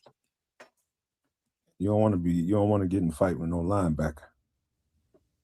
You don't have to do that. You don't want to have to do that, because a lot of times you're passing it off to a linebacker, especially if you're coming from the slot. You passing it off to a linebacker, and he's locked in on something, like you might be just have his eyes on something, and it's time to pass it off. It's like sometimes you communicate it, sometimes you don't. He's supposed to be able to read the game like you can. Right. I'd end up in a fight a lot. So with that being said, with who they got in terms of safeties, how does Elijah Hicks fall into the mix? He gonna fight. He gonna fight like hell to try to at least get a backup role. He definitely be, a special teams contributor. He makes it. Mm-hmm. He definitely ain't gonna be the starter. But he gonna fight for number no. 2, free safety. It's a few guys he got to fight too, but I think he gonna beat them all. Number 2 ain't bad, man. Number 2 is consider Kobe? we don't have Owens. Owens is gone. Yeah. Jonathan, don't call him Mr. Biles. No, I wouldn't do that. I heard he ran a 4.4 MC Fact.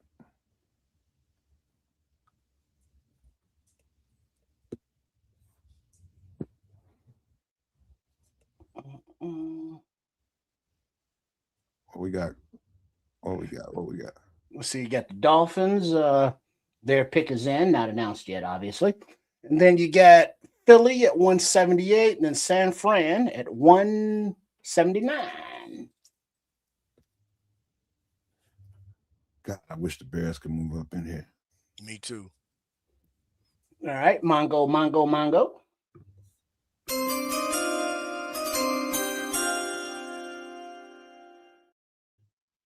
All right, with pick number 177 in the 2026 NFL Draft, the Miami Dolphins select Kevin Coleman Jr., wide receiver, Missouri. Fish, I'm finna sneak in here and try to get me a little shot of water. I'll be right back for the next pick, hopefully. All right.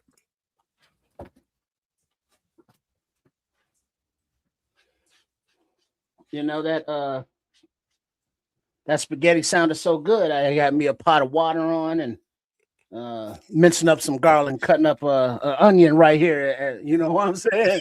Multitask. It do sound good. Sounded good last night, goddamn. I ain't had a plate of spaghetti in a long time, man. Man, look. Delicious. A long time. I don't know when.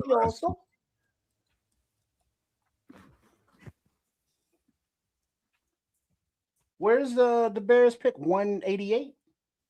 288? Where is it? You got me. I don't know. Let me Because pull we're it at up. 178 now, so another round and a half? Man, it's too early to be drinking shit, man. I ain't getting nothing to drink yet. Usually don't do that till it's kind of nighttime. There's a nighttime somewhere. Yeah, but ain't here. Yeah, close the blinds. Turn the lights off. It is now. All right, thank you, Crimson. 239 and 241. Thank you, Crimson. Appreciate it. All right, so yeah, it was at 30, that's 40. So 60 picks, another 2 rounds about. Where you been at, Crimson? I thought you'd have been here this weekend. You know, Crimson out trolling somebody. Yeah, probably. Trolling the shit out of people. Yeah, they're saying 4.51 speed for this dude. The corner. So he's not fast, but he's not slow. All right, but the Eagles pick is in, but not announced yet. And then San Fran and Miami again.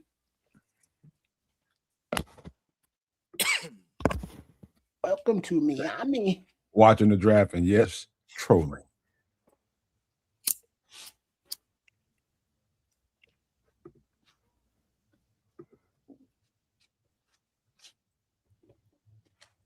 Jadarian Price, you went off way earlier than I thought you would, buddy, but you're a good player. Extra garlic. Yes, please. You ever tried that with make spaghetti out of zucchini or squash? I've had the zucchini spaghetti before. I wasn't a big fan. I mean, when you're trying not to eat the carbs, it's better than nothing. Yeah. It's better than not. Yeah, but it's not different texture, but yeah. Different texture, different flavor, just We eat that a lot, like squash, lasagna, and shit like that in the summertime when the shit's fresh out of the garden. That's probably better than them all. Eggplant. Yeah, well, anything fresh out of the garden, I would, prefer like that. Eggplant is real good. All right, Mongo.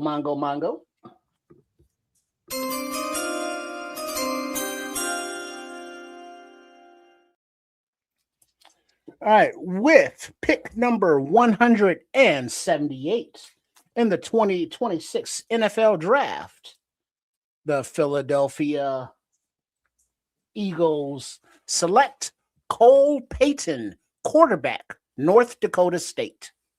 That's a guy I don't know. I know he did come in for a visit. No, that was the Greek guy from Rutgers. Yeah. But I think I saw Peyton was in for a visit too. I remember seeing that name. They only had one guy, Ethan Kaliak Manis. Yeah, Kaliak Manis. That's not Peyton, but yeah. And he's from Minnesota, so that didn't even cost us nothing.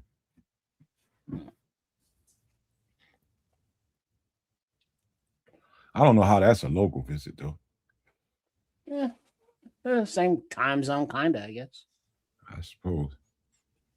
Let's see. So the 49ers are up next at 179.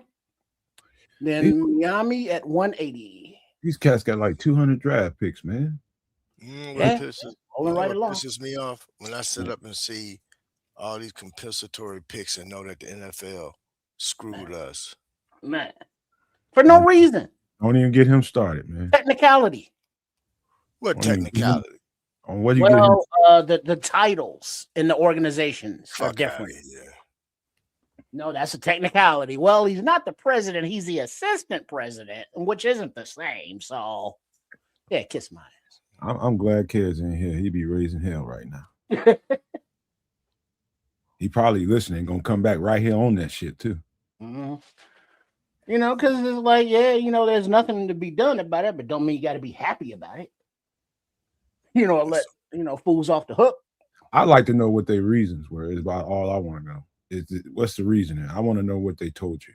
Because the general manager was not the decision maker in Atlanta, because whatever the title Matt Ryan is the decision maker. The president, yeah. The team president. Oh, they basically neutered.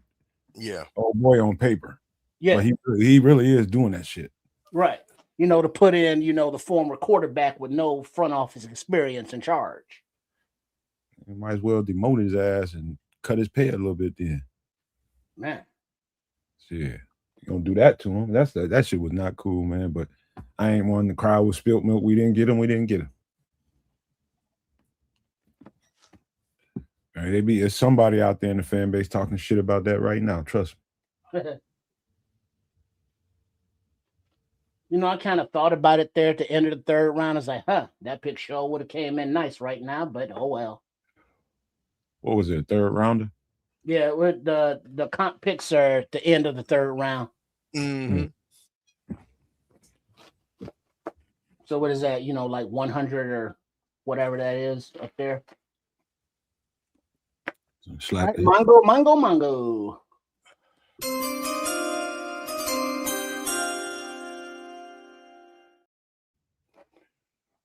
With the 179th selection of the 2026 NFL Draft, the San Francisco 49ers select Enrique Cruz Jr., offensive tackle, Kansas.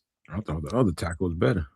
So here's the reason I brought that up. So all these extra picks we see in the Raiders, the Chiefs, and the Ravens have 49ers comp picks. These are all compensatory picks, man, that they got. Mm-hmm. All of them. Because of trades. And we got screwed. Man. I just saw a trade back to Carson Wentz went back to the Eagles. They got rid of his ass in Minnesota. It was like, all right, we done with you. Yeah, we good. Get your ass on back to Philadelphia, man. And they gonna cut him. Damn. Shit. Yeah. Yeah, you're gone. They gonna cut him. Dude, man. Put him on a plane just to cut him. Dude, look, if he in a hallway, he hear footsteps, he's running to the nearest bathroom. Cat got 2 left feet, man. Yeah, man, that dude. He's stumbling to the nearest bathroom. Hey, he's shell shocked, bro. He hear footsteps, he running, he ducking, he falling down, he getting out the way.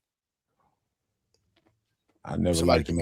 Somebody could be coming up to him for an autograph, but if they come walking up to him and he hear the footsteps too loud, he shaking and Carson Wentz, your insurance at quarterback. Your ass has got no insurance. None. Better call the general.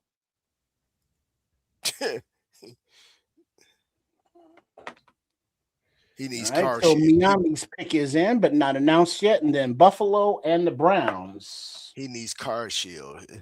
He's like dead on arrival. Yeah, he gonna be he gonna be.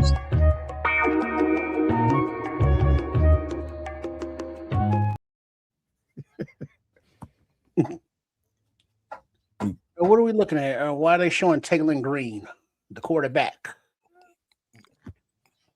Did he get picked? No, they're just highlighting him, I guess. Somebody gonna get him soon. Yeah, you know, he saw Peyton, the quarterback, going off the board now. So let's see if they get that quarterback run. Man, I really should. Really gonna go to commercial now that the pick is in. They're not gonna tell us. They're gonna tell us during the commercial. I really should barbecue some shit. Mm-hmm. I'm sure the little lady would be happy to come home to some nice freshly charred meat. It's gonna come on some nice freshly charred bones. Same. Like I barbecued and it was good as hell. Like, where that? Oh, I ate it all. That's a damn shame. I wouldn't go to sleep. You wasn't here and you didn't see what she did, man. She's dirty, man. She took those damn chicken wings. Man, pissing me off. Oh, she going to work? Took them to work. Gone. Not even in the house no more. I thought she was bullshitting the whole time. She really took them. Bruh, look. Little do you know what she's saying on the way to work. Lucky I brought him the 5 wings I brought him. But he got what he got. She probably ain't gonna eat them, man. She low down like that. And leave them in the fridge at the job. Yeah, probably ain't gonna eat them, man. You know, the midnight shift come in and be like, "Ooh, come ups." They always somewhere getting something on the weekends, man. They be ordering out. She ain't gonna eat them motherfuckers, man.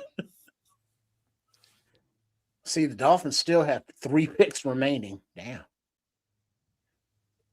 I don't know about y'all, but Domino's and up their pizza game, boy. I had Domino's in years because it was like just cardboard. Yeah, no more. Little Caesars too. Pizza. They ain't the same Little Caesars no more either. 2 for $5. Yeah, well, yeah, I was loving that. I heard the churches is different too. I ain't had that yet. Nah, I ain't had that either. Why you say that, Bishop? Churches, y'all, you know churches? Oh, I do. I do churches. I like churches' wings and their legs. Other than that, I don't mess with churches. And of course, I love their biscuits. So the thigh is the damn filet mignon of the chicken. No, bro, I don't do thighs, bro. Oh, you know who? Sorry to cut y'all off, but somebody in the linebacker room that we haven't mentioned that I'm pretty high on, Dominique Hampton. Oh yeah, because I remember watching his tape back in college, and he was a baller, but he was just so thin. It was like, dude, he needs about 10, 15, 20 pounds of muscle, and he's good. That's because that's what he's been doing all last season on the practice squad. That's what he was. He was a safety in college, man, but he played in the box so much you can consider him as a linebacker. That I'd leave him at safety, but that's just me. I loved him at safety. Well, I think that's part of the versatility thing. Yeah. You know, he maybe have played safety, but on this roster, he's listed as a linebacker. But when they put him on the field, what is he? You know what? Football player. You know what, Trish? I'm going to double down on that for you. I said it before, and I'm going to say it again. He's going to be one of the camp standouts. You watch. He's going to be name going to be ringing throughout camp. You watch. Dominique Hampton. Going to be ringing. All right, let's see. Are we looking here? That's them. That's the Eagles. We got the Dolphins up now. The 49ers selected Mr. Cruz. All right, so the dude that's making the selection for the Dolphins is slowly making his way to the microphone. Some old ass man. You don't look that old.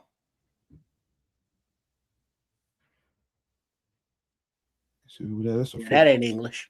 All right, yes, it is English with an accent. All right, so Mongo.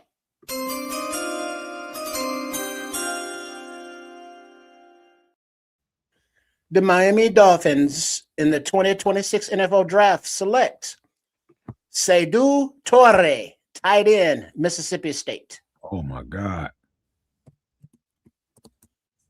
He's a Frenchie. Oui. Comment allez-vous?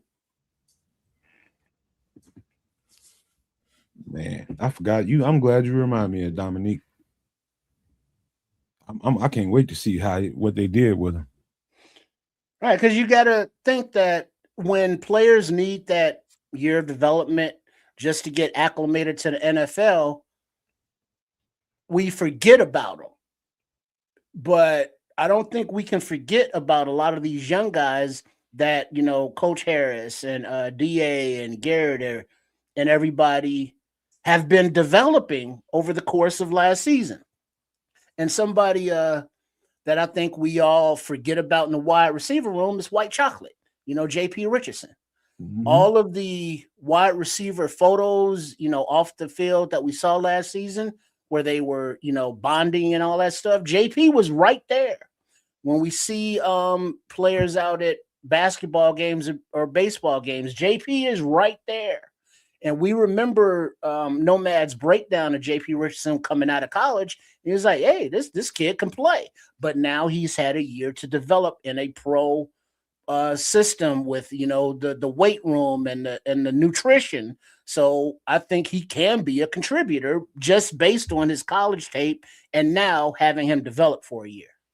Route running fool with some suction cups for hands. You know what, Trips? It's funny. I'm glad you said that too, because that's something that we often overlook and we don't ever take into account of the guys that are on the practice squad that are still part of, and a lot of those guys signed contracts at the end of the season to be retained, which again are the guys that like you said, that the focus was placed on developing them for this coming season, because these teams be knowing how many draft picks they're going to have going into the draft. So, they're like, hey, we got this guy, we got certain guys, man, that they can bring on. Like, who was that you, Nomad, that said it earlier regarding like with Za? That's a guy that nobody saw last year, so that's like an extra draft pick. Right, we forget all about him. Yep. Yeah, here's gonna be an extra pick.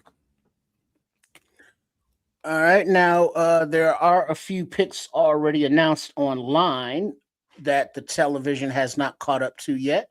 So there should be a little spat of quick picks. But we are back at the announcer table with the dudes in suits talking for some reason. We are at 181 with the Bills, then Cleveland and Arizona as we are working our way through round number 5 out of 7. Shout out to everybody joining us for this beautiful Saturday afternoon of NFL Draft Day number 3 on the Nomad Network on Keds of Canuck and Sports Chicago Style. Like and subscribe to all 3. Much appreciated. They're going to be in mini camp before we know it, boy. Mm-hmm. Because isn't next week, what is it, rookie camp or something? Yeah. Probably. Because the veterans were there like last week. Then the rookies will be there like next week or the week after. And then they take a little bit off. And that's when we get to, glaze all of our favorite players and hype them up. It's like, oh, shit, I think we can be good. I think we can be great. I think we can be better. I think we can be best. And then, camp will start. And then we'll have something else to talk about. But between the end of the draft and the start of camp,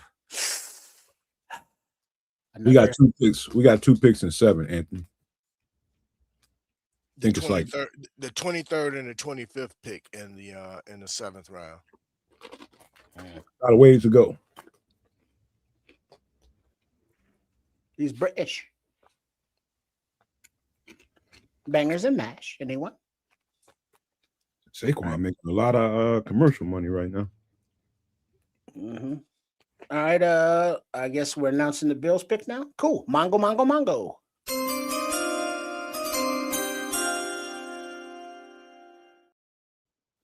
With pick number 181 of the 2026 NFL Draft, the Buffalo Bills select Zane Durant, defensive tackle, Penn State. Buffalo tearing it up too, boy. Boy. All right, and then we can actually go Mongo.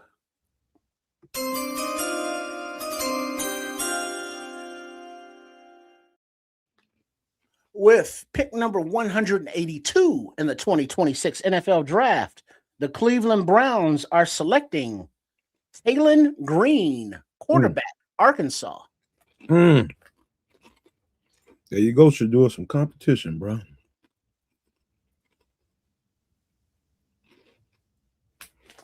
Some real deal competition.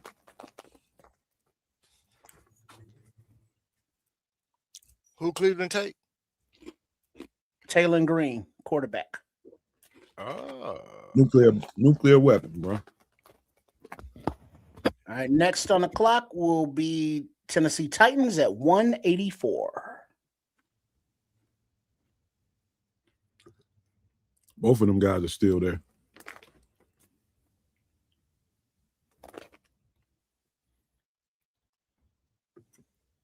All right, we've announced the Browns pick already. Be right back. Sure, really gonna make them some spaghetti. You thought it was bullshitting? I was about to say, Bishop, you inspiring motherfucker, you. I don't blame you.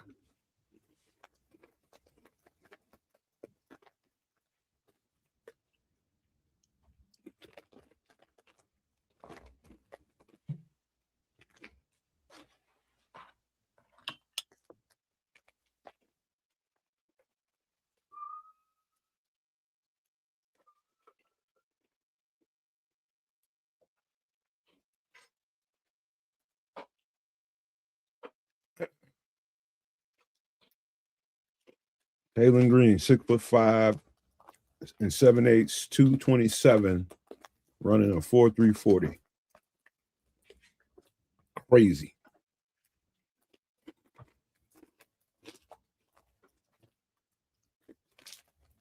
Crazy.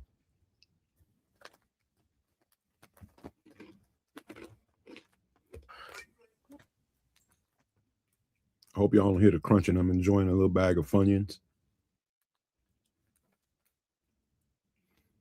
One of my favorite little snacks.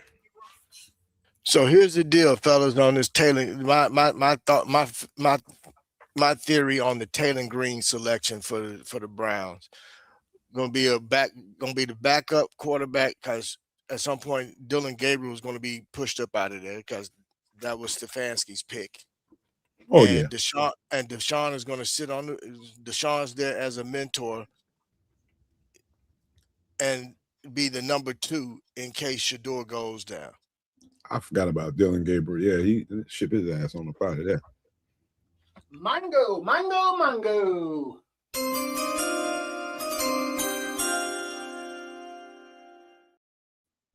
With pick number 183 in the 2026 NFL Draft, the Arizona Cardinals select Carson Scherer, linebacker, Iowa. Thumper.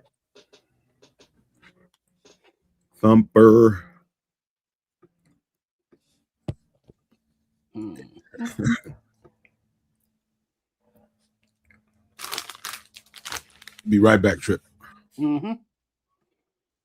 Let's see.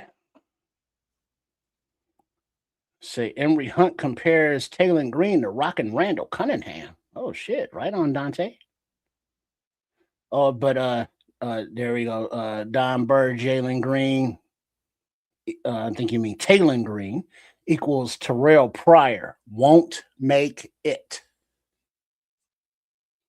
Speaking of Terrell Pryor, what's Buddy's name? That's on the trading block, quarterback from Indy, Richardson. Maybe Detroit will trade for him. I was hearing you. What you said? Something about Richardson? Yeah, because Dante said our boy Emory Hunt compares Taylon Green to Randall Cunningham, and then Don Burr comes in. Taylon Green equals Terrell Pryor won't make it. Oh, And I was like, quarterbacks that won't make it. Why don't the kiddies trade for Anthony Richardson? Terrell Pryor ain't had a wet dream in his life that he can throw as good as Taylor Green. Oh shit! I've got to set the timer. 10 minutes. You make your own homemade sauce, or you go from the jar? A little olive oil, a little butter, a little garlic, some onions. I'm good. No tomato sauce? Nah, not all. I mean, unless I got some in a jar or tomatoes to make it. No, but I like more the buttered garlic noodles.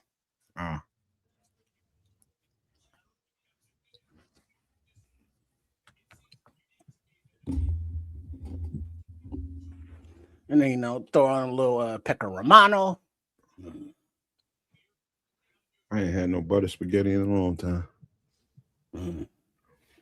Yeah. All right, mango.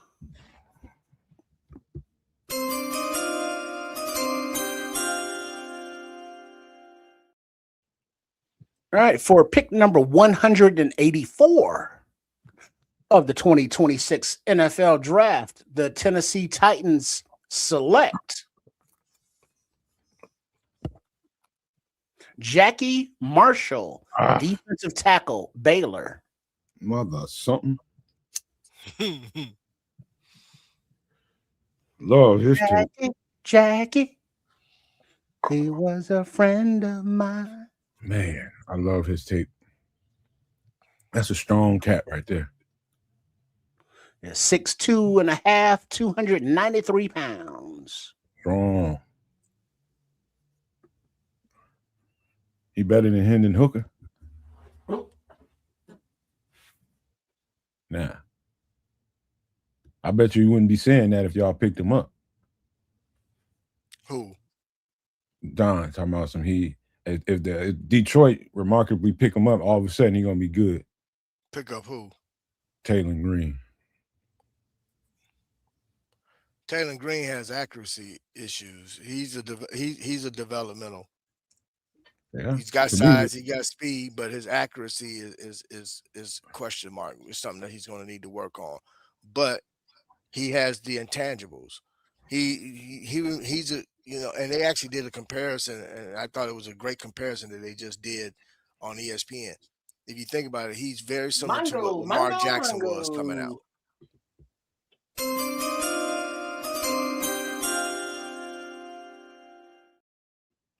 With pick number 185 in the 2026 NFL Draft, the Tampa Bay Buccaneers select Bauer Sharp, tight end, LSU. Holy shit. Another tight end, bro. It must be about 20 tight ends I went to. I was just going to say, how many tight ends have been taken off the board? A lot. A whole lot. Wait, not lying because it wouldn't draft him. Didn't they draft him? I believe they did. I remember you coming in the show talking shit about him. Yeah, they did draft him and then cut him. The Giants are on the clock to pick his end. Then at Washington Commies, and then the Jets at 188. As we are moving right along in round number 6. Man, them last two picks gonna be good. I believe it could be people that make the team. Yeah, they all them quarterbacks, they all a work in progress to me. Every last one of them. Oh, this season quarterbacks? Oh yeah. Mm-hmm. Yeah. They all. I don't feel none of, if you put them in previous drafts, none of them guys would have went in the first round. The only one that might have been considered is Beck because of the number of snaps that he's taken over the years. Yeah, he has a lot of snaps. But other than that, everybody else are projects, man. And actually, Out of the 4 that went in the first round, the 2 that I like most was Beck and Aller. Both of them got some good quality. I don't like Aller too much. I ain't gonna lie. No. Nah. He fell flat on his face when they really needed him to. When they needed him to play. Flat on his face. He probably the one reason why that coach ain't there no more.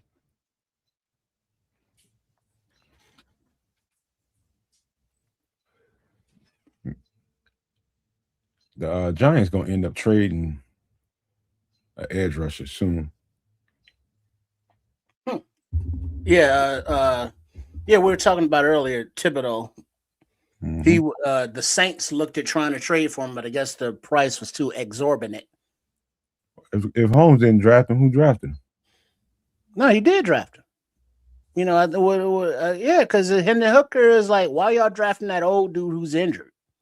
Oh, and like, oh, he's gonna be the heir apparent. Like, and I think he's selling insurance now. Yeah, see the Podfather. Shout out to the Podfather Aldo. He put up something else on the first round picks. That the amount of first round picks for the Bears since 2019, Pace was 2019, 2020, and 21. He had 1 first round pick in 21. Poles has been here for 4 years. In 22, 0 first round picks. 23, 1. 24, 2. 25, 1. So looking at this, he's building is just taking time. You know, whereas as fans, we want that shit done yesterday. Time as anything worthwhile that's gonna be long lasting is what it takes. Yeah. You can't rush the process. I mean, you could take shortcuts, but taking those shortcuts will minimize your window. You see me in the kitchen scrambling eggs, don't be rushing me. Mango.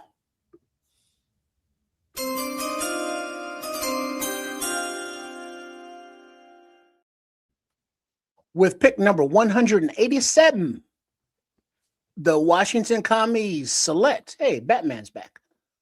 Katron Allen, running back, Penn State.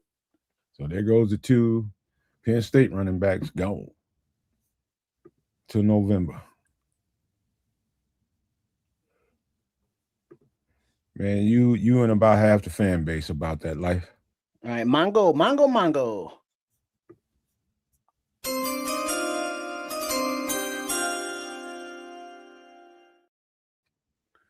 With pick number 188 in the 2026 NFL Draft, the New York Jets are selecting Inez Cooper, guard. From Miami. Trying to protect Geno and open up that running game.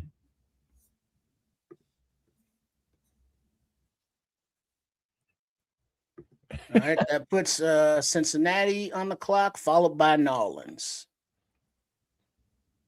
They on the clock. Yeah, the Pick is probably Bengals.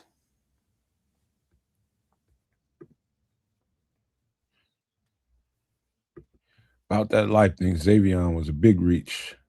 He said, I like the picks, but completely ignoring DN is wild to me. I mean, you're going to create a log jam. Like, if we'd have got a pick, if we'd have picked a DN first, that would have had to been a starter. So that would have needed to be like a King Mesidor or somebody. If we was going to pick a tight end, an edge then, but then you're going to stunt the growth of 94 if you do that. Yeah, Booker. Yep. Mm-hmm. Mongo.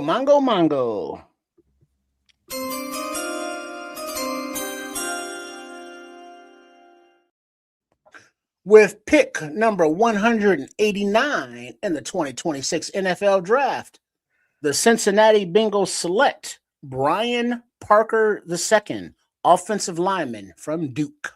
Another center. Well, I think it's going to be a center. He's a guard, but I think he's going to be a center. I don't think you can really do much else with him. Did his breakdown.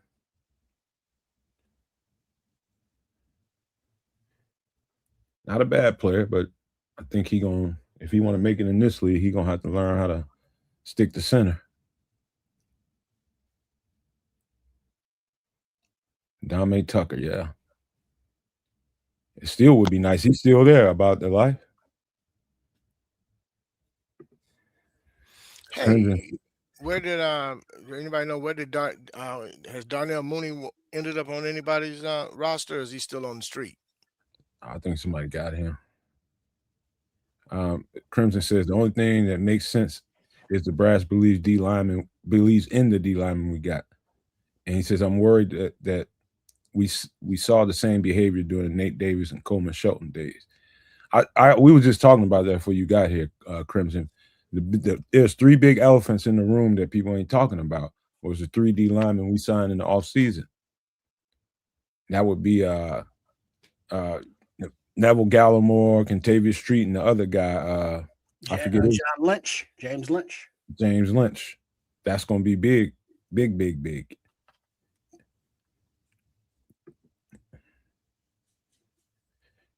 We gonna be all right, man. I promise you, bro. We gonna be all right. He said Mooney on the practice squad in LA. He ain't gonna be on no practice squad. Practice squad. No. What? No. He's being an asshole right now. That's what he's just bullshitting. Oh, the Giants? I don't know exactly where he at, to be honest with you. I'm looking it up now. A few 3 things about he's with the Giants. Okay. 3 things about Malik Muhammad. His goal in high school was to make it to the NFL, to become a Hall of Famer, and to be one of the best defensive backs to ever play. He can make a 360-degree slam dunk. Damn. And he was encouraged to switch from wide receiver to cornerback because that's where the money at. I hear you, Crimson. I think Dio's a lot of his reps motivated, baby, on the inside more than on the outside this year. I think. So I think it's gonna happen. I said it before we got him. When we got him, I thought his tape looked better on the inside at tackle than it did at edge. I stand by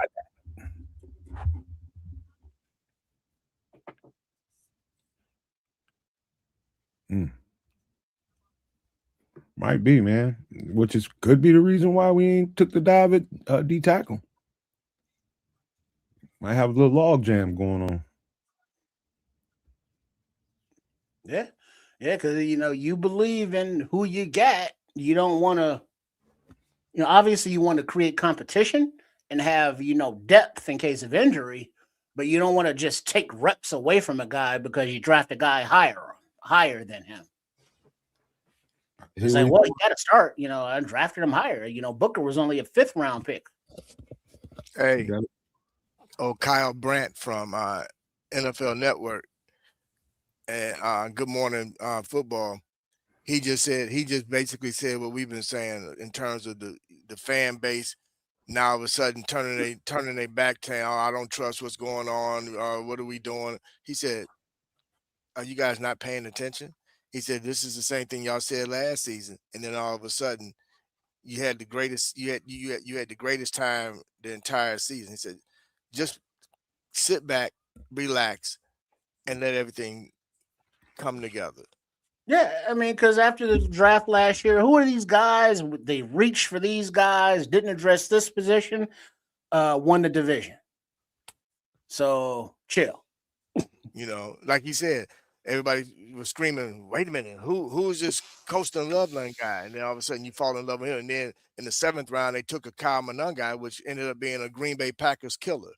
So he's like, come on now, let's just relax. On a liver. He's like, okay. For whoever that's for. It's like this, man. You got all the ingredients for the meal is on the counter. Stove is warming up, and y'all complaining about the meal and it ain't got cooked yet. Gotta wait till the shit's cooking, man. It might smell good. Let it finish. Don't run and go eat no Hot Pockets and shit. Just let the goddamn meal cook, and you're gonna be enjoying the meal.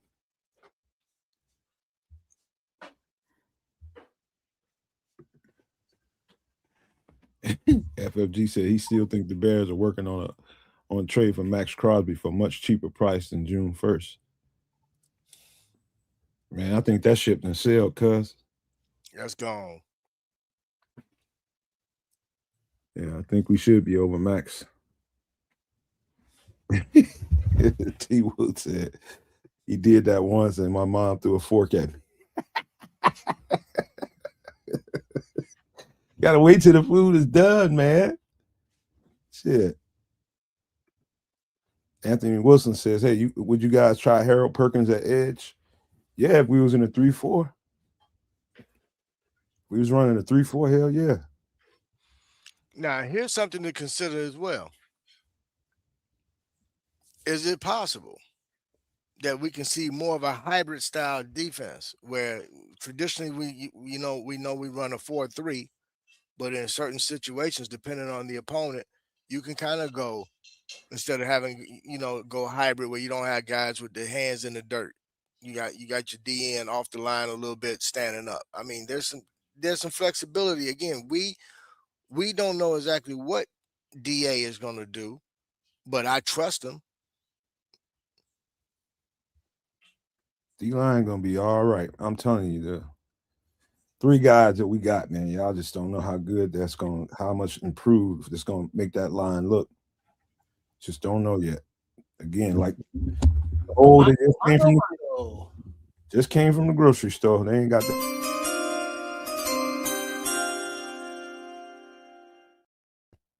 At pick number 190 in the 2026 NFL Draft, the New Orleans Saints select Barian Brown, wide receiver, LSU. Another LSU receiver off the board. Well, truth be told, I started watching Barian Brown. I was like, oh, that dude's look pretty good. But I saw his teammate Thomas, Xavier, the one that we drafted. And I was like, oh, damn, he's real good, but he's going to go way too high for us. Everybody talking shit. Watch Austin Booker end up with like 15 sacks.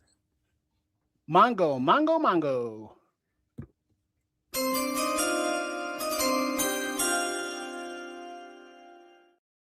With pick number 191 in the 2026 NFL Draft, the Jacksonville Jaguars select Josh Cameron, wide receiver, Baylor.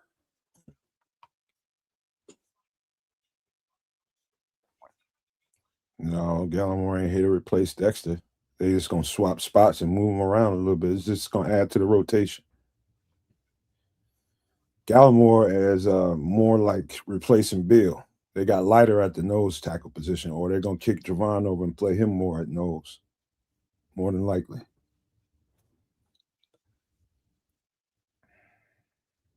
It's gonna be a different looking front, either way you go. I do want to see how with Grady Jarrett getting a whole offseason of rehab, how much better he's gonna be too. I agree with that, Sharon. He says Booker was the best defensive end in the last 4 games, including the playoffs. He was on that ass. Let me tell you this. Booker won DA's trust. And because of that, he is definitely in that rotation, in that mix. You best believe. And I'm gonna go out and put it. I'm calling 11 or 12 sacks this year for young Austin Booker. Coverage sacks gonna be an MF. Well, that's where Sweat going. That's gonna benefit Sweat because they're gonna be trying to get away from Booker because of Booker's speed. And that's going to run them into. And Sweat going to be right there to pick them up. So the new guys we got in free agency pretty spitfire off the line, so there's going to be pressure from from the middle. Disruption. That's I'm DA, man. trying to tell people, but they're gonna have to see it to believe it. That's how people are. You got to see it to believe it. Us constantly repeating it ain't gonna do no good. People gonna feel the way they feel until they see it. But you will see it. The Commanders took Katron Allen. Okay. Yeah. Both of the backs from Penn State going now. Cam, he said, is Cam Jordan an option still? Maybe possible. Will we take him for the right price? I'm sure they would. He's not gonna command. He's not gonna command a lot of money, no way. He probably don't want to. They probably wouldn't want to do it until like towards the end of training camp, though. That's a June 1st move. Maybe that's a June 1st move. What up, Book? Based off of the moves that they made in the draft, and I'm referring to the Saints, that makes Cam Jordan available. So where else would he go? And that's another thing. They still have time and room to acquire some stuff post this draft, and in the free agent market, there's still quite a few guys out there. They freed up money for a reason. Yeah. I think that's more of what they thinking, man, because that edge rusher probably we'd have him by now. We'd have that edge rusher by now. Look at it this way. Why wouldn't you bring in a Cam Jordan who could easily back up Sweat on that side they play the same side in terms of line up on the same side, which is the left side of the line primarily. He knows DA's defense and what DA wants to do. Hey, King, I like this in you, man. He says, I slept on it and decided to let the coaching staff do what they think they should. I trust in the staff to develop and coach the right way. Can't force that on everybody, but I appreciate you for that being the way that you're thinking about it, because that's really all it is. It's just trusting that they know what they're doing. They professionals, man. Come on, man. If they show me anything since they've been here in a year, that they know how to put shit together. Look at it this way too, man. If they didn't know what they were doing, you wouldn't have had teams trying to pluck. That was so quick to pluck somebody away from our staff. Yeah. Yeah, they know what they running a good show down there, man. I mean, up there, and I really do trust in that they know what they're doing. I might be a good player evaluator, but I'm not inside Hallis Hall. I'm not with them guys every day. What I know, but they with these guys every day, and they know what they got. Mm-hmm. I know one thing. Y'all better enjoy this. Y'all better enjoy this season, because this is going to be our last season with Al Harris. He will be somebody's D coordinator after this season. Right. All right. Mongo.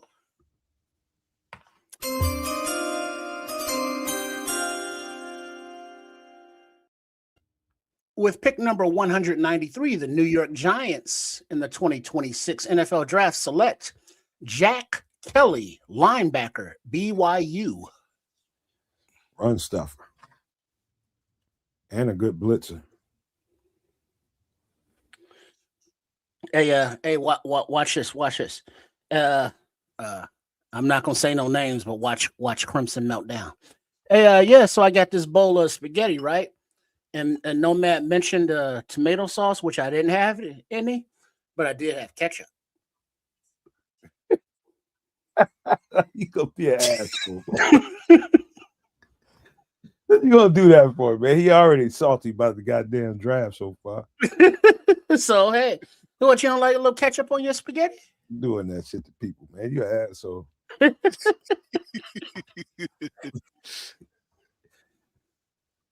That's an omen, man. What are you doing? There's just a little gravy for the pasta, as they call it, the gravy. It's just a little different form of tomato sauce. I ain't did that shit since I was 5. Bro, you didn't have no diced tomato that you could have put in the food processor and Nope. What's 6'8" dude that got 3 felonies? King. Swinging. I cook pasta better than any of y'all can in Chicago. Stop it. Yeah, because that boiling water is hard as fuck.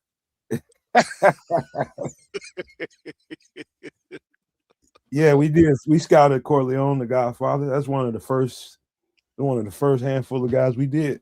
Love that guy. Sure did. He got to be coming off the board soon. Wait, didn't he? I thought. Oh no, that was Big Citrus that went on, not the Godfather. Citrus and Lee Hunter went. Mm.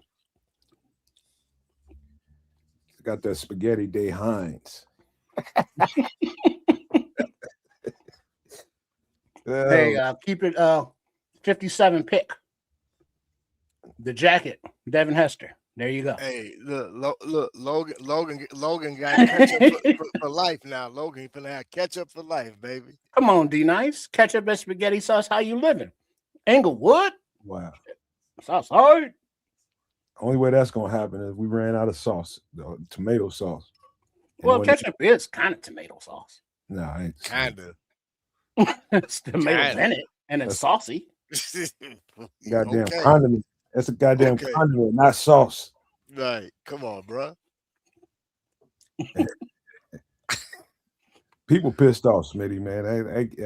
This happened every year, man. Every single. Oh, that's it. Mongo.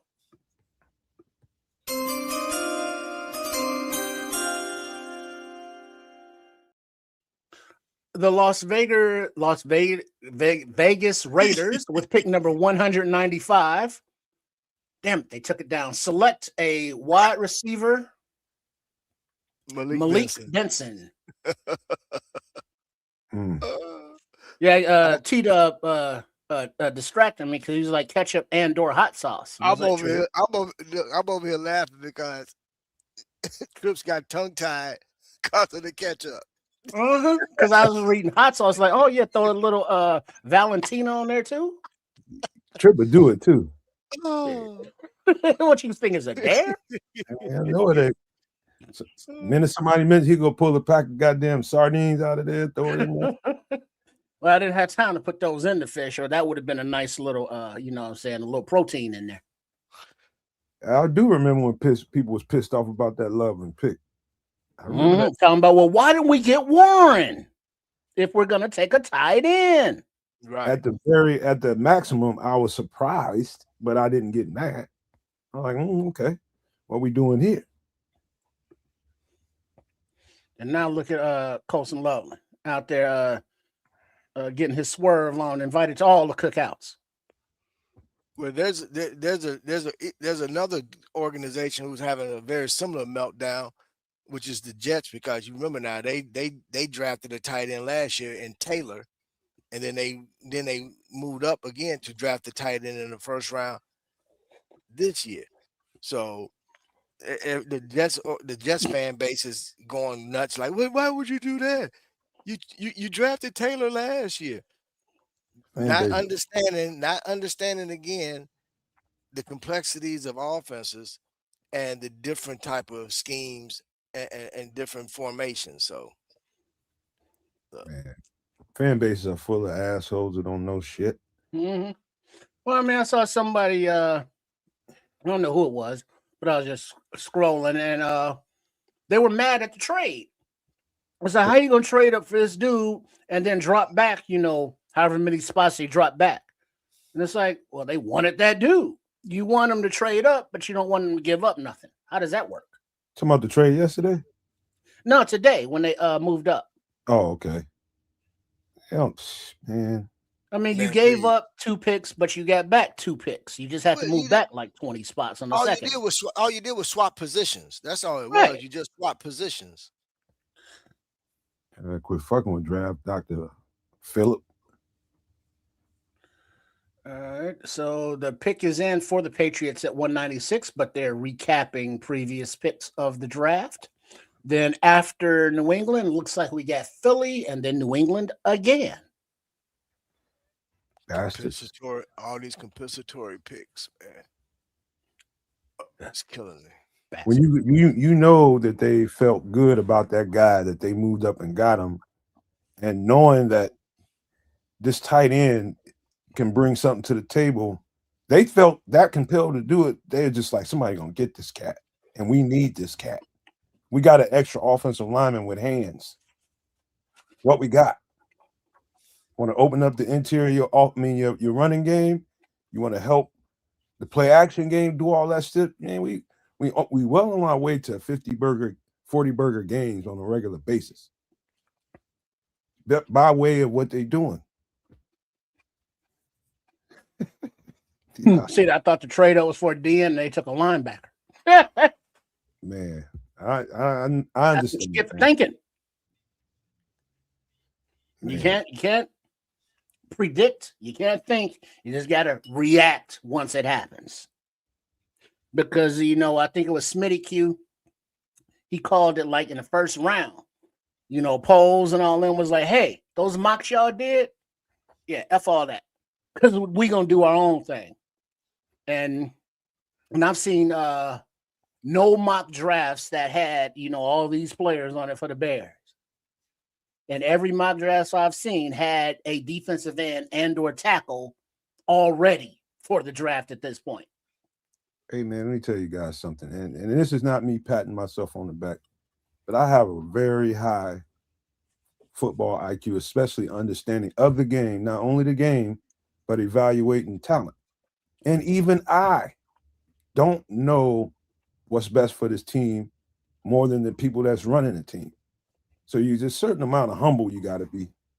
When you got a podcast and you got a bunch of people listening to you, there's a certain amount of humble, because if you send the wrong message, man, it's going to spread like wildfire. So, I mean, they know what they're doing, man. Mm-hmm. Hey, what is this? Roush's grandfather played in the NFL, and his grandfather is Merlin Olsen. He's got football in his DNA. Merlin Olsen. Why do I know that name? He's an ex-football player that was on NBC for a long time. Right, there you go. Mongo.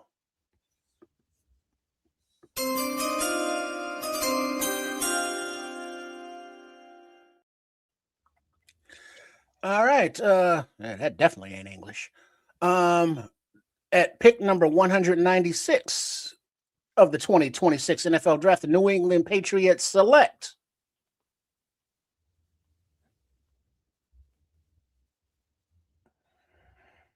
I don't know what the hell he's saying. Demetrius Cronover, offensive tackle, Texas A&M. So Crimson asked me, he says, Nomad, do you think Braxton is a starter week 1? If I had to give an edge to anybody, I'd say Jedrick Wills. If he's healthy, Wills. Yep. I think they brought him there with the expectation that they're going to have to, everybody's going to have to beat him out. Wait, we got a trade. Philadelphia trades their pick to Los Angeles Rams. The Rams are now on the clock.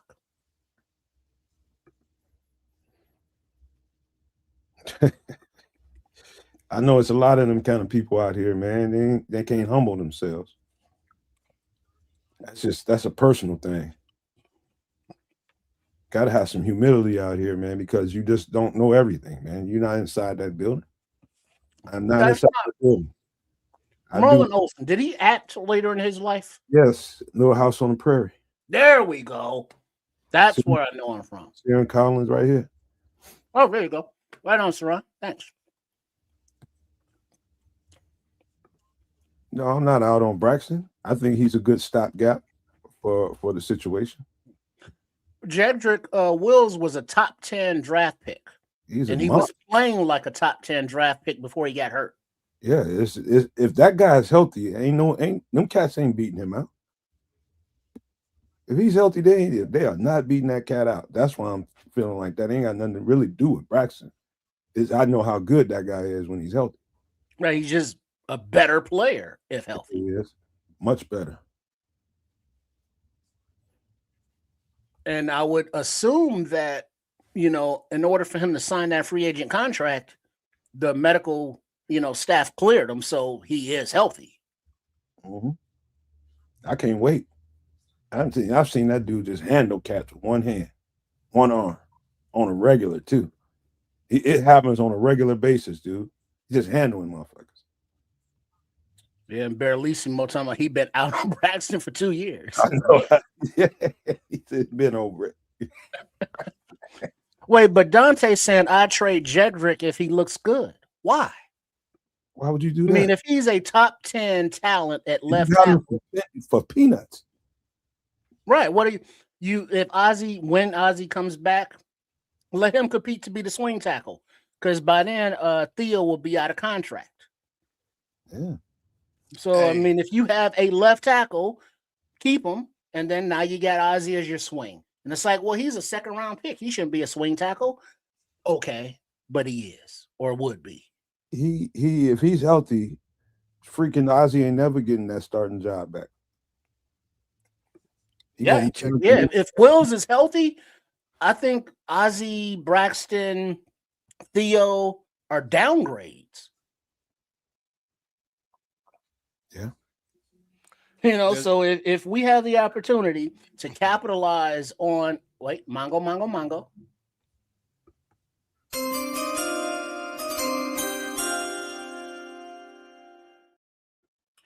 With pick number 198 in the 2026 NFL Draft, the Minnesota Vikings select Damon Claiborne, running back, Wake Forest. Oh, we just did him on the last show. Remember him? That was Kids' guy. Yeah, he's finna come in here, piss ass hot, boy. In a few seconds, you watch. There's a video floating around on X calling out the NFL commissioner regarding the roles at Atlanta, because it shows Ian Cunningham, DGM, making the phone call to the draft picks and then passing the phone, of course, to Stefanski, who is the coach. Therefore, meaning the so-called president ain't the one making the decisions. Crimson, is Ryan even in the draft room? Crimson love messing with me about boy. I haven't even seen him, honestly. But Barrelissimo was saying that if Wills did play and he left, he could get us a third-round pick. And Mongo.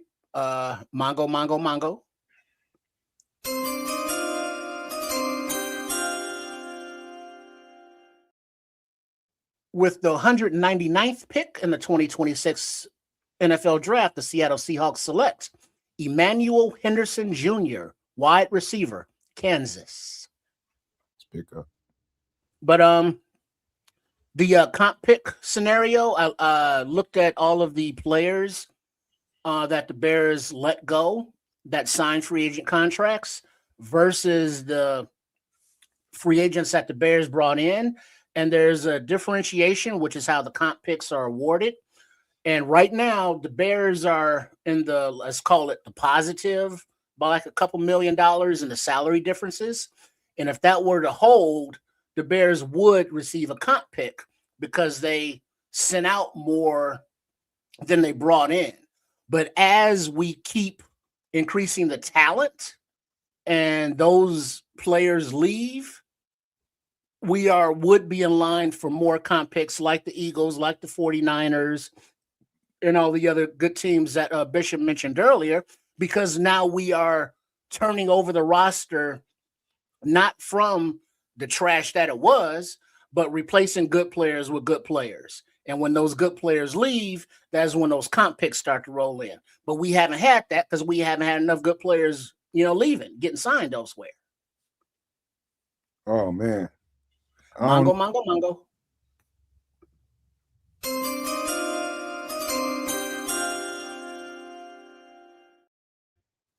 With pick number 200 in the 2026 NFL Draft, the Miami Dolphins select DJ Campbell, guard, Texas. Hands like anvils. That's a heavy hand guy right there. Hey, by the way, Xavier Thomas is a distant relative of the legendary Bears running back Walter Payton, by the way. Who is this? Xavier Thomas, our new wide receiver. Let's see. Smitty says, serious question. What would you guys philosophy be your guys' philosophy if you were head coach? I know Nomad would lean defense. My defensive philosophy, If a you were the lot, head coach. a lot like I'd be doing a lot of what Dennis Allen is doing right now, probably more hybrid stuff. And a lot of blitzing and fast guys on the backside like he's doing. Offensively, I'd probably be running more power and gap concepts than wide zone if it was me. I do like pulling guards and tackles and having smacking people in the mouth and opening up holes. That'd probably be the only difference. I like what we're doing right now. So if it was me, those would be two little things. Yeah, DJ Campbell's a beast. Let's see what you say, Bellissimo. I just looked at the comp pick formula. If player X new team, wait, hold that thought. Mongo.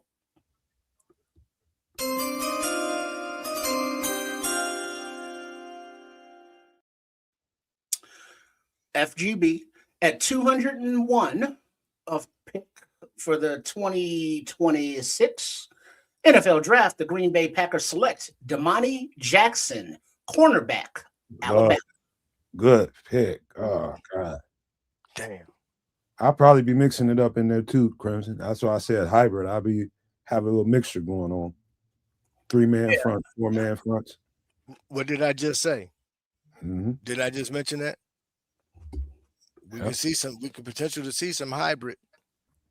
You know, but Berlissimo comment real quick here, since we're talking about if he was head coach, he'd be a win at the line of scrimmage first, the spine of the team, then speed and physicality.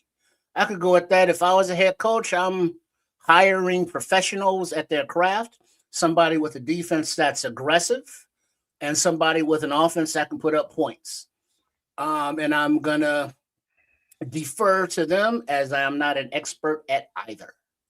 I'll be the actual CEO and have a vice president of defense and a vice president of offense.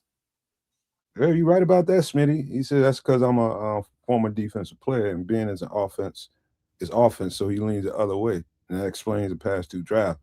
Yeah, it really is about how you see what lenses you see the game through. And I definitely see the game through the defensive lens. And you can tell.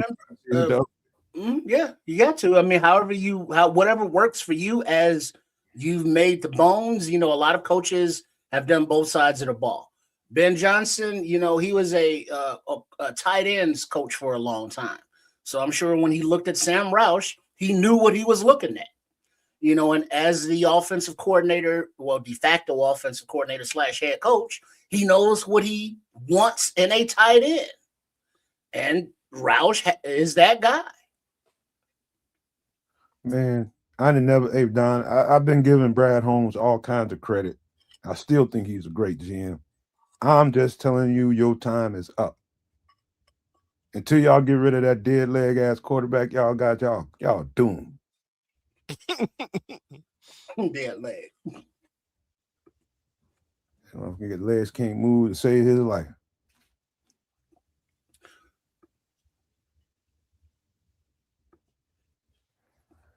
Yep. That is a good point about him being a tight ends coach. That's he knows the value of the position and what you can do. He's a maniacal motherfucker with these tight ends, man. You just don't know. Maniacal. Like it ought to be kind of against the rules to use him so much, man. It really is, man. I'm talking about from a defensive lens. That's kind of unfair. Like, God dang, man. 3 tight ends again?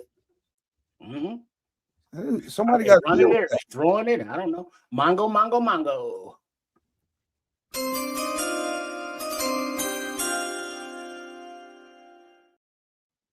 At pick number 202 for the 2026 NFL Draft, the Los Angeles Chargers select Logan Taylor, guard, Boston College. They know what they're doing, boy. Boston College, most of that offensive line is NFL ready right now. And I'm not landing on thick when I tell you that. They are coached well. What All right, Kyle? now what was Barlissimo? What was that? 30% of if the Hold free on. agent I got it. leaves. Hold up. There you go. Yeah, okay. I just look at the comp pick formula. If player X is new team contract equals the top 30% at a position, then check if team equals the Bears. If other, then give them a comp pick. If it's the Bears, fuck you, Bears. Yeah, that seems to be the attitude with the league. You know, no lies detected. I don't know what Kyle Brand over there talking about. He's still talking shit. Oh, is that who's up there talking? Because I don't watch those shows, so I don't know who these people are. But I'm aware that they have shows. I just don't watch them or listen to them because I find them quite annoying. Man, Don, don't come in here with them weak ass stats because in the playoffs, what do he do? Shit the bed. Oh, not with stats. Are we coming with stats? Who does stats? Well, at the end of the day, y'all get that L because he can't move when it counts. Mongo.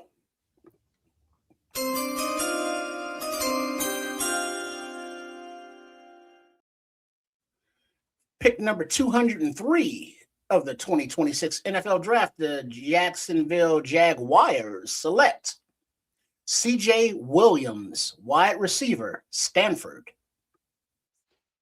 Hey, King says, what y'all think about the center we got that they got, man? We just did him 3 weeks ago. And Logan Jones? I thought he was the best center there. Hey, I remember looking at centers after Tyler Linderbaum signed that $20 million free agent contract, and somebody that was, a 4-year starter team captain was from his alma mater, Iowa. And it's like, oh, shit, we got him? Okay.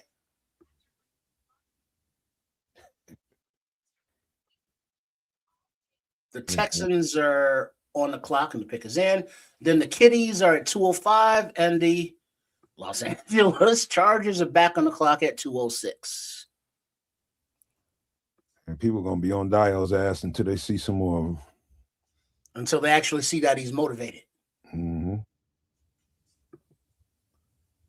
Yeah, the crybabies, man. We got some crybabies, man. Don't know nothing. I want a DN. I want a defensive end. I want an edge rusher. Because we ain't got no edge rusher, King. That's basically all it is. It all stems from that. That's why they bitching. Right. Because no one has said this player, anybody that we've drafted, sucks.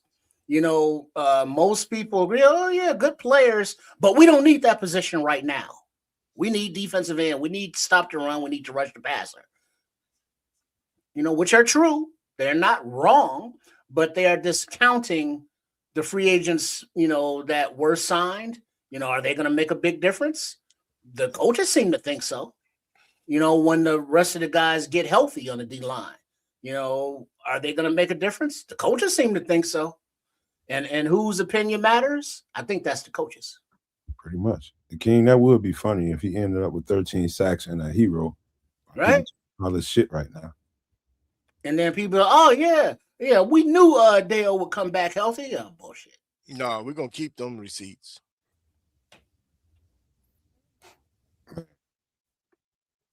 Bellissimo says he don't hate the picks. I would have chosen different players at the last two, but I do think Dylan Thieneman, we reached. All right, Mongo.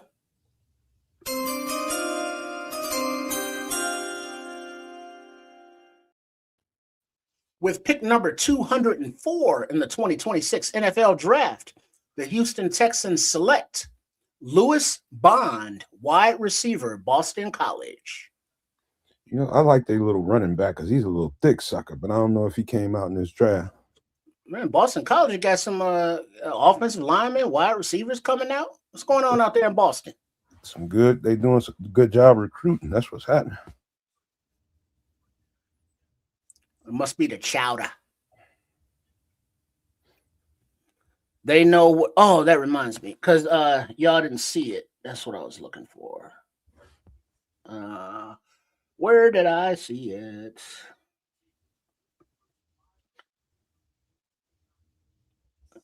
All right, the Kitties are on the clock, and their pick is in. Might get an edge. Chicago can go nuts.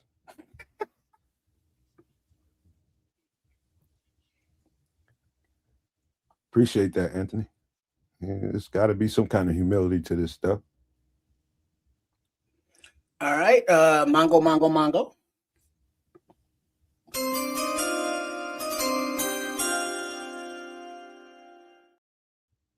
With pick number 205 in the 2026 NFL Draft, the Detroit Kitties select Skylar Gill Howard, defensive tackle, Texas Tech.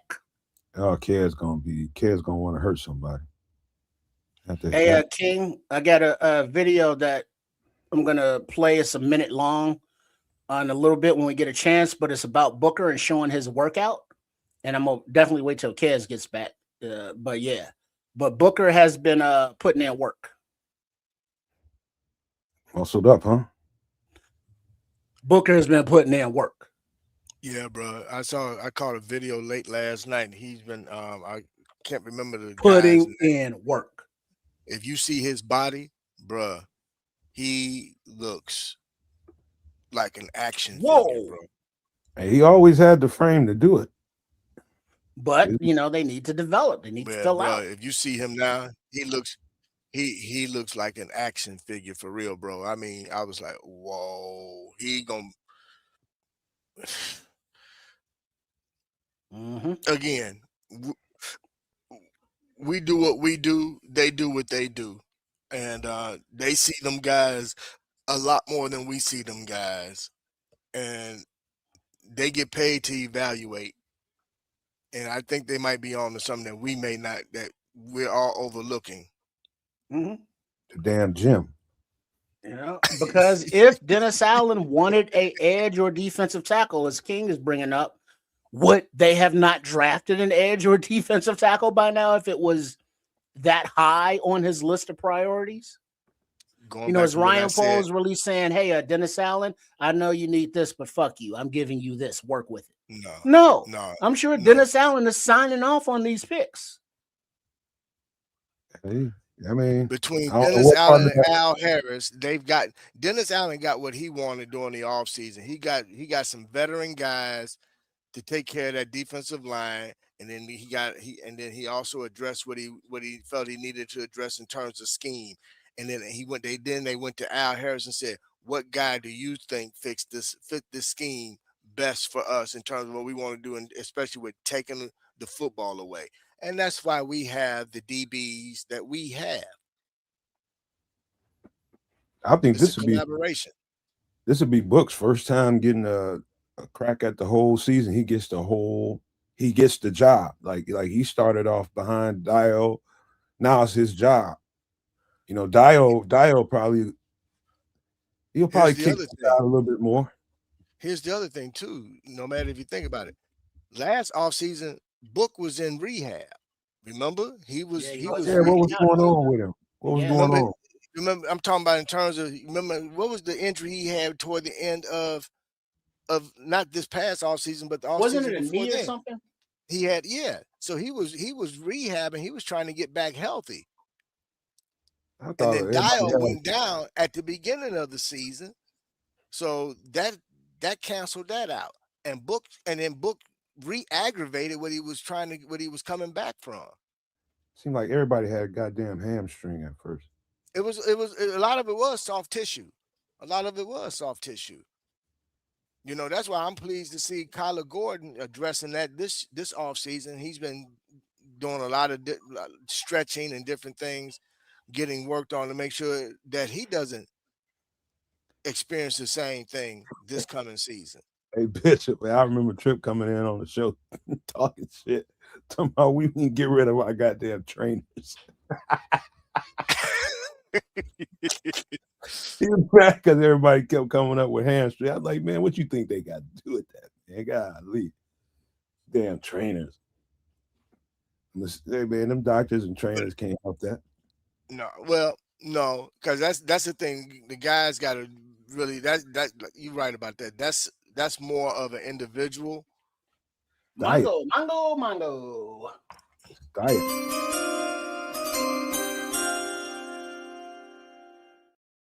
Of course, they went right to commercial, but the Los Angeles Chargers did make their selection in the 2026 draft of.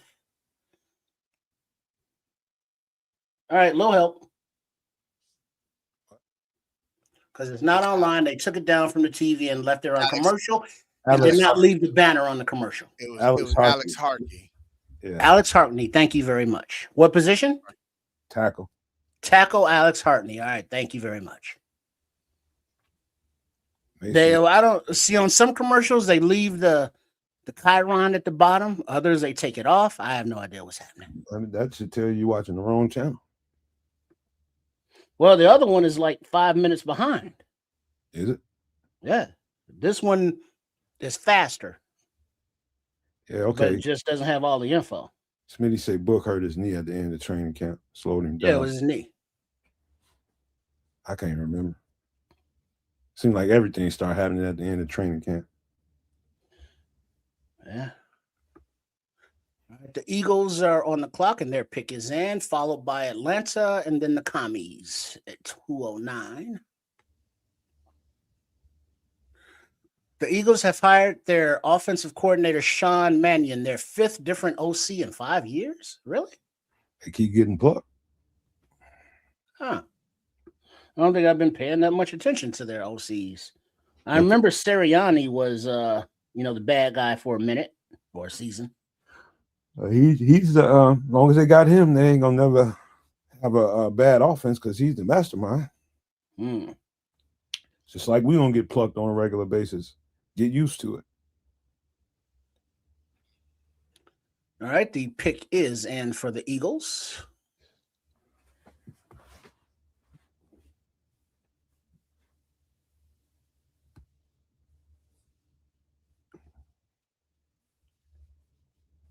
Hell, the Eagles doing now. They'll probably go back to the interior D line or something. They love D tackles, boy. Got enough edge rush.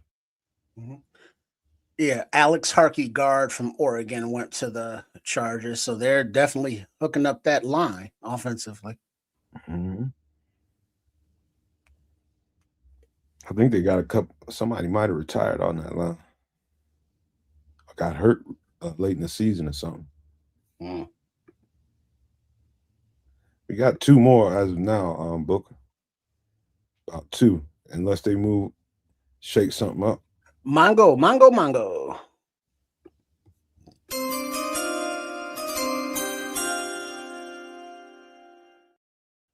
At pick number 207 of the 2026 NFL Draft, the Philadelphia Eagles select Micah Morris, guard, Georgia. Told you, man. They love them Bulldogs. He got some big, heavy-ass hands, too. He's a big... Bulldogs North. King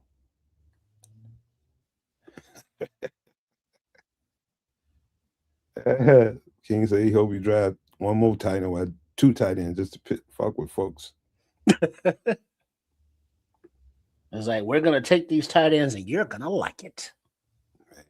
I don't know how people... I think it's just like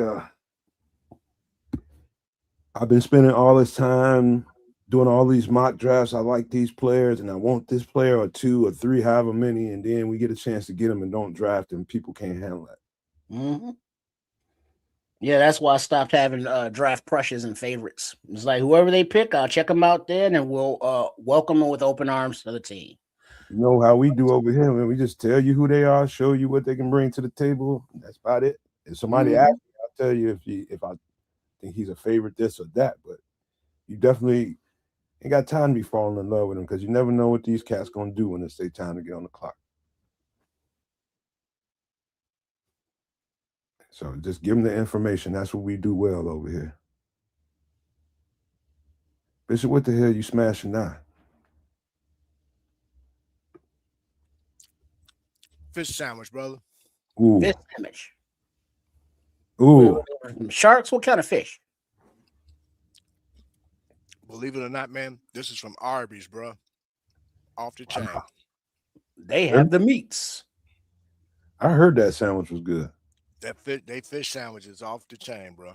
And they only do it during leading up to like Easter and a little after. Yeah. Nice. I mean, it's a nice piece of fish too, bro. Got some crunch to it. Yeah, bro. Yeah, this hitting here. Y'all gonna have I to ain't had excuse me me, a- bro. I don't want I ain't to had me a good fish sandwich in a minute. bro. They need to do this. I know they do it Mango, seasonally. mango, They need to mango. keep this year round.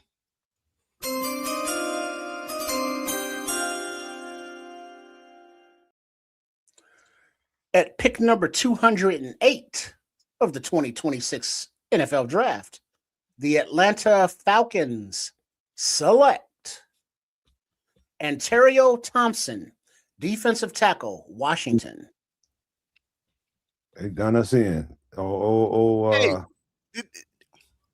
did they give them our compensatory picks? Ian Cunningham just did him in. Ian did him in. They probably They got our picks, man. They was on Ontario before he left here. Mm-hmm. Yeah, you know what? Doc's do got a mean ass fish sandwich. Let's see, Arby's. My sister told me Arby's got a good fish sandwich. Bro. That's what Red I've Baron. always loved Doc's, man. But King Booker's saying he worked there when he was a shorty. Don't eat the beefs. Why not? D Nice. He likes the Doc's fish wish. Nice. I don't be thinking sharks. I don't be thinking no damn beef when I'm at Doc's, man. Wait, when did Arby's start selling gyros? Yesterday. I ain't mess with no guy. You wild, Smitty. You wild, man. You from Chicago, man. What you doing messing with? I mean, you pull up in the Arby's, you like, well, give me 4 of those, give me 3 of those, 2 of those. Maybe one of them happens to be a fish. Maybe one of them happens to be a gyro. Throw it all in the bag. And don't forget the sauce either. Shit. You said that beef made me out to wolf booty. Yeah. I don't know why somebody go to Doc's and be thinking about beef. You probably just had everything on the menu. You get that cheap ass beef and throw it in that au jus sauce and let it just soak. Hope you get some flavor. Never get nothing but fish and chicken when I go to Doc's. Yeah, I love Doc's fish, and I get they Dockberry shake. It's Arby's underrated like Austin Booker. I get it. You be on the road. You be on the road, Smitty. So you got to get something sometime. You know, you got your favorites on the real. Don't sleep on Arby's gyros, bro. Yes, Arby's be at the truck stops. You know, part of the gas station. So when you stop to get gas, you just go right next door and get the other kind of gas. One more person tell me that I'm gonna have to try it. And get mango. Fish sandwich with extra tartar sauce.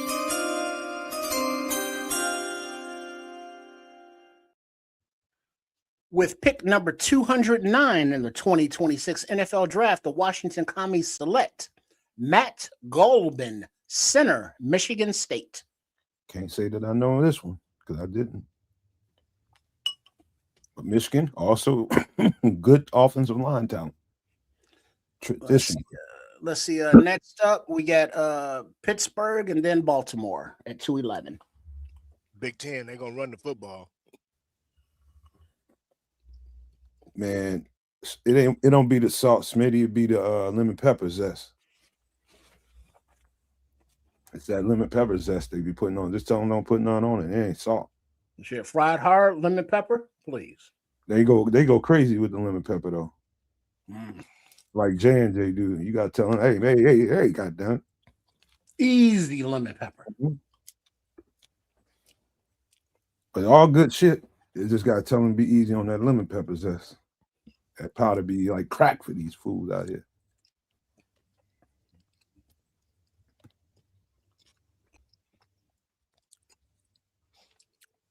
Yeah. I'll eat Hardee's if it ain't nothing else to eat.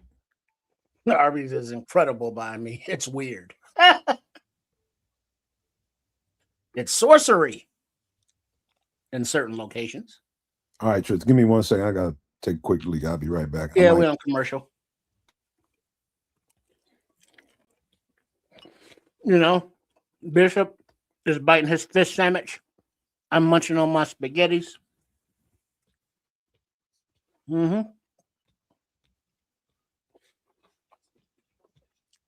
I know you ain't the only ones eating. No. And what I did, I cut up some fresh onion and put on this with some extra tartar sauce. I'm good to go, brother.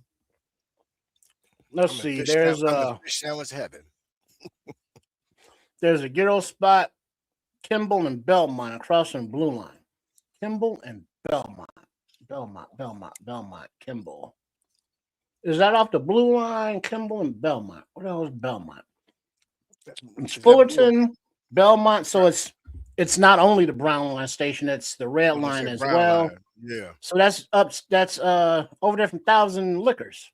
Because Kimball ain't nothing but Holman. I'm trying to picture this place. Kimball turns into Holman. I mean, Holman turns into Kimball when you get north. Well, I'm thinking Brown Line, not on Kimball. All right, Kimball and Belmont isn't that where Six Corners is? That Gap over there? Isn't that Belmont and Kimball over there in Logan Square, where that Gap is? And it's like a angle building. Isn't that Belmont? No, I know it's Kimball. That's not Logan Square though. That's an extension of Humboldt Park. Well, but I know what you're saying though. Yeah, you might would say they're both the same. You know, pretty much the same. What I miss? And then just got back from the Spanish Harlem. Oh, we talking about the city, huh?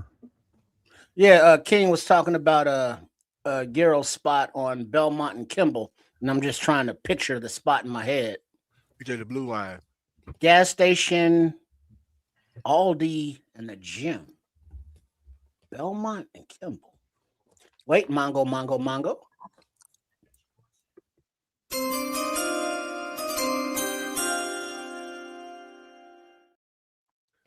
All right, with pick number 210 in the 2026 NFL Draft, the Pittsburgh Steelers select.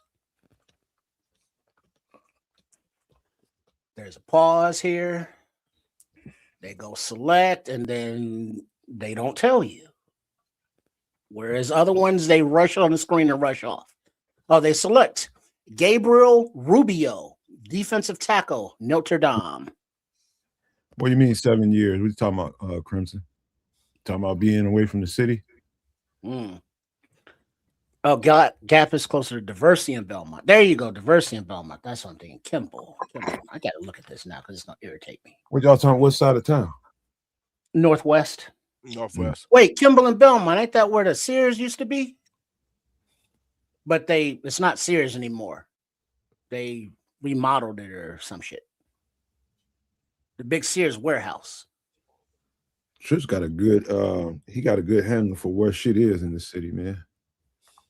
No, you thinking about, aren't you thinking about Marshall Field's warehouse? Marshall Field's warehouse. Thank you. Wasn't that Kimball and Belmont? Right up in that area. Because my mom, that's where she retired from. Oh, okay. Mongo.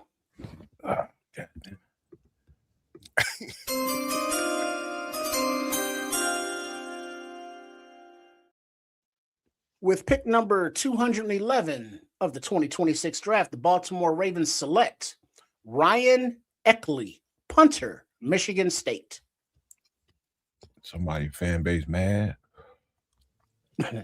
Well, a 6th-round punter? I mean, what else do the Ravens need? They're gonna be this is all just luxury picks. They're gonna be cussing regardless. Yeah, that was Marshall Fields. They tore that building down a long time ago and turned it into a strip mall. Of course they did. Yeah, my mom retired from there. I had the best pizza in my life up on Ashland. Something in Ashland on the south side. It was a Nancy's, to be honest with you. But them brothers in there was cooking the shit out of them pieces, boy. Nancy Space Age Pizza.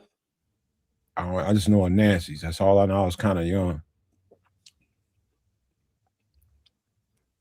It was good as shit, man. My uncle was married to his wife. Her father owned it, and they was hooking them shits up, man. When I tell you that pizza was so good, I ain't never gonna forget that pizza. I was probably Mongo.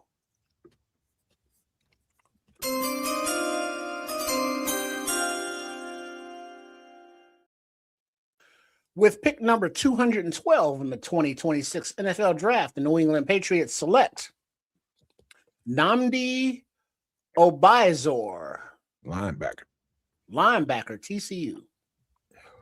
He's strong as shit, but fast. No, Wait, I ain't trade alert. Never heard of Demenzo. Buffalo Bills are trading pick number 213 to Chicago. Chicago is on the clock. Got up in there. The Bears are on the clock. What do we have to give up? Maybe the last pick? Unknown right now. But is this a move up for what's been running? Defensive tackle? That's been a little bit of run on it. So is this what is this? Who's left? Landon Robinson? Could be an edge, could be Mason Rager, could be Ndame Tucker, it could be a few guys. I think D tackle's been coming off lately, so it might be that. Might be a kicker. Yeah. that punter that runs the 4-2. No, we need a kicker, man. We need a strong leg kicker. The tight end, they know if they get another tight end, man, we're gonna have to hurt somebody in the streets. No, we're gonna have to get the security for Ryan Poles, man. Yeah. They're gonna go nuts. Booker just said shit as a joke. Depth for Santo, yeah. Book said it as a joke. Now, if they do it, Book, they're gonna be on your ass, boy.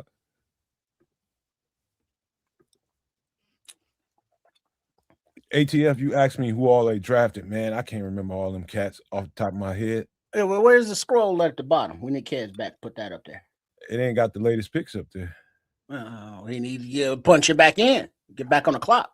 Man, I'm tired, man. Oh, shit. The Bears pick is in. What up, Samo? Yeah, you came in right on time. Why you ain't in here, Samo? Oh, he just got back. Yeah. Shit, he had to go out and make that money. You saw that little girl drinking all that milk. Milk ain't free. She look big enough shit. She can pour a shot. Man, she look big enough she can pour her own for gallon. Shit from the gallon. Hey, Trips, in this economy, milk, how much is milk now? About $8 a gallon? Something like that. But I truth be told, I ain't bought regular milk in a few years because I've been fucking with the nut milk. Settle down, Red Baron, pause. But like the almond milk and the coconut milk, I've been messing with them. Hey, you know what, Scrolls? Good call there. I forgot the Godfather's still out there. I do almond milk. Yeah, there it is. And then like for like heavy cream, get a little plain Greek yogurt, mix it with a little almond milk, mix it up. Boom. King say he's still milk now. Get 2 gallons for $4. 5-finger discount for the leche. Been running all day. Tres leche. You got your ass at that grocery store, probably at Sam's Club or Costco or somewhere, ain't you? And he looking for what's the expiration date? The 5th. What's the day? The 4th? Can I get a discount? Man, I hate that place on Saturdays, man. Either one of them. Oh damn! No. The damn pick is in, but they're not telling us. It's irritating. Oh wait, Mongo.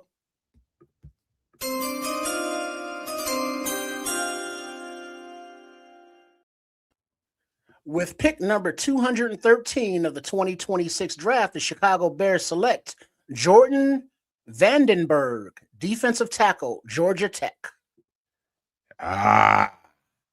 Strong. Is he a run stuffer? Yeah, very much so. There it is. Okay, is everybody happy now? Have y'all can y'all relax now? Chill, ninjas. He used to play for Penn State. He transferred to Georgia Tech from Penn State. He had 46 tackles, 10 tackles for loss, and 2 sacks in 2025. So, does anybody have the details of the trade? Did the Bears give up both their 7th rounders? Are we done for the day? What are we doing? What happened? Have one more pick. We still have 1 pick remaining. So what do you know what they gave up to move up? Was it a pick next year? No, I think they just swapped picks, bro. Oh, just straight up swap?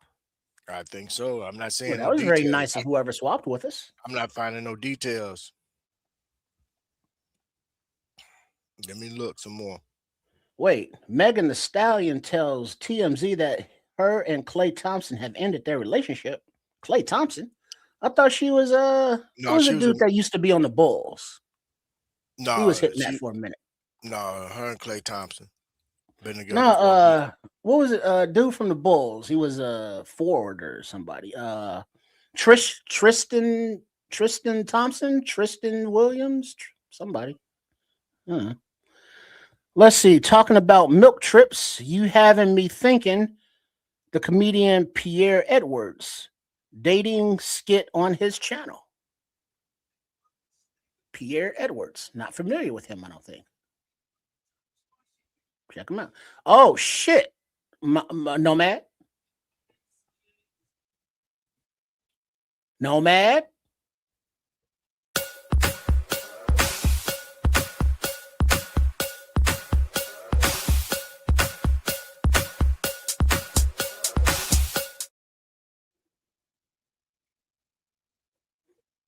Okay. Big up Dante Purify with the 99.99 super chat. Thanks for all of your hard work this season. No maniacs up, bear down. Man, thank you. That's all the love in the world, Dante, man. I appreciate it, man, because it was hard work. Man, I appreciate somebody appreciating us for doing it. That's love right there, bro. Appreciate you. Wow, that was nice. Mongo.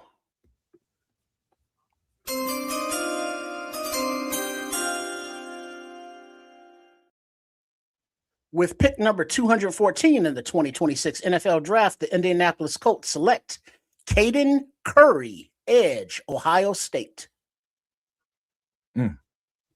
Yeah, but big up, Dante. Much love. That goes a long way, bro. You have no idea. Appreciate that. Pierre, you'll know him when you see him, Triple R. I can't remember the kid's first name, Vandenberg, his first name. Well, who the hell's Pierre? I'm not seeing no details. Who the hell's Pierre? You'll know him when you see him. Can y'all give me the first name of the guy that just got picked? Vandenberg. What's his first name? Jordan Vandenberg. Okay. Who the hell's Pierre? Oh, the comedian. Okay, there you go. Who? Jordan. Wait, what's his name? Pierre? What? Let me look him up right now. How was that name? I remember this guy was formidable against the run. That's what I can remember. But I'm just gonna take a quick look. Edwards. There we go. That's all I remember. Is formidable against the run, y'all. But I'm about to take another quick look at him. Do remember that. Mongo.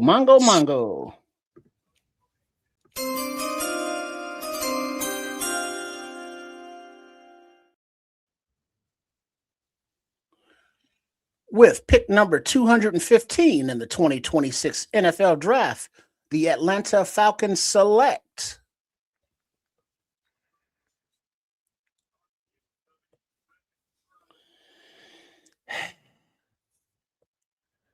Harold Perkins Jr., linebacker, LSU. There he goes. If we traded the last 2 picks, is what I heard, and we done.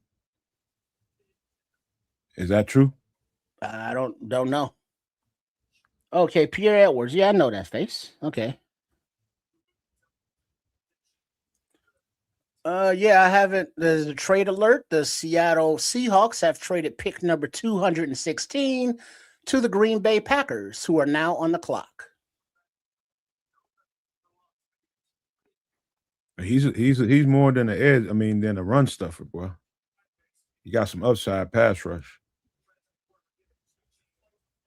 Good hands, powerful as shit. And he plays with some urgency, boy. Okay, well, here we go. The Bears have traded their 2 7th-round picks to the Bills for the 6th-round pick at 213. So that may do it for the Bears for the 2026 draft, unless they trade back into it for some reason. Which is why we got to stick around. Mm-hmm. And then for those that are worried about the rest of the roster spots, UDFA season will begin as soon as the draft is over. Mongo.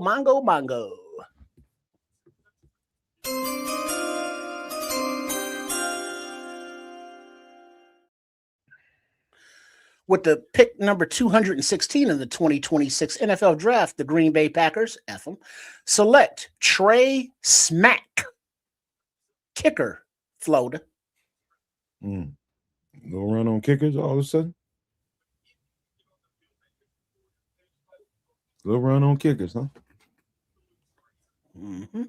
10 field goals over 50 yards. That's a school record in his career. Y'all got to see some tape on Vandenberg. You're going to like it. Engine for days. Crimmins says, no matter you coordinate with anybody to get some camp coverage, try to coordinate with Sean or maybe Swift if he goes out there, one of them two. Best I can. We'll see. If Sean goes out there, we'll definitely have a link. Swift, I mean, he's doing content for his own channel, so I can only ask him. Samuel, you think the pick was a reach, huh? I think he's tough.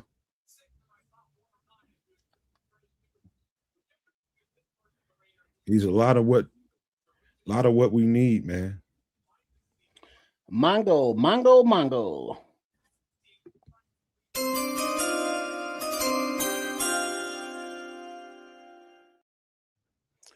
With pick number 217 in the 2026 NFL Draft, the Arizona Cardinals select Jaden Williams, offensive tackle, Ole Miss. I'm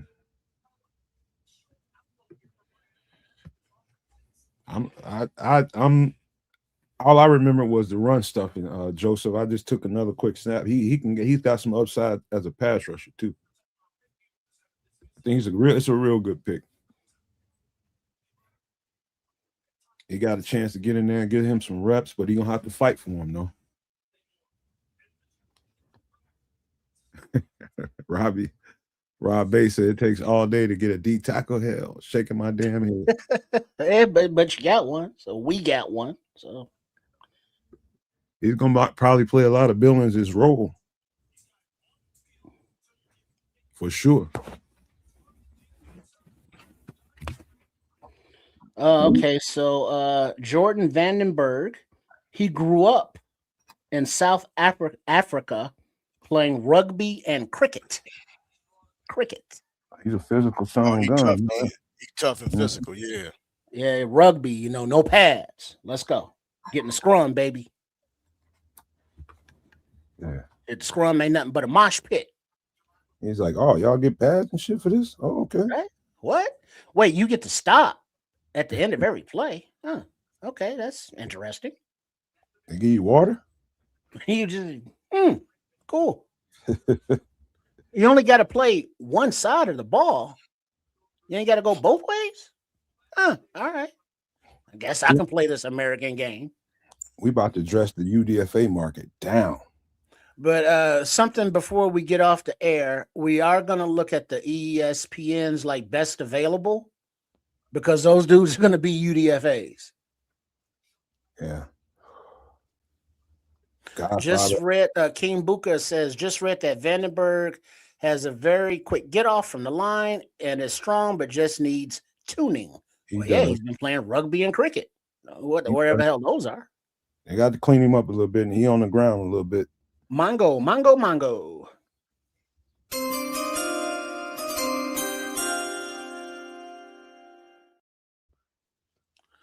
With pick number 218 in the 2026 NFL Draft, the Cowboys select Anthony Smith, wide receiver, East Carolina.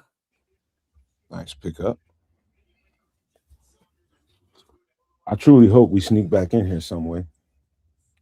Oh, come on, Leo. Vandenberg has a RAS score of 10. Isn't that perfect? So how does this work? You think that Ben Johnson and Dennis Allen have their list of players or traits or qualities, and Ryan Poles has his RAS score to be great at football, and then they just kind of see who the crossover, and that's who they select. I know this is Dennis Allen's day, and he's getting what he wants. This is who he likes. I like the pick.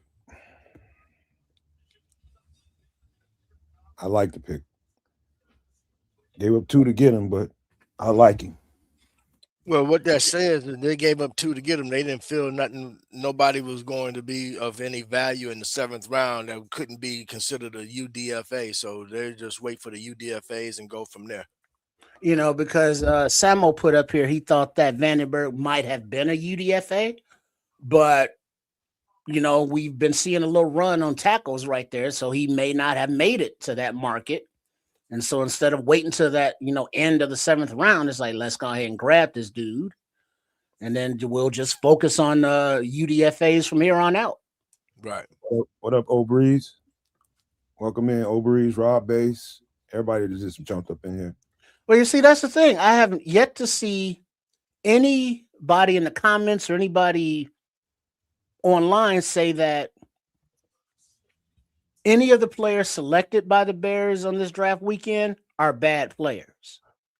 There's some question, well, that was a reach, or we might have gotten him too soon. Good player, but we didn't need that position at this point. Or good player, but I like this guy maybe better. Nobody has said that any of these players are bad. Because they ain't. All right, I'm good with that then. Mongo.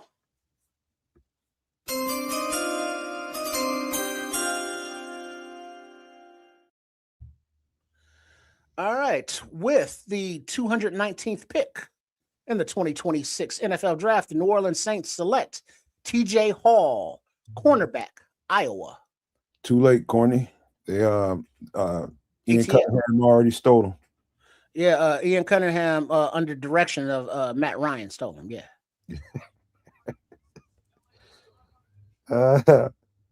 Sam Samuel was at Sam's Club getting all this shit. Well, shit, Saturday, you were supposed to go to Costco. That's the sample day over there. Sam's ain't got no samples. How come they don't? Oh, Sam's got samples? Shit, I'm trying to think. Last time I was in there. Who? Sam's Club. Samples of what? Food? Yeah, like Costco. Yeah, not as much as Costco, but yeah, they do. I thought so. I mean, Costco, you can basically go through there, but around lunchtime, you can damn near get a whole lunch aisle to aisle. Hell, you can try out enough to where you leave out of there full. Shit, that's why I go back the opposite direction. I'm pretty sure. All thing you gotta do is get one of them Sundays, and you good to go. I'm pretty sure older white lady let me eat a whole plate of salami and cheese up in that mouth for one day. Yeah, they don't give a damn. It's not theirs. Like, that's good. She said, "You want some more?" Hell yeah. Don't eat it. I get some more. I'm trying to get rid of it. As soon as it's all gone, I can go home. Mm-hmm. It's sad. King said Sam used to go all in on the sample. Now you lucky if you get 10 sunflower seeds Rainbow annihilators. Not even the rainbow annihilators, just straight green. It's been a while since I've been in the Sam's Club, though. I ain't been in King, where you be coming up with this stuff, bro? West Side. Man. Cause that those Sam's and Costco's over there. Cause what is that? It's a Walmart on North Avenue and something. You know, where the primary language ain't English. Yeah, right there, but just past it's just past Cicero. Yeah, that's not a nice Walmart. In between Cicero and Pulaski, right there. Mongo.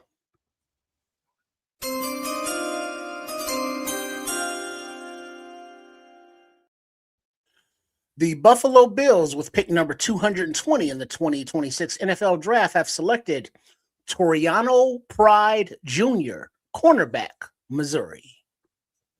No, we ain't got no more picks for now, Old Breeze, unless they trade back up. They let the last two go for.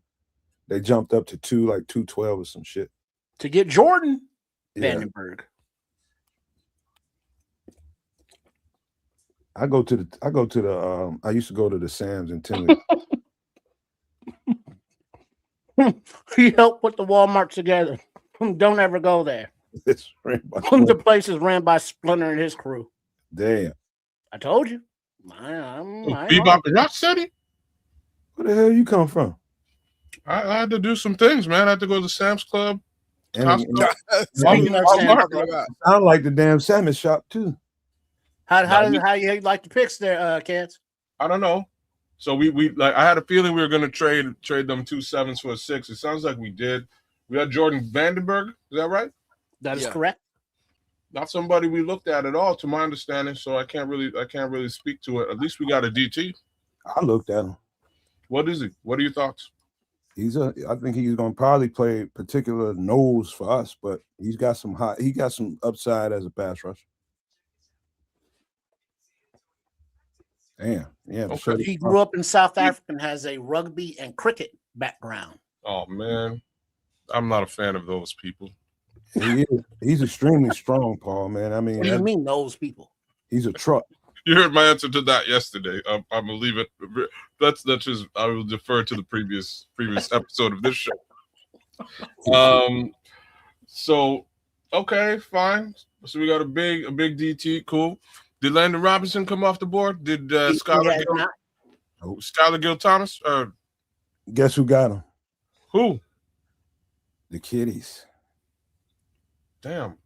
Oh, and Claiborne's off the board. I'm not racist. I love white people. Just not rugby players or cricket players.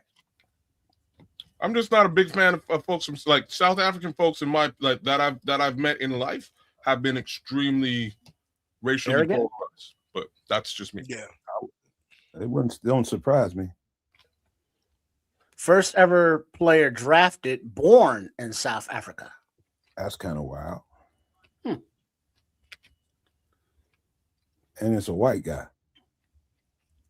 Well, that's kind of par for the course. Demond said, "You people." You people just don't know. What you mean, you people? Get cold cocked for saying some shit like that around me. You people? That's what? I seen. Yeah, I forget where Claiborne went, but I knew you wouldn't be happy. Oh, did he go? He went? Yeah. To somebody. Mongo.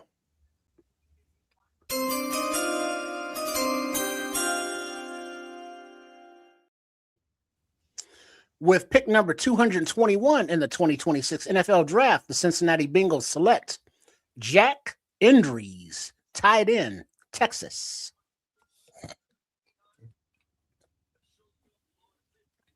They chewing your ass up, kid. Want no vanilla wafers around here? I don't want no damn cotton draws. He just went and got his number 90 for the New Orleans Saints that they got out of Clemson 2-3 years ago. He just replaced him. Forget his name. Brian Brazier. Yeah. Brazier. Yeah. Remember him a couple? Yeah, Brazier's a bra. He's Brazier. Brazier. There you go. Help me out. Brazil's a bra. That was his explanation on that. That was great. Trip. Here. Mongo, Man. Mongo.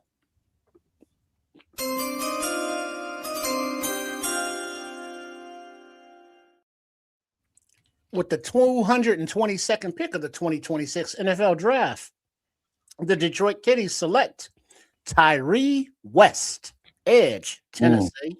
Love that guy's tape. Who drafted him? Kitties. Oh, they're getting some studs, man.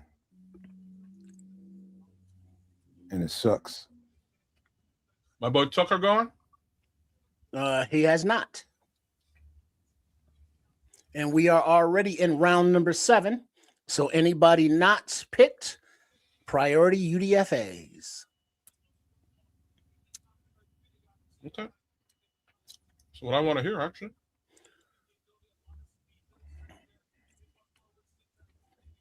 All right, the Commies are on the clock and their pick is in, followed by Pittsburgh, then Tennessee at 2.25. I'm so ready to eat dinner. I'm doing it, man. I had to get a That hot dog didn't stick to your ribs, did it? That hot dog wasn't shit.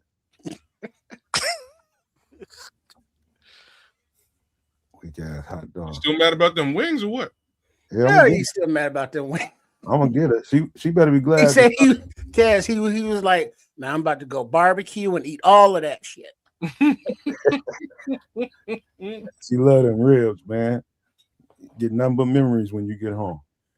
Just leave a couple bones in there so she know. I'm gonna wrap them up in foil, make it look like it's ribs in there and everything. Yeah, there was barbecue. Yeah, I tell them don't go to sleep. Remember them chicken wings? Mm-hmm. What chicken wings? What's pissing me off because I know she ain't gonna eat them. They No. order out every damn weekend at work, so she's not even gonna eat them. No, they're sitting in the refrigerator right now at the office. Yeah, maintenance gonna be there at 2 a.m. talking about somebody left their wings for us. And they will do it. They will do it. It's one of them motherfuckers at every job. Mm-hmm. And it's not me, Cass, because I don't work there no more.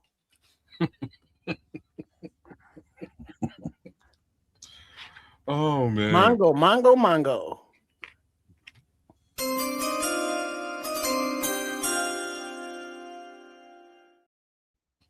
At pick number 223, the Washington Commies in the 2026 NFL Draft select Ethan Calamacanis, quarterback, Rutgers. Kaliakmanis. There you go. Who did that? Commies. That's surprising. So when Jaden Daniels, needs that little kick in the rear to stay on the field. I thought he Maybe was it's not that surprising. I thought he was gonna for sure be a UDFA. Well, you jump ahead and you get him because UDFA quarterback, you can go someplace you might actually want to play. You can select where you want to go. What you talking about? Because leaving it up to these after the draft, whereas you draft them, they have to come play for you. UDFA is like, nah, I want to go play for Ben Johnson and them. Some Father John in the mix. I don't know what that is. What's Father John? I don't know. Oh, that's an old cough medicine from back in the day. Mm-hmm. Yeah, You're sabotaging your pudding just for sake. It's kind of like witch hazel. They'll give you no, it's not. No, No? It was kind of chocolatey. It was back in the day, back in the 60s, early 70s. It was a go-to. But then what's witch hazel? No, witch hazel is more like alcohol and peroxide. Okay. I knew it was all medicinal. It must taste like some bullshit. It don't taste like I haven't had any in years, but it don't taste worse than cod liver oil. I'll tell you that. I ain't even had it. I know what cod liver oil. The taste of cod liver oil? No, thank you. Hey, kids, handle the drop for me while I go grab some water. I got you. Make you a sandwich while you at it. I wish I had that kind of time. Oh, you do. We're in the 7th round. It's moving along slowly. Don't tell me that no more, because I'll go in there and whip some shit up. Mongo, Mongo, Mongo.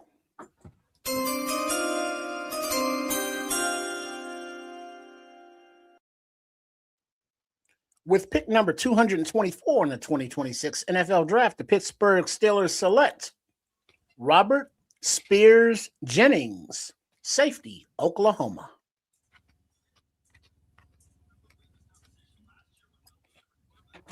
I had to make me some spaghetti, kids. With goddamn with ketchup on the shit. With ketchup, because he didn't have no Oh damn. man, what the hell, tomato bro? sauce. Okay, first of all, I'm not going to be judged by none of you motherfuckers. And second of all, it was delicious. What are you, Honey Boo Boo? She's huge. I don't weigh that much.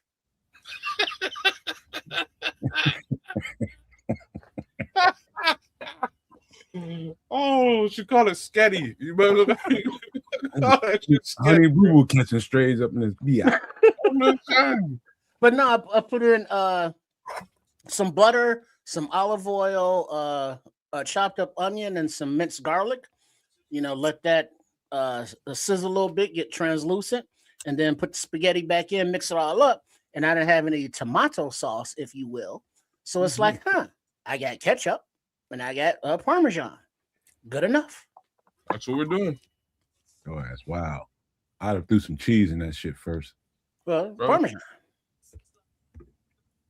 Pecco Romano.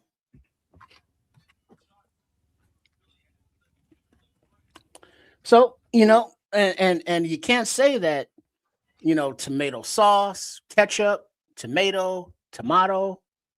It's all the same to me. Let's eat the whole thing up. All right, so we are stuck right now at pick 225 with the Titans. Is there something else going on the stage? They got like 80 people up there doing whatever the hell. They're directing traffic up there. What the hell is going on? I don't know. You know, for the in-person entertainment. Oh. What are they playing? Duck Goose? What's going on up there? No, some kind of kid. Look at all those funny-looking kids. What's with the hair? Can you hear people on Twitter? No edge rusher 2 years in a row. It's funny you say that because like these kids, the haircuts are terrible. Right, look at them.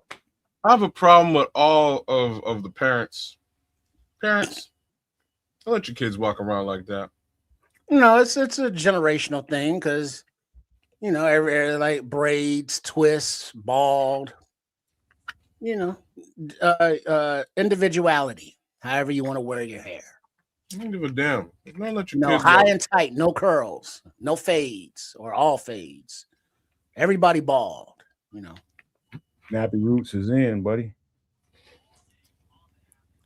Why are they not telling us who the pick is while they do Duck Goose or whatever they're doing on stage? Kids, might I ask what the fuck you eating? Yeah, what are you eating? Would you like to see? What is it? Remember that one time that Triple R did a poutine? Uh-huh. You got the real shit, huh? I had the fucking real deal. Oh, damn, look at the size of that container. This is the hamburger poutine supreme. Don't you eat all that shit, man. Man, kids about to go to sleep like some bitch. Stop eating all that shit. Draft almost over, baby. He said we in the 7th round, y'all. I'm stuffing my face and going to itis. That'll definitely slam your ass straight to sleep, boy. You man, this tastes so good though. It look good. You'd be so mad, no man. Why is that? The bumba clot hair. Yeah, that's what you call it. Bumba de blonde clot. Scene. Irie. Or what do they call them? The YNs. Walking around with the bumba clot hair. but they be going to like people to have that done and paying a lot for it. It's the It's not natural, like wake up and get nappy. natural look. I'm just a child of the And world. that looks expensive. Oh, Mongo. Somebody lied to y'all. I do that shit. I didn't do that shit.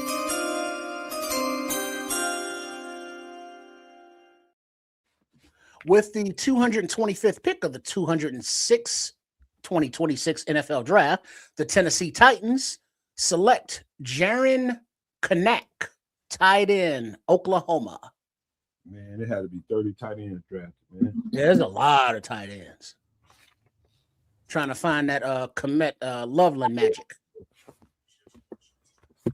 Incorporating the 12 and 13. Mm-hmm. And now, as we are winding up and counting down, I'm sure the agents and GMs are all, burning up the phone lines, trying to make those deals, to find the priority UDFA landing spots for their clients and for the prospects that the team wants. Because remember, the Bears have about 15 to 20 open roster spots to get to the 90-man. And that's not going to be done in free agency, obviously, because ain't no more money. So UDFAs, it is. Yes, it is. And we'll see who's left over. There should be some quality UDFAs the way things are shaking out now. You only have a couple more picks, another 20, 25, 27 picks. Ralph Yeah, Love, what is Mr. Irrelevant number? 252. Oh, So we're almost to the end. and Ralph Love and hyperspeeded to 2027 on the mock draft. And the Bears are picking Miami Ahmed Moten. Well, you can do that now on some of them. It's like, all right, 2026 draft is over. 2027, step on up. Are we already mocking the 2028 now for the whole next year? 2027? That's Damn. what's happening. I don't want to see another damn mock draft for 365 days. Well, with the way this team generally plays, it might be a little bit shorter than that. But hopefully we play like we played last year. And then we don't have to even look at prospects until February. Yeah, that'd be a beautiful thing. Instead of looking at prospects in November. In November. By the way, kids, while you was out, my man Dante shot us $100 super chat for all the $99.99. What? That was nice. Dante. That was worth it. That helped make it worth it, man. There's a lot of work that goes into that. Wow. Lots. Dante Purify? Yeah. $99.99. Shit, Dante. No tax.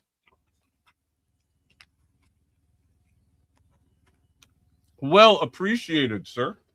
You put a lot of work in this year, so. So we got him sticking at 28 next year, huh? Oh, that's a better season than this year. That's 4 selections away from the Super Bowl, right? So that's at least a NFC. What is that? Championship? No. Yeah. That's what that is. Yeah. That's an NFC championship game. That's us losing the championship game. Somebody goes to the Super Bowl. Mm-hmm. I'm with you, Booker. They all at work. You got to study all these guys, man. Shit, I'm glad this shit's over. It's every damn day until the shit's over.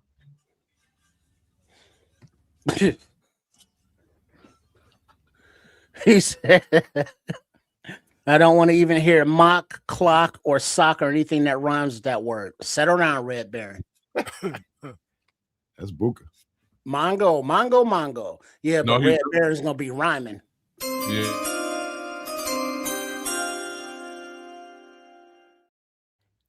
Pause. Yeah. With the 226th pick in the 2026 NFL draft, after we what is that? Who the hell is Pat this the Tillman picture of? art? There's some Pat Tillman art. Pat Tillman? Okay, all right. Hey, I got to feed the cat right quick, fellas. I'll be All back. right, Zach Walls, That was Cardinals a comment, linebacker, is making their pick for the Bengals. But first, we're going to give a little love to the Pat Tillman in his memory. volunteered for the service after 9/11 and was promptly smoked. I really hope they throw his family or something some money. The amount of times we been hearing about Pat Tillman over the years, they're really milking this story dry. I know, right? Like no offense. Like thank you for your service and all that, but I'm just saying. Well, I just hope the family is getting some form of compensation. That's what I'm trying to say. Give him something. Hope he's throwing him something. Every time y'all bring him up, come on, something. I mean, because they're definitely doing it as marketing and promotions. Oh, 1,000,000,000%. Are we good? Okay, Mongo. Oh no, we already did that. No, we already did that. They're finally getting to the selection. Landon Robinson. Fuck. Defensive tackle, Navy. Fuck. And there he went. Fuck. That makes me mad. Who got him, Trips? Bengals. All right, be right back. About to feed the cat. All right, but considering we got Jordan Vandenberg, I doubt we would have taken another D tackle in the draft, but UDFA is different. But he's a 3, Jordan's a nuts. I don't think I've seen your other guy at defensive end go. No, he hasn't. Let's not do it. I don't even say that's why I didn't say his name. I didn't say good man, sir. I appreciate that. And he was this is not he, but Landon, he was a projected, I think, UDFA, but here he is selected. Mongo.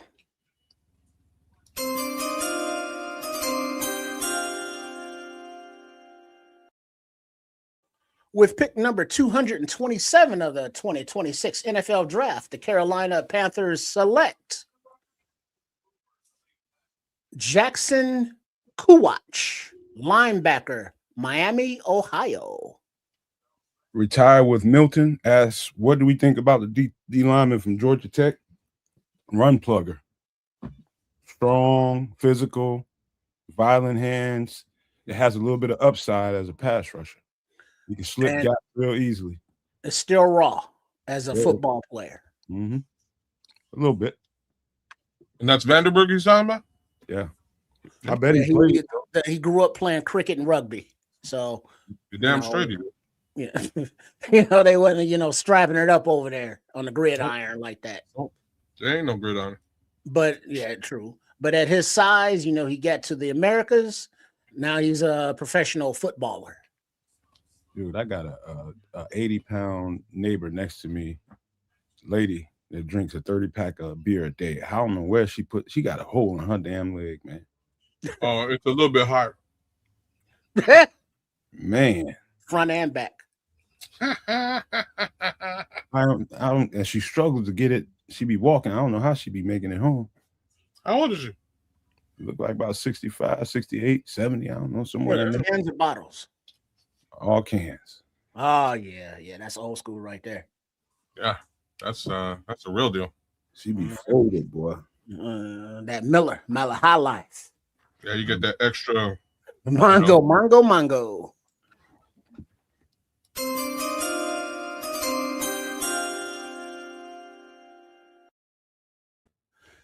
At pick number 228 in the 2026 NFL Draft, the New York Jets select VJ Payne, safety, Kansas State. Let's pick up. Scroll said her liver's probably pureed. Man, I don't know if she her liver.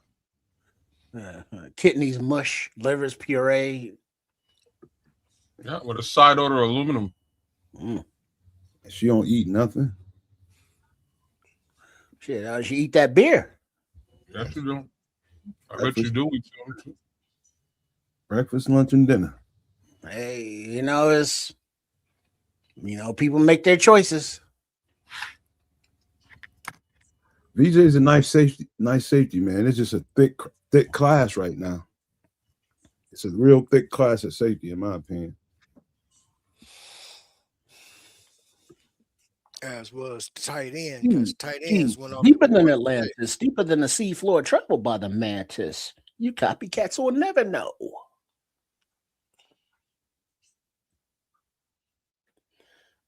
Damn, I think I might have to actually put on some X-Clan tonight. Is that what you're doing? Hmm? Sorry, I haven't listened to Brother Jay in a long time. Oh, yeah. What you say, Brother Jay? What you say?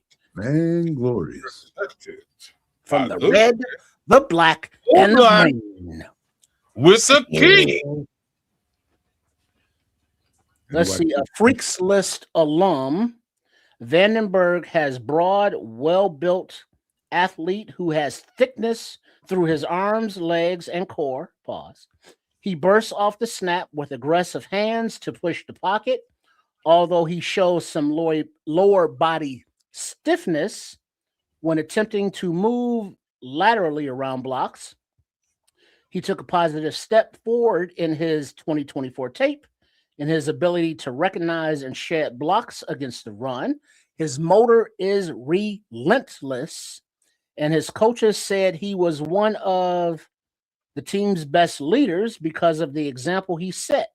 He also brings outstanding personal and football character.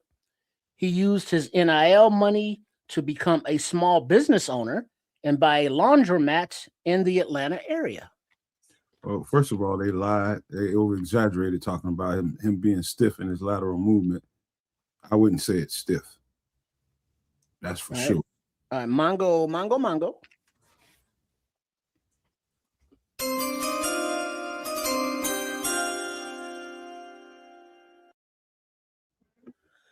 All right, with the 230th pick of the 2026 NFL Draft, the Pittsburgh Steelers select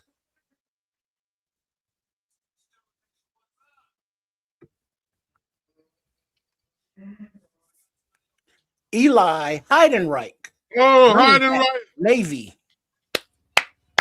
Heidenreich. Receiver. He's gonna still struggle to make the team. He's in the Navy. You can sell the 7 C's. In the Navy. We'll holler at you, Book. We'll holler at you next time, bro. So they drafted a seaman. All right, King. Pause. Right on, King. Y'all be easy. We'll see you in the next chat because I'm sure we will be there. In the Navy. All right, goddammit. I think it's a great pick too. Yeah, he's the all-purpose dude, but we already took one of him. Or 2 of them, actually, a running back and a wide receiver. What are you talking about? We got a running back? Oh, check that. Not a running back, but Xavier Thomas can play running back. Okay. Run reps out of the backfield. He sure can supplement there. Yeah, he can.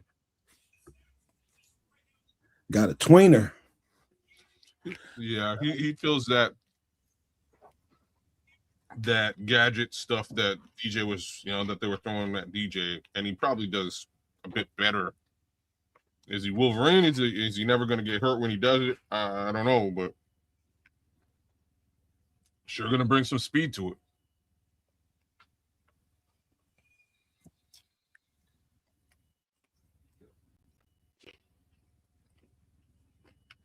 In the Navy.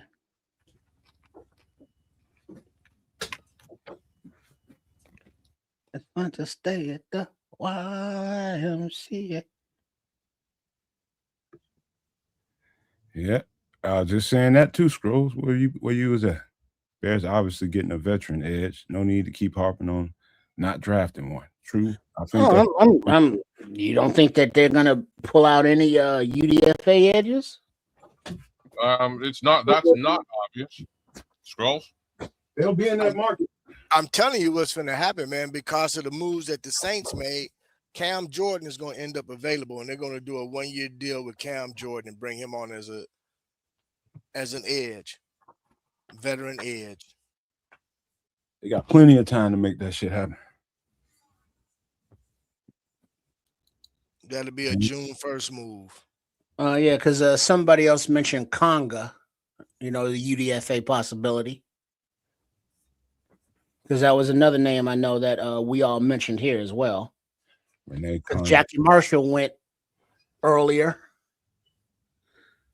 And you know, in all the mocks, Jackie was, I think, after Landon Robinson, but he was drafted before. Crimson said, how much you think Cam will cost? I had to guess off the top of my head about 15. 7 to 8 for 1 year. 1 year. That little? I think Yeah. more 15. No, it'll be less than that. Less? Yeah, he's pushing 40, man. Like, I'm not trying to be an asshole, but he's old, man. You can't help that though. No, you can't, but you can help him paying $50,000 for it. So you know what I mean, like $50 million or whatever. You just pay him a little bit less. I bet you comes here for 4 or 5. I doubt it. Then he retires, and I don't think Cam really wants to retire just yet. And if he does sign, it'll be like right before training camp. Mm-hmm. You know, because he's better than trying to go through that whole summer rigmarole. I was just going to say it might be right after training camp. This way he doesn't have to do it. Upside is he already knows. You know what I mean? He already knows. No, he'll roll in like right at the beginning of the training camp and then, you know, ramp up during camp, but not actually practice until like the last week. He's 36. He's 36. He'll be 37 July the 10th. Yeah. He's getting up in age. Still strong though. Still a bull. Well, he can play football, man. Don't get me wrong. That's what I'm saying. He'll be a bear. He'll be a bear. You know, because is that like let's call it Dennis Allen's safety blanket? Yeah. Because familiarity. Fair. Might be some people release post draft that we didn't see coming too, based on the draft. Oh yeah, we got these young kids. Y'all can go. Mm-hmm.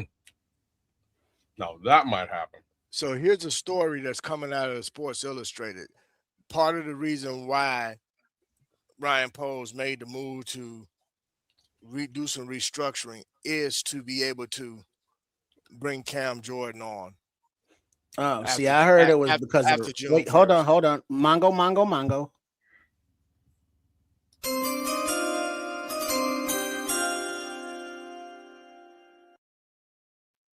With pick number 231 in the 2026 NFL Draft, the Atlanta Falcons select Ethan Ananwa, offensive tackle, Ohio State. Yeah, I heard that they had to restructure Komet and Jackson to clear up that $10 million so that they had that available to pay for the rookies. So after this draft weekend, the $10 million that they freed up are going to pay these guys.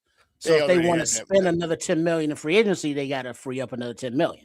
Nah, they already that money, they have money set aside, bro. Do they? No, they don't. Money. No, well, they don't. Where at? The only reason I'm saying no, they don't is they were quite frankly like towards the bottom 4 in the league. Might have been the last with respect to available cap room.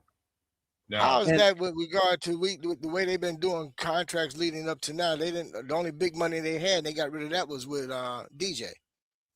Well, yeah, but they don't have a lot of big money, but they got a lot of medium money spread around. Oh, it's big money. It's big medium money. Well, they got big medium money like tied up with Dale, with Grady Jarrett, with Montez Sweat, with Jalen Johnson. They re-signed Kyler Gordon. So I mean, there are a few contracts out there. Tooney, Jackson that they just redid. They do have to figure out an extension for Darnell Wright because they did pick up his 5th-year option.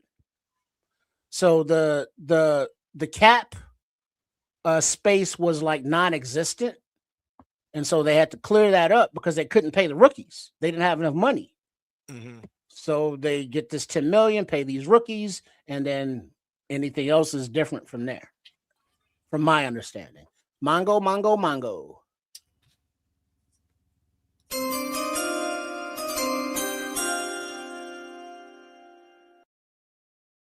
With the 232nd pick of the 2026 NFL Draft, the Los Angeles Rams select Tim Keenan III, defensive tackle, Alabama. Big dog. Another run plug. He had a couple poutines himself. He's a run plug, boy. Wide as hell. A couple more. Poutines, them chicken wings, your ribs, hot dog. Let's see. Samuel Sand just watched Jordan Vandenberg. He's a nice 3-tech. Oh, yeah? He's a 3. I think he's a nose with some 3-tech upside. But that's me. Whatever. He's the middle of the D line. Mm-hmm. Somebody with some get off, high motor. Yeah, we need that. Ferocious, man. Wait till y'all get a chance to really sit down and watch it. He's ferocious, relentless, and he never stops. Okay. Let's see. True is saying Jordan is versatile. That's a thing. That we know that this staff loves both sides of the ball. Mongo.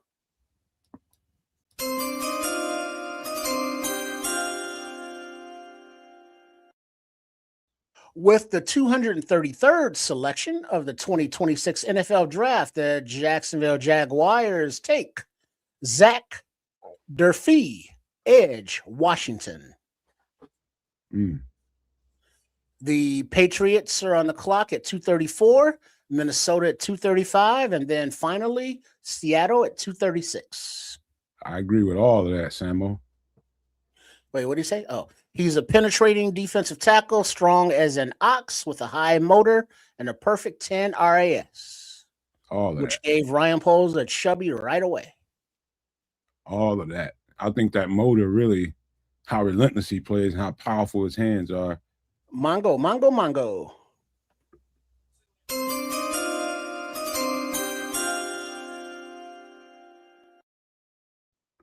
At pick number 234 of the 2026 NFL Draft, the New England Patriots select Baron Morton, quarterback, Texas Tech.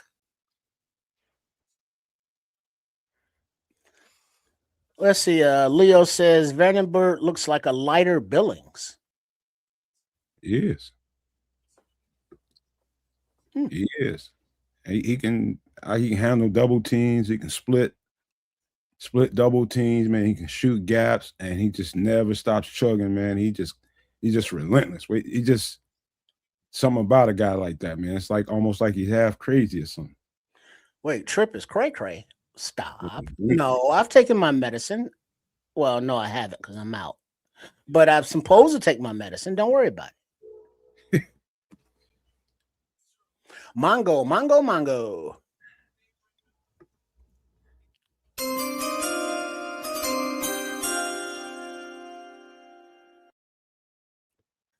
At pick number 235 of the 2026 NFL Draft, the Minnesota Vikings select Gavin Gerhardt, center, Cincinnati.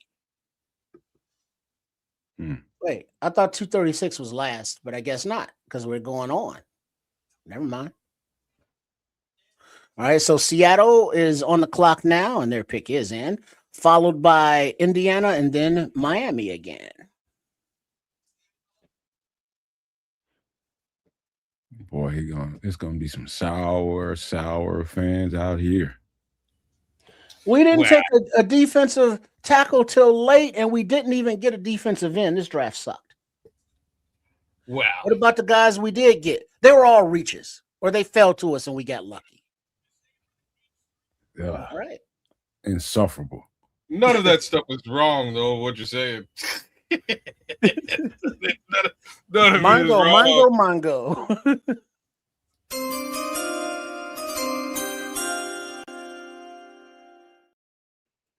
With pick number 236 in the 2026 NFL Draft, the Seattle Seahawks select, a little alliteration there, Andre Fuller, cornerback, Toledo.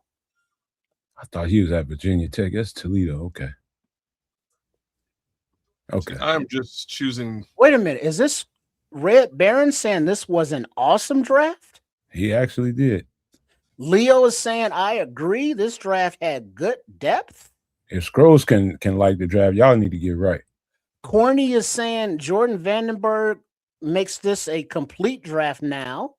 Isn't Lynch a lot like Vandenberg, the free agent Lynch that we signed?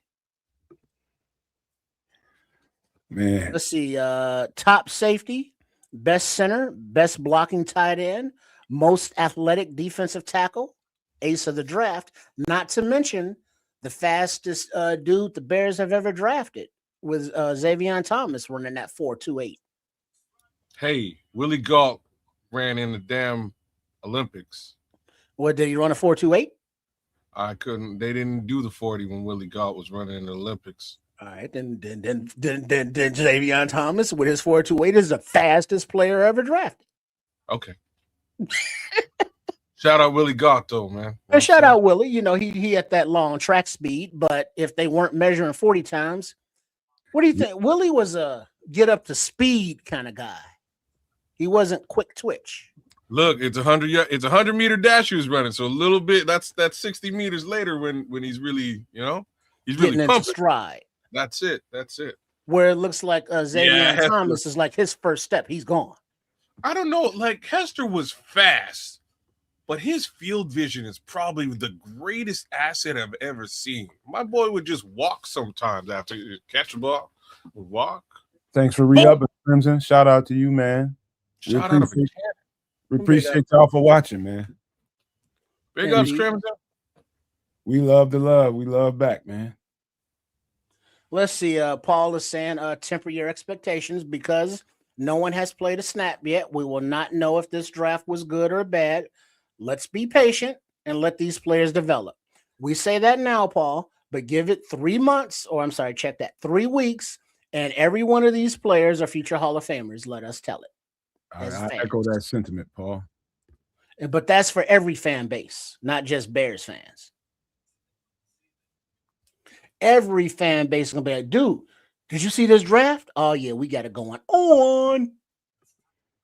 I wish they would, Samuel. I wish they would. But then you got to give up something for next year. And I already gave up something for next year for Brad. Yes, maybe a 6th rounder or something for next year. Or maybe maybe. Or unless, there's somebody that the Bears are targeting that they are not confident that they will be able to secure as a UDFA. Okay, FFG asks, I ain't gonna answer. I don't do grades, FFG, but I love how he cops the fuck out of this. What are the initial grades for the Bears? I think it's a B+/A. Sure, I'll go with that. Mongo.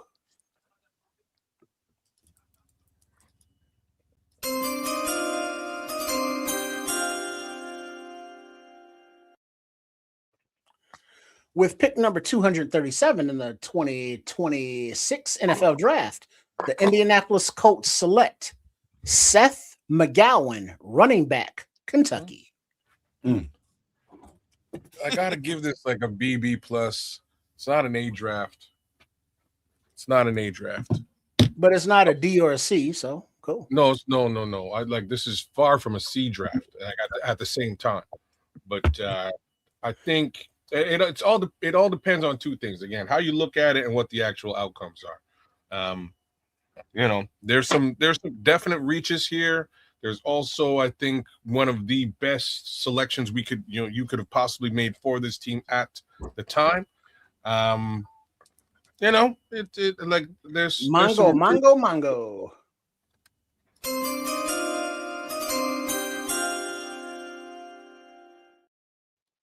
With pick number 238 of the 2026 NFL Draft, the Miami Dolphins select Max Llewellyn, edge, Iowa. There he goes. Good pickup.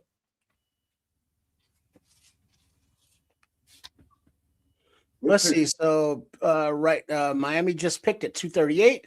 Buffalo is next up at 239. Then Jacksonville at 240. If they sign a veteran edge like Cam Jordan, this is an A+. Every team's draft is an A, and then we work backwards.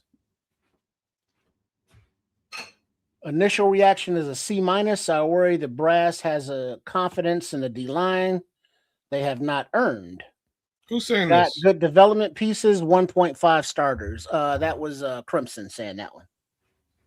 You know what I'm saying? I can't argue with what you're saying, especially about the defensive side of this. And this is why I'm saying Mongo. kind of depends. I can't give grades.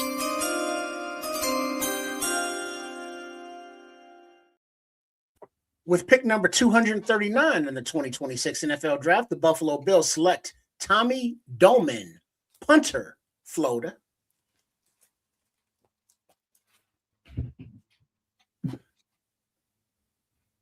Next up, Jacksonville, and then Buffalo again.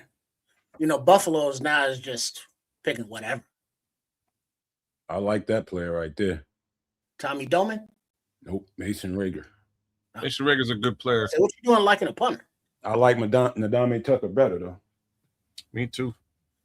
And Samuel says Godfather's still on the board. Yep. Oh, really? I'm Dante shocked. Corleone. I'm shocked by that.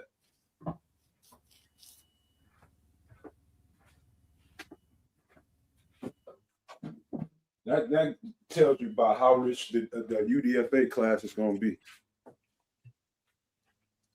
Well, that definitely at certain positions, especially at DT. Like I knew UDF from, and I say I knew from what you showed me this offseason,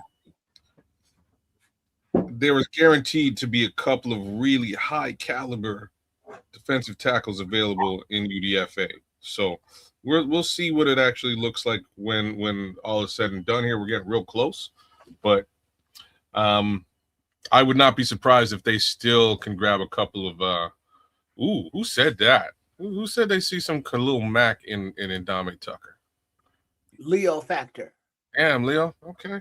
Look, the kid looks good, boy. He looks good. Boy.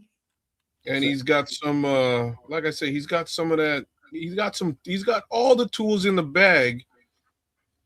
And that part is the part that shocked me for somebody who's projected to go undrafted. If I had to guess, y'all, it could be something going on with him personal. It don't make no sense why Ndame Tucker ain't been drafted. Other than he may not have a time on task or stats for them to really have zeroed in and given him a good look. What school is he at? Western Kentucky. No, Western Michigan, I think. Western Michigan. Yeah. Where do they play? Don't ask me what conference, man. Yeah. I just can't. All I know is the talent is undeniable, man. But why he ain't got taken off that board, there's got to be some other shit going on.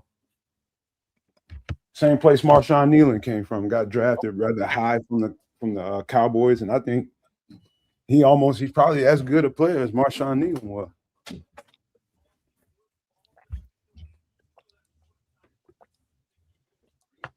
I don't know. Kid jumps off the tape, man, when you watch him. Jumps off. Don't make no sense, man. Until you know something that nobody else knows.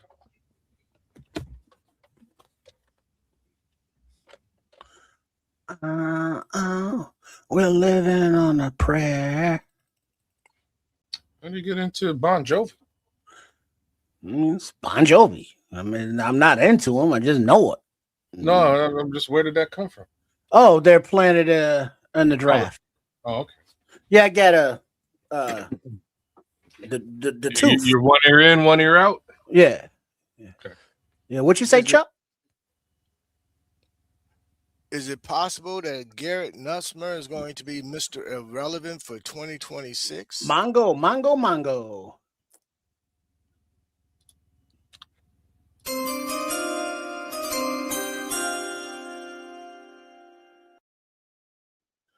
With the 241st pick of the 2026 NFL Draft, the Buffalo Bills select Armaj Reed Adams, guard, Texas A&M.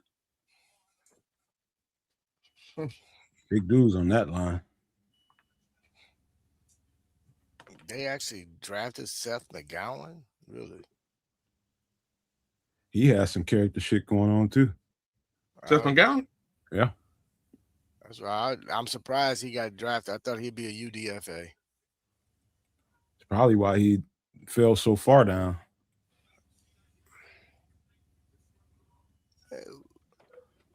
And besides, I mean, he's not. I mean, he's good once you get to the second or third level, but you know, he's not that. He's not that type of a running back. You know. I think he's tough. Very physical for his size. Yeah. But I thought he was more of a UDFA. A lot of people think if he didn't have some of that character shit going on, he'd been top echelon of that class. He had 5 stars. Mongo.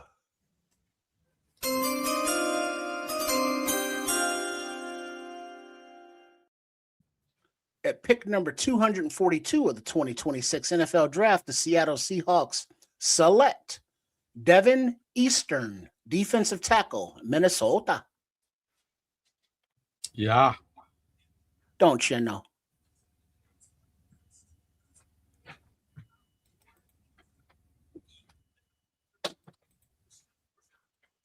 How many picks we got left?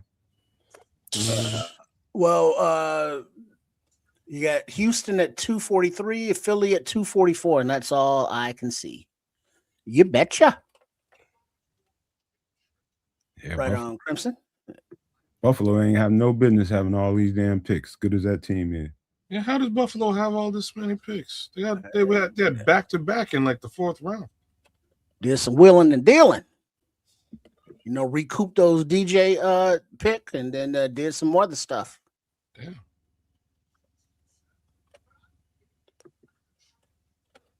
Oh, man.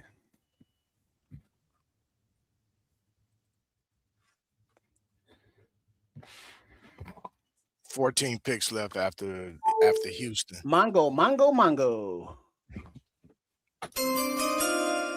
And they're all complicit. Number 243 in the 2026 NFL Draft, the Houston Texans select, I think it was linebacker Aiden Frazier.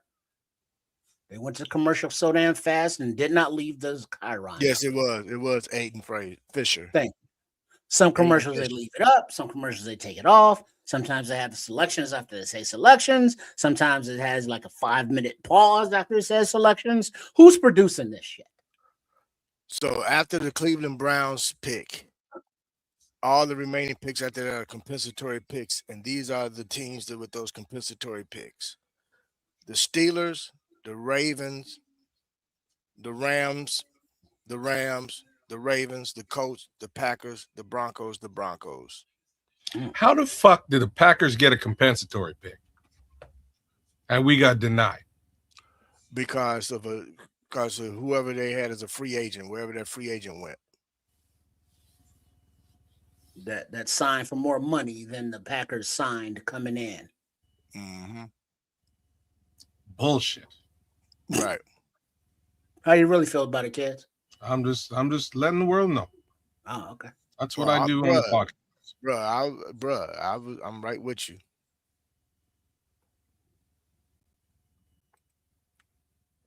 What the part that's killing me is the fucking Broncos. They got 2 coming. The Rams got 2 coming. The Ravens got 2 coming. Packers and Colts each get 1. The Steelers get 1 from the Colts. Otherwise, the Colts would have had 2. Let's go here. Yeah, the Eagles have 3 picks remaining, and right now they are on the clock at 244. Then New England, then Denver.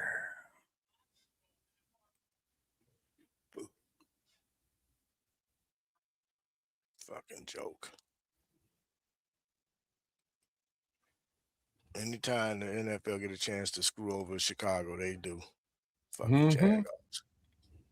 It's so true. Because they know George is such a teddy bear marshmallow.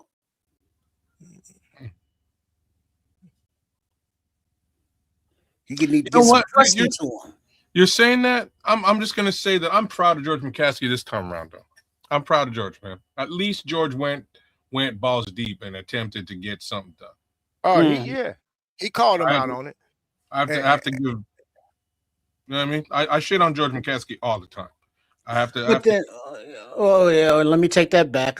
George, while he may be somewhat prudish, he did say it was cool that Ben Johnson said "fuck the Packers." So he also said that, and then stiff-armed a Packer fan, which I will also give a little bit of love to as well.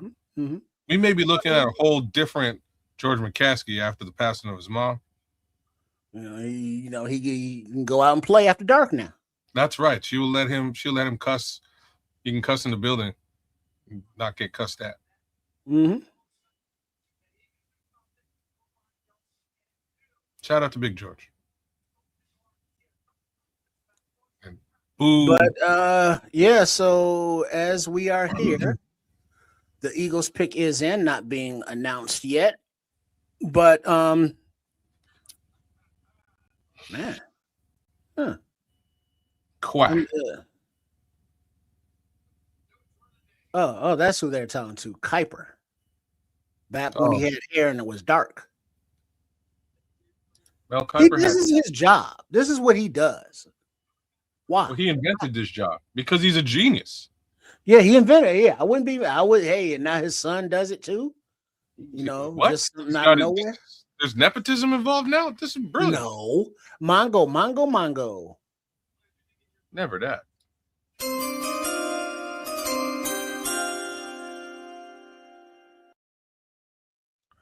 With pick number 244 in the 2026 NFL Draft, the Philadelphia Eagles select Cole Wisniewski, safety, Texas Tech.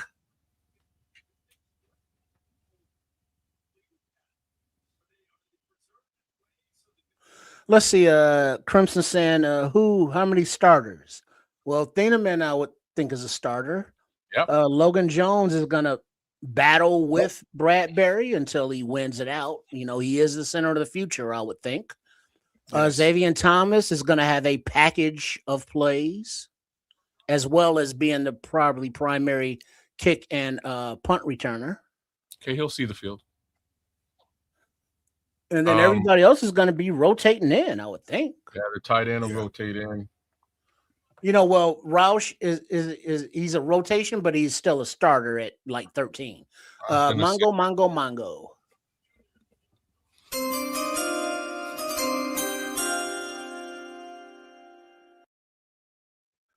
Pick number 245, the New England Patriots in the 2026 NFL Draft select Jam Miller, running back, Alabama. Oh, Jam. Jam for me. Oh, wait, they getting served food at this thing. I don't see no spaghetti. Yeah, so. Peter Wood's whole family in white. They look fresh. Good for y'all. Color coordinated. What they got? What they got? Some whipped cream and some. I know it ain't sweet potato. It's got to be pumpkin pie. Mm-hmm. No, I don't eat no damn pumpkin pie. And lemonade, pumpkin pie and lemonade. That is Oh, that sounds like something I'll do though. I'm in. Oh, those flavors don't meld. I'll drink lemonade with anything. I don't give a shit. With whipped cream on top of pumpkin pie. I will drink lemonade with anything. I thought that sounded like serial killer shit to me. I'm just saying. Me and lemonade are best friends. That's my home. So what is this like official, like his product of Mel Kiper whipped cream? Who's Kiper? I doubt it. Is this some kind of shit that he came up with? Some kind of product? He like always eats that. That's like a thing for him. Oh, that's my wife's favorite flavor. I'm not watching with you. That must be on ABC. Yeah, because they're all just eating pie and whipped cream.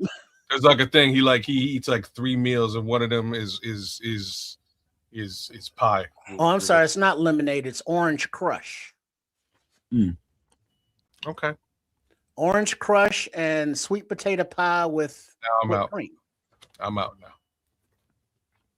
All right. Yeah, I All think he's right, gonna have some diarrhea tonight. Lewis, you know you don't eat no pumpkin pie. Ask me, Ask me if Kitty tastes like pumpkin pie. Ask me some shit like that. No, I don't eat no pumpkin pie. Rest in peace, Bernie Mac.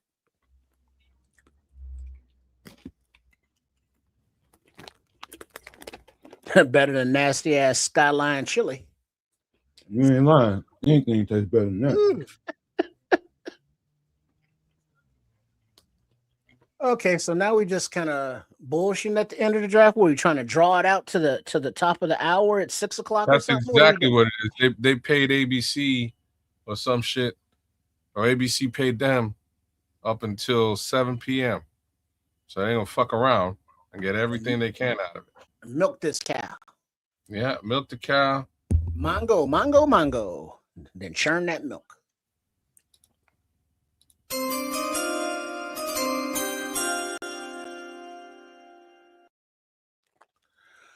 Pick number 246 in the 2026 NFL Draft, the Denver Broncos select Miles Scott, safety, Illinois. Let's see. Next up, we got New England at 247, then Cleveland at 248. I bet you was messed up, Smitty. That's some garbage, man. Yeah, see, I don't see there's certain foods I don't think I could mess with if I'm on the road, driving like that. And chili's one of them. You right about that. Certain shit you better not be messing with while you're on the road. Maybe some, chicken tenders. Yeah, that's a bad decision, man. That's if driving makes you money, don't eat that shit. Yeah, that's a decision that'll come back to haunt you later on. I'm gonna have to pull over. Unless you got in your cab like a porta potty kind of thing. You got some, yeah. But then you're gonna have to dump that out ain't quick. No truck stop that comfortable.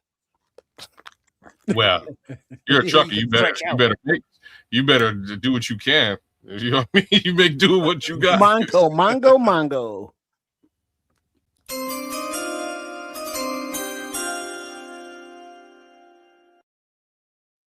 At pick number 247 of the 2026 NFL Draft, the New England Patriots select Quintavious Hutchins, edge, Boston College.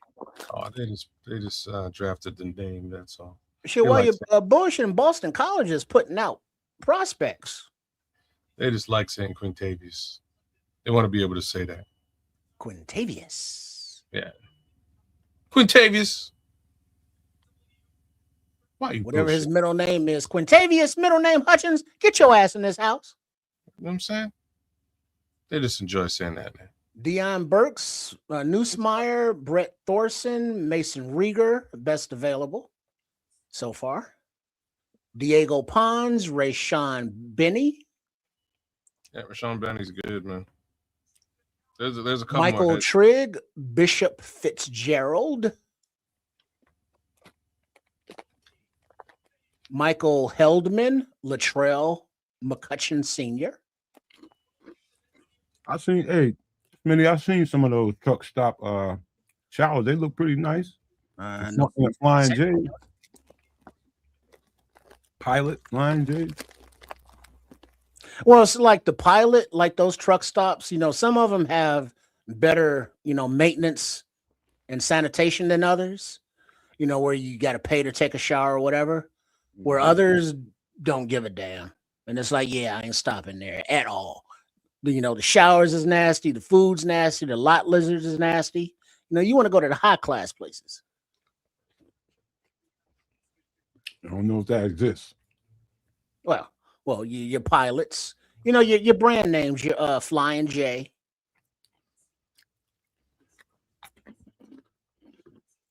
Loves is the best, hands down, per Smitty. Yeah, Loves. Mm-hmm. Yeah, your chains. You want to stick to your chains.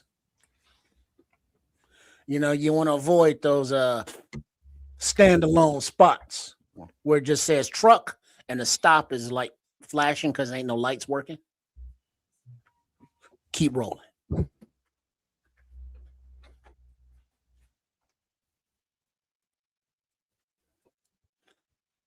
Yeah, so Kansas City, yeah, they get to pick again because they need it. Baltimore gets to pick again because they need it, of course. Sheesh.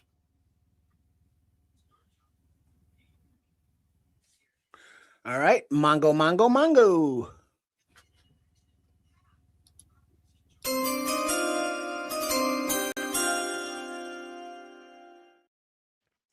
With pick number 248 in the NFL 2026 draft, the Cleveland Browns select Carson Ryan, tight end, BYU. Oh, God. What is that, like tight end number 15? Like 40. Shit.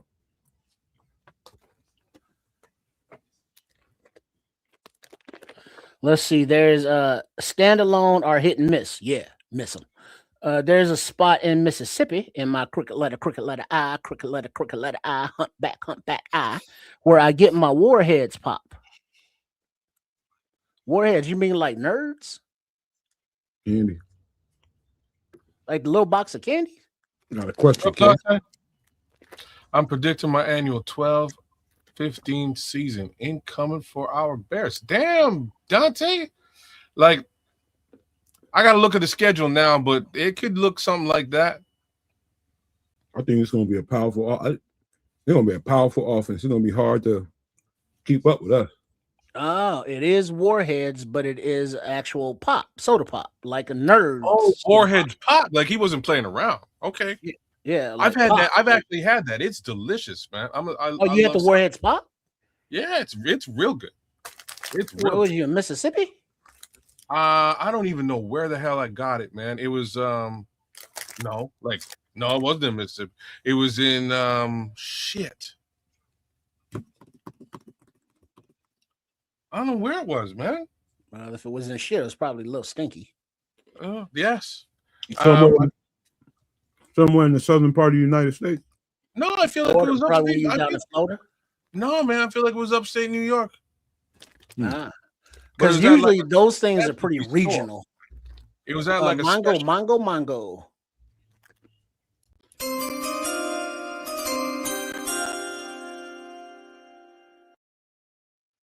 Pick number 249 of the 2026 NFL draft, the Kansas City Chiefs select Garrett Nussmeier, quarterback, LSU.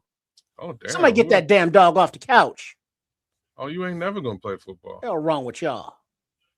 Nasty. They signed their quarterback to 10 years. So Justin Fields got a little fighter under his ass. Yeah, he probably pissed off right now. And somebody get that dog off the White's furniture. Why? Who? What are these people? Well, why? These people clearly look at where they're at. They clearly got a couple of bucks. They can go buy another couch. Those are probably they probably be tongue kissing their dog too. Damn, because they love him. Because they love him. I don't want to hear nobody in the chat talking about, yeah, I kiss my dog with the tongue. Oh, you will, and you will not be hearing that from me.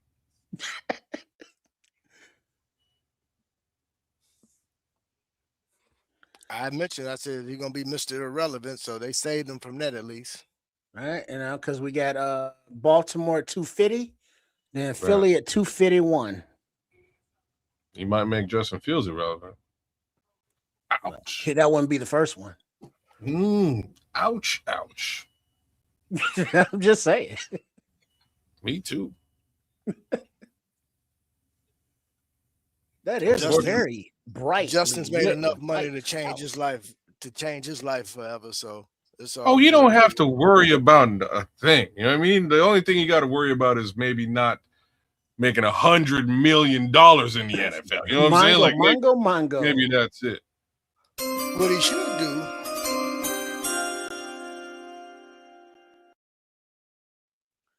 Who's this homie strolling? Daryl Jackson, don't know. Well, nah. It looks like a veteran or something. Pick number 250 in the 2026 NFL draft. The Baltimore Ravens select Rayshon Benny, defensive tackle, Michigan. Boy, they got a real good defensive draft right up until the 7th round. Real good. Couple wide receivers too. You don't know who Rayshon Benny is? Who, me? Yeah. No, I do. Yeah, I do. All I'm saying, these guys got a real good defensive draft all the way through. Oh, the way you said it sounded like the 7th round pick sucked. Yeah. No, right through to the 7th round, man, all the way through. The only little question marks in their draft was the 2 wide receivers. I don't know. We'll see how well those wide receivers do with what they're trying to do on offense. But this defensive draft for the Baltimore Ravens is real nice, really well put together. And and the thing that I'm, proud of Nomad and Nomad Network and Keds Canuck and Sports Chicago Style, Triple RCS, is that we are now at pick 251. And I remember Nomad talking about Rashawn Benny. Oh, yeah. And other, picks that have been in the 7th round, and many that are still on the board that will not be drafted today. That's right. So the talent level is up there because the guys that Nomad took the time to actually put the shorts out on and talk about were dogs, talented players. And we are obviously here at the end of round 7, and there's still a shit ton of talented players that are not going to get drafted. Which explains to me why they kept all them roster spots open. They predicted this. And I'm gonna love the fact I'm sure there'll still be a couple spots left open in case they want to get a free agent or somebody that breaks loose or something, or somebody gets released or something. But they'll fill most of these roster spots with UDFAs, man. And what is Juju? A few gems Nomad mentioned can be had after the draft. You're damn straight. I'm looking at them right now. Yeah, we're gonna put that up in a minute there, kids. The best available when it's all done. Yeah, but then I also got a little treat for you. Oh yeah, I like treats. Yeah, dude. Mm-hmm. Treats are good. Oh, and you will enjoy it. All right.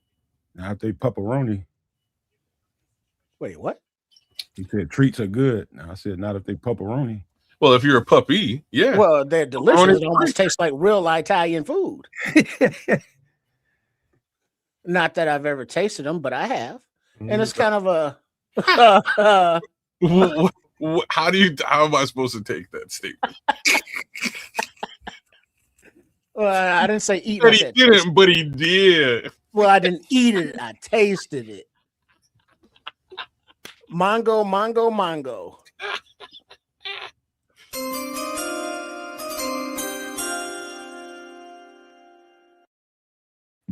Who is that? Akon? With the 251st pick in the 2026 NFL Draft, the Philadelphia Eagles select Bernard, defensive tackle, Nigeria. That's Uar Bernard, the big international. Big Jackson State dude. No, he ain't from Jackson State. The big that's where he played. The big international cat.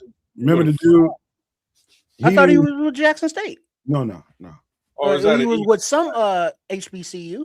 Nigerian Eagles, same flag, kind of. Okay, that's kind of cool. Want me to pull him up? Well, because that was the dude that was the chiseled dude. Yeah. That was jumping. For some reason, I thought he played at Jackson State. No, I probably had Jackson State players in that breakdowns with him. Count on the Eagles making this selection, right? He's just an athlete across the board. Nobody knows. I don't think he played any football at all. You know what I mean? Like he's just an athlete. Well, what a Throw good him on, you see what happens. Good place to learn the job. Yeah. I couldn't think of a better place other than here. So Howie was like, shit, at pick 251, let's take a flyer on this athletic freak. Yeah. Bring him in the building, sit him with the rest of our athletic freaks, and see if something rubs off. They'll get him right. He had to come to America to sow his royal oats, and now he's playing football. Oh, shit. He make that other brother look small. Yeah, there you go. Ran a 4.63 40-yard dash at the HBCU Combine. Fastest on record ever for a 300-plus pounder. Metahuman, boy. He ran a 4.63 at 300 pounds. Say Grew that up again. playing soccer and basketball.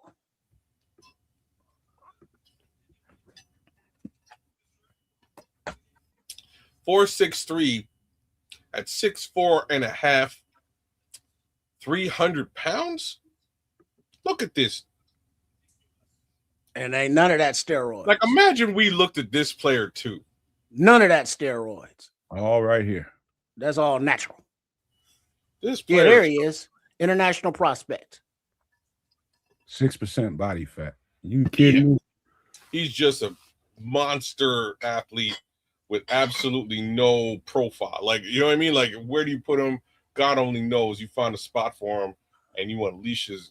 You say you line him up at defensive tackle. how As soon as raw they he snap is. that ball, go get him. He just pushing people around because he's got arms. Let me show y'all some of the talent that's still out there. Got cats like Chris Mosley. Take it easy now. Jesus. Got cats like Star Thomas. Holy shit. Easy now, Star. Dominic Bailey. Look Xavier- at this cop. Xavier. No, Xavier got picked up. No, Miles did. Oh, Oh, my bad. Different one. Junior. Big Cam Ball. Mongo. is Mr. Irrelevant coming up?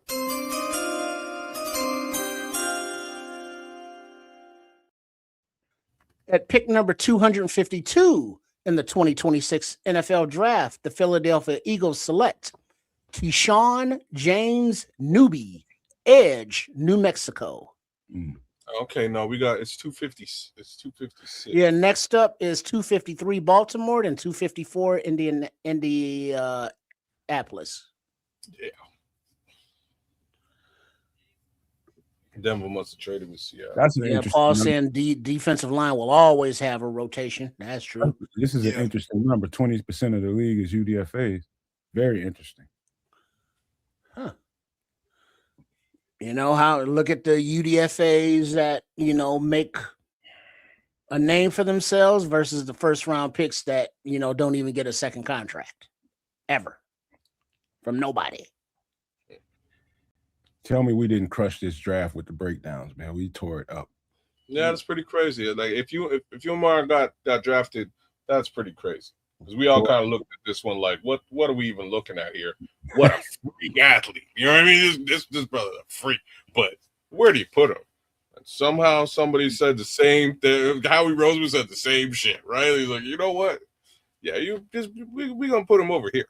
Yeah, you line up as soon as they snap that ball, go get that ball. Kill that guy. Go get that quarterback. Unalive that guy.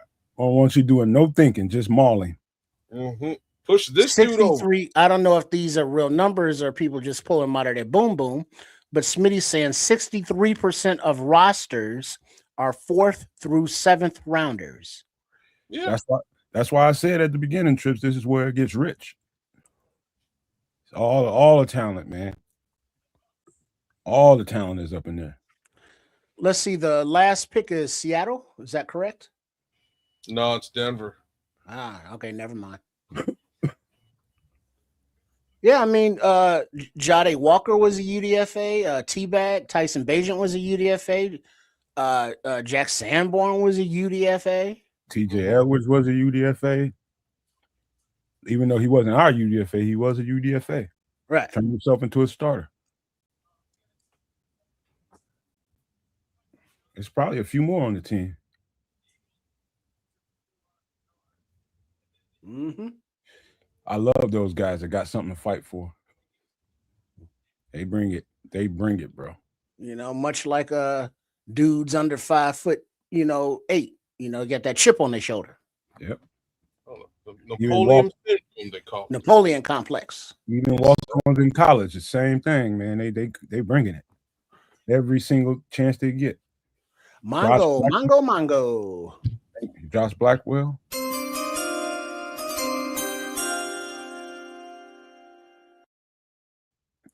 With pick number 253 of the 2026 NFL Draft, the Baltimore Ravens select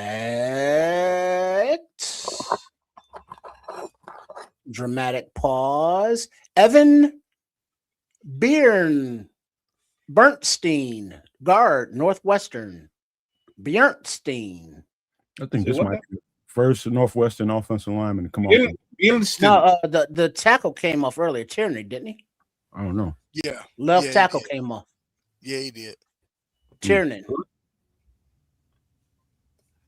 Yeah, he came off a few rounds ago. Missed that one.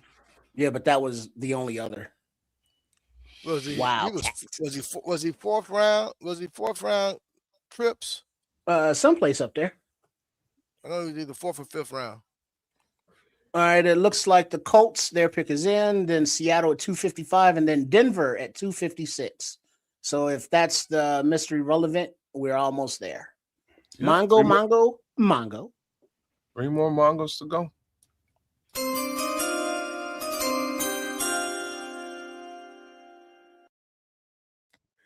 At pick number 254 of the 2026 NFL Draft, the Indianapolis Colts select Deion Burks, wide receiver, Oklahoma.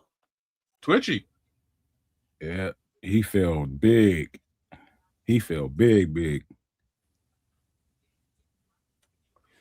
It's a good receiver though.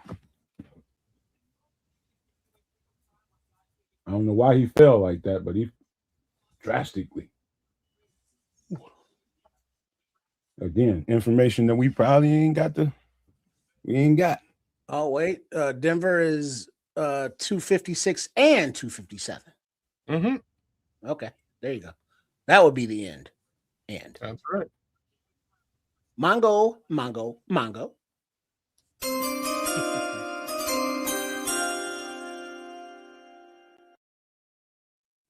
At pick number 255, the 2026 NFL Draft, the Seattle Seahawks select Michael Dansby, cornerback, Arizona.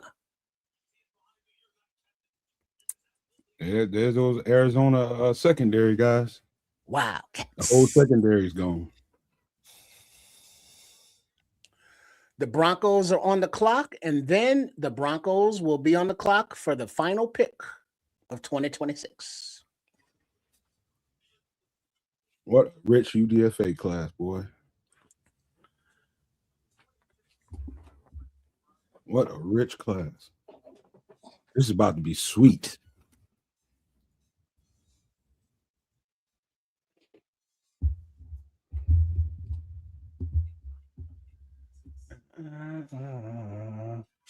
So it turns out the Scrolls was right about us going cornerback and D tackle, but not edge. Damn, that guy knows his stuff. Written by the Scrolls. They had been kind of dropping tea leaves that they wasn't going to draft an edge because they had confidence in the guys that they have. You mean the words coming out of Ryan Poles' mouth? The words. Because he literally says stuff and it's like, yeah, whatever he said, yeah, forget all that. We need a tackle. We need an edge. Yeah, just ignore it and be disappointed. Break all your furniture, your TVs and shit. Bust holes in your wall. Do all that you got to do. Okay, so y'all said all that shit. Now I'm gonna ask you the actual question that needs to be asked. Are you guys confident with the edge with the situation on the line? Are we confident about it? Ryan Poles is confident, clearly. With the addition of the defensive tackles we got, yes, I am. Yeah, I am. Yeah. I mean the defensive tackle. Well, remember versatility between Street, Lynch, and Gilmore. They're defensive tackles as well as defensive ends. Yeah. Because remember, everybody on that line is probably playing every position on that line. I was confident after seeing the production of Austin Booker at the end of the season.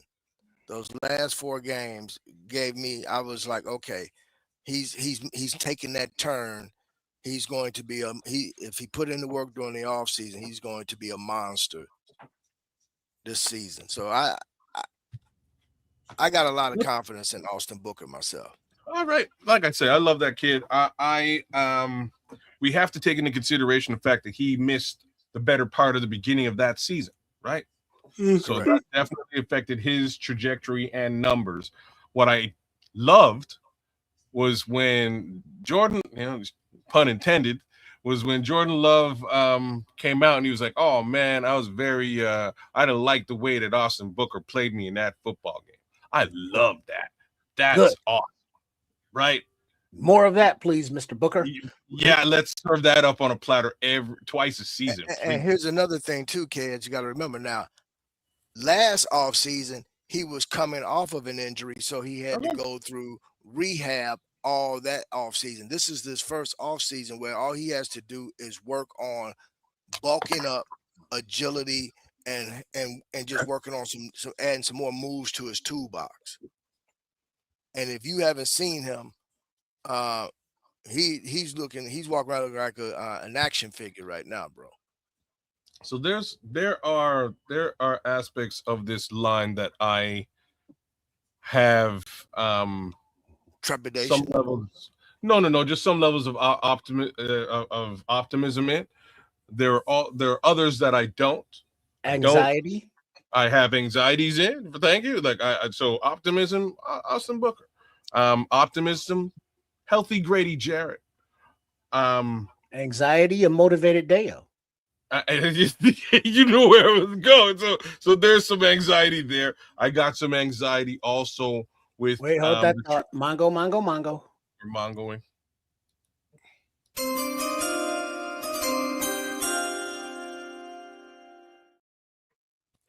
With the 256th pick in the 2026 NFL Draft, the Denver Broncos select Dalen Bentley, tight end, Utah. Hey, tell your kids if they want to get drafted, be a tight end this year. Right. I guess, right. So other anxieties, Javon Dexter's trajectory. I'm not. I don't know. On track year, he got to bring it. He's got to bring it. He's got to be the guy they expect him to be, or there has to be a decision made there. Or he'll be replaced if not. But I think he'll be better because he has Shamar Stewart next to him. So there's another one, but he's not. He falls into the optimism bucket. I'm optimistic about Shamar. Shamar only got on the field a couple of times last year, and he looked great. Got hurt, he was out. So let's get a healthy Shamar and see what that actually looks like. I have more optimism in Shamar by leaps and bounds than I do in Deo Odangbo. Really got to say that. And they're going to be kind of playing the same type of role in this defense. So I think Shamar's really got all upside. So let's give him a little bit of a shot here. I also have optimism in my boy Neville. Neville again is from here. I was really hoping to put that they would be able to put Neville and Akeem together. It'd be some hometown love, but it's just Neville out there, man. Neville has improved quite a bit since he was drafted. Every year he gets a little bit better. So what I can tell you is he works real hard. Man, he's been working real hard since he was a little boy. So let's see. I don't think you're that much different than and I'm not calling you an average fan, but your regular fans out there that won't really get it until they see it come together. It's like I was saying before you got back in here. The whole meal is laid out on the table. I mean, on the countertop, not being cooked at all yet. But once it cooks, I think people will get it. Well, but that's proof is in the pudding. Yep. Is really what it is, right? So for the fans, they're going to cuss up and down until they see it. I'm a little bit different than the average fan, and this time around, I'm not looking at a coaching staff / GM and scouting team that have no fucking idea what they're doing. I'm looking at one that kind of shocked us last year with what they did, and then turn around and shock the entire NFL. Possibly. Mongo. Well, I thought there was only 256 selections in the draft, but here we go. 257.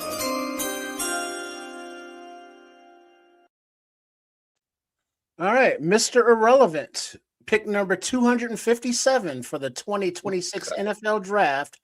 The Denver Broncos select Red Murdoch, linebacker, Buffalo. Great selection, great pick. But wait a minute. 32 teams in the league. Comp picks, baby. Comp picks. Oh, You know, they add those on to the end of the rounds. yo, you should be able to set that jersey on fire. Right. When you go up there, ain't nobody trying to keep that. Nobody wants Mr. that. Irrelevant. You know what I'm saying? Just burn that down one time. I slap it out of his motherfucking hand. You know what I'm Let's see. saying? I throw it on the ground, stomp it, wipe my ass with it. Name Hey, he gets a parade out of that in a couple commercials. Name another player who came out of Buffalo who is an outstanding edge rusher. They're talking Khalil Mack. Khalil Mack. There we go. All right, and let's go with another Mr. Irrelevant, Brock Purdy. Brock Yeah. Purdy. Ain't nothing. As we did Red Murdoch too, man. Red Murdoch's a great linebacker. Like, look at this boy hit. Yeah, yeah. seventh round pick.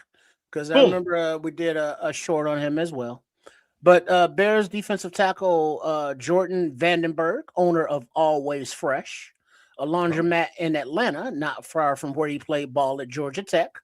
He said, "My dad always preached to me that life-changing money is only life-changing money if you put it to use.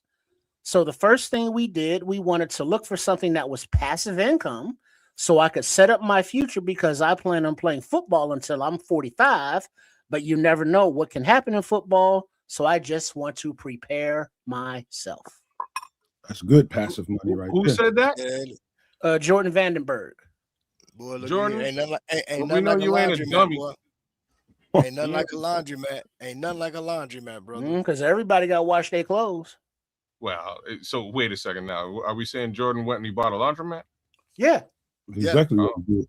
He used his NIL money or whatever money he had and bought a laundromat by his campus at down there in ATL. And you really Getting don't getting all them college kids money. You got enough money. A lot of it, yeah. You're gonna make a lot of it around the college. And something else about Jordan from Greg Gabriel. I've been saying this for weeks and fans refuse to believe it. Dennis Allen wants athletic, fast defensive tackles, not slow elephants. The 3 defensive tackles signed in free agency fit that mold. Vandenberg fits it too. 4.9 40, 35 reps at the bench, a 36-inch vertical jump, a 4.19 short shuttle. Those are crazy for a defensive tackle. And who else has been saying that all goddamn year? Mm-hmm. Oh, and they now of course we got some stuff. Now that the draft is over, thanks everybody for joining us live as you did. Much appreciated. Hope we value added your draft watching experience, whether it be on the Nomad Network or at Kez the Canuck or Sports Chicago Style, Triple RSCS. Please make sure you are subscribed to all 3. Mm-hmm. And now we do want to we got the best availables. I'm gonna do your video right quick. Let's do that first. Yeah, let's do that. Let me go to here, and then let me pull it up here. Okay, let me make sure this is muted. Oh, wait, that's in my, hold on, pause, mute. There's no music, nothing there, actually just counting, so that's fine. All right, now let me minimize this, and then put it onto that screen. And then, hold on, I'm there, I'm coming. All right, then we blow that up, and then we go here, and then we share our screen here, share. And we go to there, and here we go. We seeing it? There we go. All right. And now let's blow it up full screen. There we go. And now this is Jordan Vandenberg getting his bench on. 3, yeah, 4, 5, come on, 6, come on, 7, come on, 8, come on, 9, 10, come on, 11, Georgia Tech. 12, 13, easy, 15.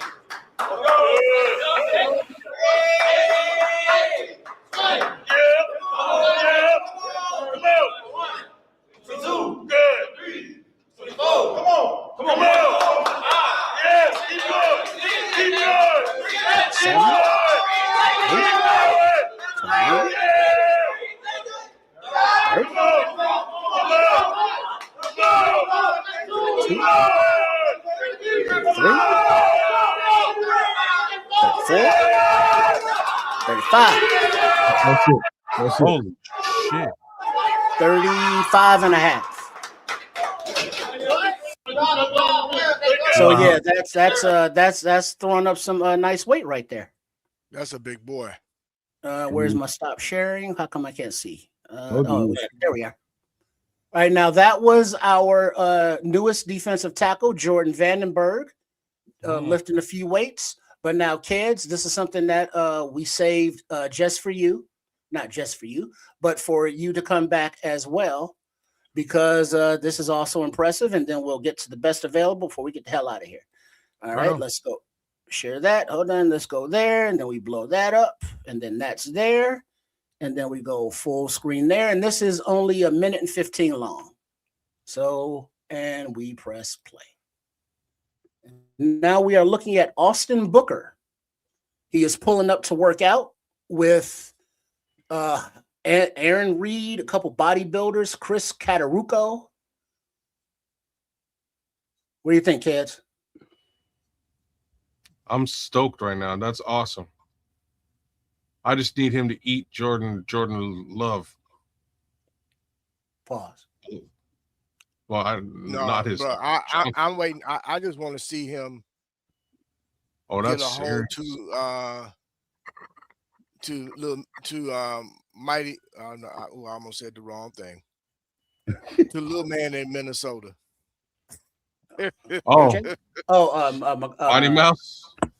Call of Duty boy. Thank you. Yeah, Mighty Mouse. Mr. I mean, but look at Booker. I mean, look at him.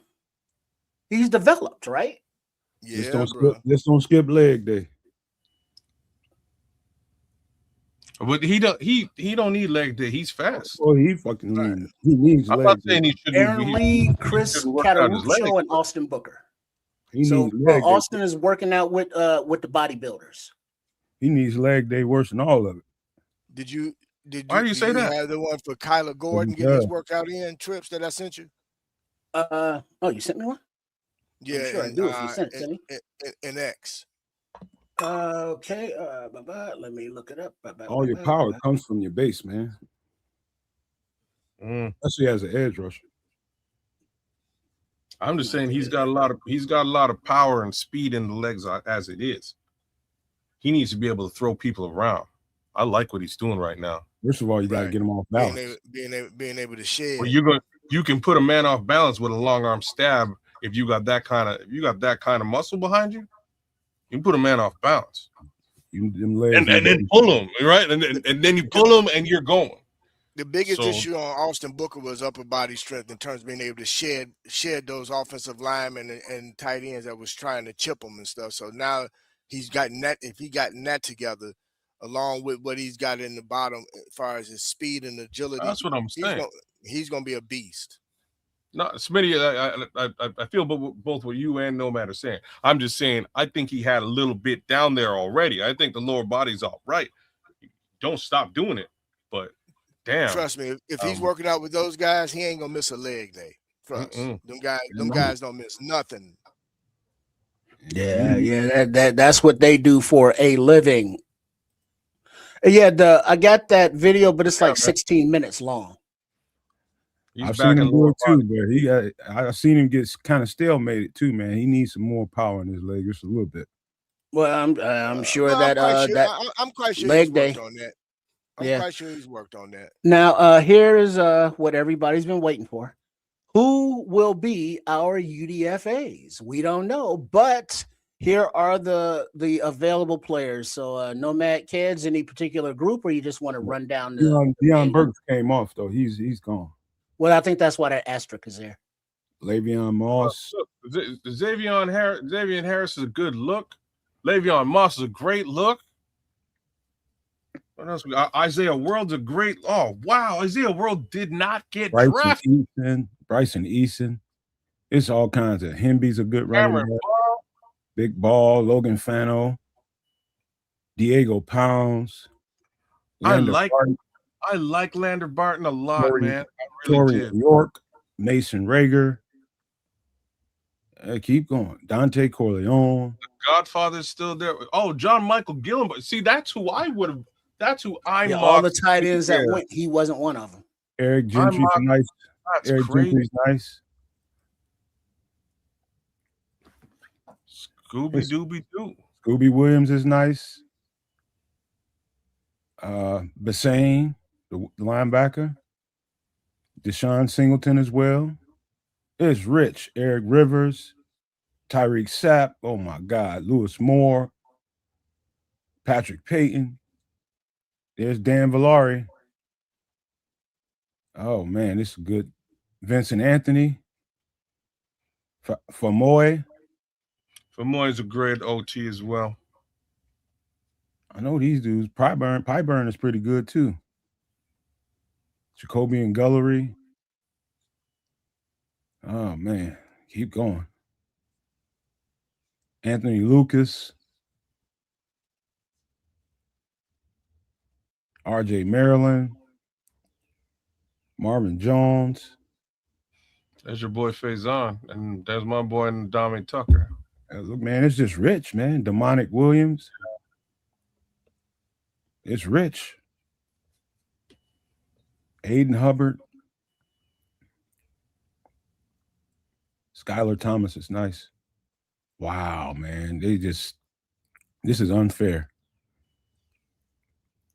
This is unfair. Xavier Wankpa. Devin Marshall. Dylan Wade.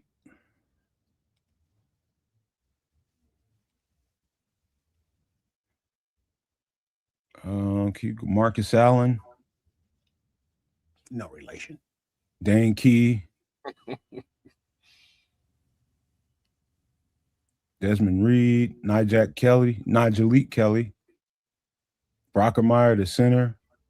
Well, I can tell you right now, they've already signed one. They're in the process of getting ready to sign one. Utah offensive lineman Jaron Kump. The Bears. World. Yeah. All right, cool. Keep going. Oh, Shad Banks, what are you doing here? What are you doing here? Trying to get paid. This is ridiculous. Jalen Stroman, Noah Whittington, Xavier Sorley, Ethan Burke, Jack Stonehouse, good punter. Kyron Drones is a good quarterback. There's Renee Conga. Jaden Ott. Hank Beatty's going to be a camp stud. Ahmad Moses. There's a Kump dude they're talking about. If you want to click on him real quick. Who's that? Kump. Jaron Kump. 6'6", 315 pounds. Probably going to use him as a guard. They're probably going. Utah's got a pretty good offensive line. Jeffrey Imba. Dean Connors is okay.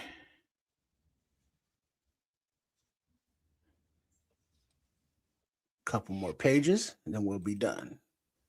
Nolan Rucci. Mikhail Kamara. Oh, yeah, Kamara. Yeah, he's 6'1", 265, so he's kind of short, but he's undersized, but he gets the job done. It's watching his tape it was a very confusing thing. You would never believe that a guy that size would be able to get to the quarterback, and he does all the time. Romello Brinson. So another source is putting out that is in the process of a second signing. It's going to be Caden Barnett, offensive guard out of Wyoming. Wait, this dude, Caden Barnett. 6'5", 320-pound dude, young man. And a mini camp invite, Dane Walter, offensive lineman out of University of Wisconsin La Crosse. Oh, click on Delby Lemire. He's from Canada. 6'4", 280 pounds. Damn, he's from Nova Scotia. A little light in that. And the last page of best available, I guess. Well, not even a page. You like Jamal Haynes? I like him. So there are, if we just want to focus on edge, Fano, Mason Rieger, Tyreek Sapp, Patrick Payton, Vincent Anthony, Clybourne, Lucas. I mean, there are edges available. Thanks, Paul. Respect, man. There's a lot of talent left. Vanilla Gorilla. True Pill do not like that. So yeah, I mean it's and then we got a couple of offensive linemen that looks like UDFAs. Signing camp bodies as well as future players that they're going to develop. So it's on, people. The UDFA market is now official as the draft is in the books. Ryan Poles and Ben Johnson are with live press conference right now. Let's see if I can pull it. It's going to be a long press conference. We're going to have to pause. Let's see if we can find it. Let me find the overlay. Hold on. Okay. I got Oh, you got it? Okay, go ahead.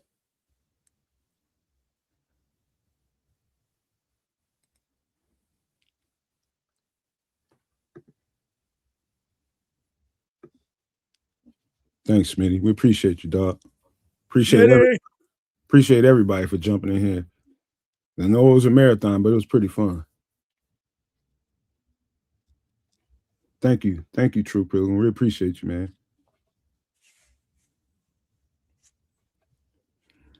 Thought we covered it pretty well. Thank you, guys, man. Just want to thank our staff. I think one of the cool parts of a draft process is everyone's got a part. Everyone leans into the process and puts in the work. And on draft day, you see it all come together. And our staff is amazing at what they do, the time that they spend on it, and the ability to work together. We found great alignment, and that created a lot of good clarity, which resulted in a good draft. And I know we got better as a football team. We added competition, and usually when you add competition, good things happen. So I don't know if you have anything to say, but yeah, I just piggyback on it. I couldn't be more pleased with Ryan and his crew. These scouts, they went out this fall and they collected all kinds of information, and I think they absolutely nailed it. We found guys that fit our DNA and what we want to be about. We found it round 1 through round 6 there, our last pick, and even in some of these guys we're picking up right now, I think we're still finding our type of guys. So that was important for us, and you would hope from year 1 to year 2 with this coaching staff and personnel department, we're so much further along than we were a year ago at this time. So that's what's encouraging to me and Ryan, and really look forward to seeing these guys hit the grass here in a couple of weeks. I was going to say, how much been significant for change since January? Where do you see improvement? Where do you sense the football team's gotten better since last season? Well, I'm going to start with continuity with the coaching staff, because I really do think the ability for us, a group of guys, a lot of which we hadn't coached together before, looking to unify that vision and bring it to life the way that we did last fall. We're going to be so much better off having gone through the cut-ups. I know we've really refined and made it a big effort here this springtime already to get the fundamentals, the techniques to another level in terms of how we're teaching it and how we're coaching it. And so I think it really starts there, at least from my lens. I think we'll be better teachers of not only the scheme, but also just the vision of what we want our brand of football to look like. And so in terms of the personnel side, the roster, I think we have, just like Ryan said, created competition really across the board. And I really expect some of these young players that we already had in the program to take a huge jump from year 1 to year 2 of this coaching staff. And then we create a lot of competition really at every position group. So Talk about the DNA of this class. What is the common thread to you that you see in these players you've got the last 3 yeah, years? well, I think Jeff King hit it a couple days ago, and that's really, we're looking for high-level competitors, guys that if you took football away from them, they really don't know what to do with themselves. It's a huge part. They eat it, they sleep it, they breathe it, and I think we're able to identify those type of guys. And when you have guys like that, they usually find a way to come out on top. How similar is that? What strikes you about Dylan's skill set? At safety, well, that's what you kind of from being an offensive guy. It's rare that you see a safety as a guy that you really worry about, and yet it was pretty quickly that you could turn on his tape and realize he's always around the football. He's got a knack for the football. He's a great tackler, and when he does it with violence. And so, to me, his style of play showed up. I thought Oregon did a great job putting him in a position to succeed, and he really thrived in that system. And it goes back to his Purdue days as well. I mean, he just, for 3 straight years, high-level production, and then when you combine that with the athlete that he is, the football IQ, to us, it was a no-brainer when he was there. But I really do think he's going to be a guy that one of those rare safety types that coordinators are going to have to account for. And given how much is on a center's plate in the NFL, particularly in your offense, what's the benefit here for Logan getting to come in, maybe learn for a while under Garrett, maybe take his time before he becomes a starter? Yeah, well, I think we were really smitten with Logan throughout the process. You know, Dan Roshar, Kyle Devan, they went out and went to several places this springtime to make sure we could identify the guys that we felt really good about. And obviously Logan was at the top of the list for us. And so we felt convicted as a staff, coaching staff and personnel side, that he was our guy. The mental is top notch. We saw all the traits that we're looking for, whether it's the run game or in pass pro, and we brought him in for a top 30. And I think that's when it really solidified it for us that, yeah, he's got the makeup. The guys at Iowa were raving about him, and then just the next level in terms of football IQ as well. So I think none of us have any qualms that he'll be able to download the information. And once again, it's just another. All right, you pause for a second. Competition. Coach, you draft. All right, what do y'all think so far? Bishop, I'm seeing what you got in the private chat. Bishop just broke. I think they signed Miller Moss, right? QB out of Louisville to a deal. Yes. Okay, keep it coming, man. Keep it coming. What y'all thinking about it so far, y'all? I'm satisfied, man. I'm satisfied. But anything y'all gotta say, go ahead. Well, satisfied is not the word that I would use. We're just going through the pomp and circumstance right now. Like there will be some actual questions that will get some answers to. Right now, I'm just saying they're just it's pomp and circumstance. He's you know what, Bishop, just type him in the chat and I'll put him on the screen. So KC Ezemomu, cornerback, agrees to deal with Chicago Bears for UFDA. That one I'm not sure if I'm familiar with. Let me see. Illy don't like it, man. Yeah, Illy, I get it. Like Illy, I feel where you're at. It's a bit of an early selection for the center there. A lot of folks are saying the same. Barlissimo said the same thing. I can't argue with that. Personally, I say you wait and you get him a bit further back. But maybe they saw what they saw and they didn't want to allow him to get away. So, if he was their guy at center, are you gonna we'll hold off and wait and see if we can get him later? So can't do that. My answer to that is, yeah, you can do it, and I would. And like when I say I would, I at 57, I would have traded back and collected more picks, and still got Logan. And still got Logan. Sounds good in theory, man. Well, when in theory it sounds good, but didn't the next center go off the board like pretty close? Right after that, yeah. But think about that though. The only reason the next center went so close is because they selected a center. After the first two centers went, another center didn't go for like 50 selections. Yeah, so if they didn't select the center and the first team that selected a center took their guy, then you would Then be it's a upset. problem. You're right. Right. Then it's a So problem. that's why they went and got that's why they went up and got their guy. Fair enough. You got to understand, it wasn't about finding a starter. They have their starter for center this year, but they need a successor because this guy's only on a contract for a year. So they wanted to make sure that they got their guy that fits their DNA to learn from the guy that they had to put in that place because they had a center that retired on them. So they got kind of hit with a situation where, okay, well, we got to make an adjustment quick, which they were able to do. But then to make sure that hey, you know what, regardless of what, we're going to go get our guy. So this way, if nothing else. Yeah, I still disagree. So like, here's why. You always do, though, kids. I mean, no. Hold on. Guy. That's why you're the money guy. But here's why I disagree. Because their next selection was only 3 picks away. It's not guaranteed. You got to understand, it's not guaranteed. There was not another offensive center that was selected 3 picks away. Keith. But we don't know what the other teams were thinking, kids. Here's the thing, kids. No, here's the thing. You know why that other center was taken? Because maybe that team was thinking, we'll get that guy. Well, when they went up and saw the Bears when they got him, they said, you know what? Well, we better go ahead and take our guy next. You follow what I'm saying?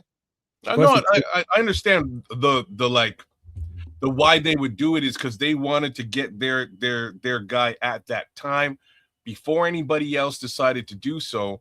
I'm just like, I guess it goes. Was that even in jeopardy there? Right? We don't see. We don't know because we're not sitting in no seats. That's why it makes no sense. We can speculate. We can speculate as like, oh, he'll be there later. Yeah. Right, but we don't know what the communication is between teams because you better believe they're having conversations. They're not putting out there who they're going to take, but you can get a general consensus or thought based off of who you're seeing come off the board. Oh, so and so needs a center. You know what? We better go get our guy. Let's make that phone call now while we can, and go get our guy. I'm gonna say they have so many more needs. What needs? I think the bottom line was, this is our guy. We covered him. Let's go get him before some shit happens. I think that's what it's all about. Just that ball-headed simple. And they did what they did. And I ain't gonna second guess him because that obviously is a guy they really, really coveted to do that. So I'm good. And then something else. If that's the case, I don't hear nobody complaining about giving up two seven round picks to go up and get who they went up and got in the 6th round. Look, but the interesting fact is here, we are looking at. Oh, I'm looking at the UDFA tracker, and of course, Bishop told us that the Bears have already made deals with Miller Moss, the quarterback from Louisville, and KC is a Mooney cornerback from Tulane. But it's not like the Bears ran out and immediately signed an edge. And so far, the only edge in the UDFA market that has been signed is Logan Fano to the Cleveland Browns. All right, let's finish this interview or this presser right quick. A potential future center, you draft a tight end who has a specific role in your system. You draft a kick returner and maybe a 3rd, 4th, 5th type of receiver, the type of player. Is that indicative of you knowing exactly the types of pieces that you can use for certain particular roles in your offense? And then, Ryan, if I can ask this of you as well, is that a different place to be in terms of roster building, to be at a space where you can use draft capital on specific types of pieces for specific roles on the team? Before they answer that, I have to give a shout out to Herb Howard for this question. It's a badass question, yo. Big ups to Herb. Well, yeah. There's certainly things going into the offseason. Once again, Ryan did a great job through free agency, making sure that we patched any major holes so that we could go into this draft and feel like we could take the guys however the board laid out. And, the one thing I do feel pretty confident about is this is what, you feel good about just tight end position, for example. You got Colston Loveland, who you love. You got Cole Kmet, who you love. Well, we're really targeted at that 3rd tight end spot. What does it look like? What do we value the most? And so what is most appealing to us might not be most appealing to the next guy. Same thing with the wide receiver discussion that you're talking about. What's most appealing for us, and as we fill out that room, knowing that Rome and Luther are big components of it, we want to find guys that help complement the skill sets. And like I said, the non-negotiable is be the type of players that we want to be, and so that we can bring the vision of the football to life. General Ryan, I'm sorry. Can I get a response from Ryan on the second part of that question? I think the biggest thing is just our communication and the communication with the front office and the coaching staff. As we're watching these players and handing that off to our coaches, we're talking about how are we going to use this player in our system? How would you use them? Where can we emphasize their strengths of their game? So we talk about that a lot, and that goes into the draft. So we have clarity in terms of how that player is going to come in and impact our team. And how is it for you to be in this position as the offensive play caller and have so much direct input into the players being picked compared to before when you were with Detroit? But now you have such a big voice in the room that you're getting to really handpick guys that you need for things you want to do. Well, yeah, I think that's any head coach in the NFL. You know, they have a good partnership with the general manager, and what we're looking to do is have a unified vision on how we want to build this football team. And so, just like Brian alluded to, we've got constant communication of what we want this thing to look like. And I do think we're a lot further along, you know, just in terms of our vision and year two here than it was a year ago. So that's what fires me up the most. And what did you learn about in your first year as head coach? What did you learn that helped you focus the DNA, or, you know, at least being super clear about the DNA of the kind of player you want? Ryan mentioned the other day that it's just kind of a little more focused than it had been. Well, yeah, I think it starts with, we know what's currently in our roster, in our locker room, more than what we did a year ago. We're still getting to know the players, and so I think once you've figured that piece out, you know, you have your conversations with Coach Hightower and Coach Allen, and you know how we have got to the point where literally anybody.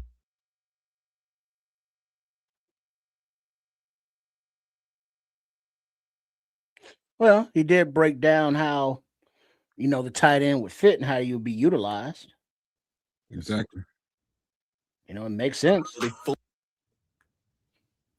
You know, maybe not to people to be like, well, we already got tight ends. It's like, well, you just heard the coach say we wanted this tight end too.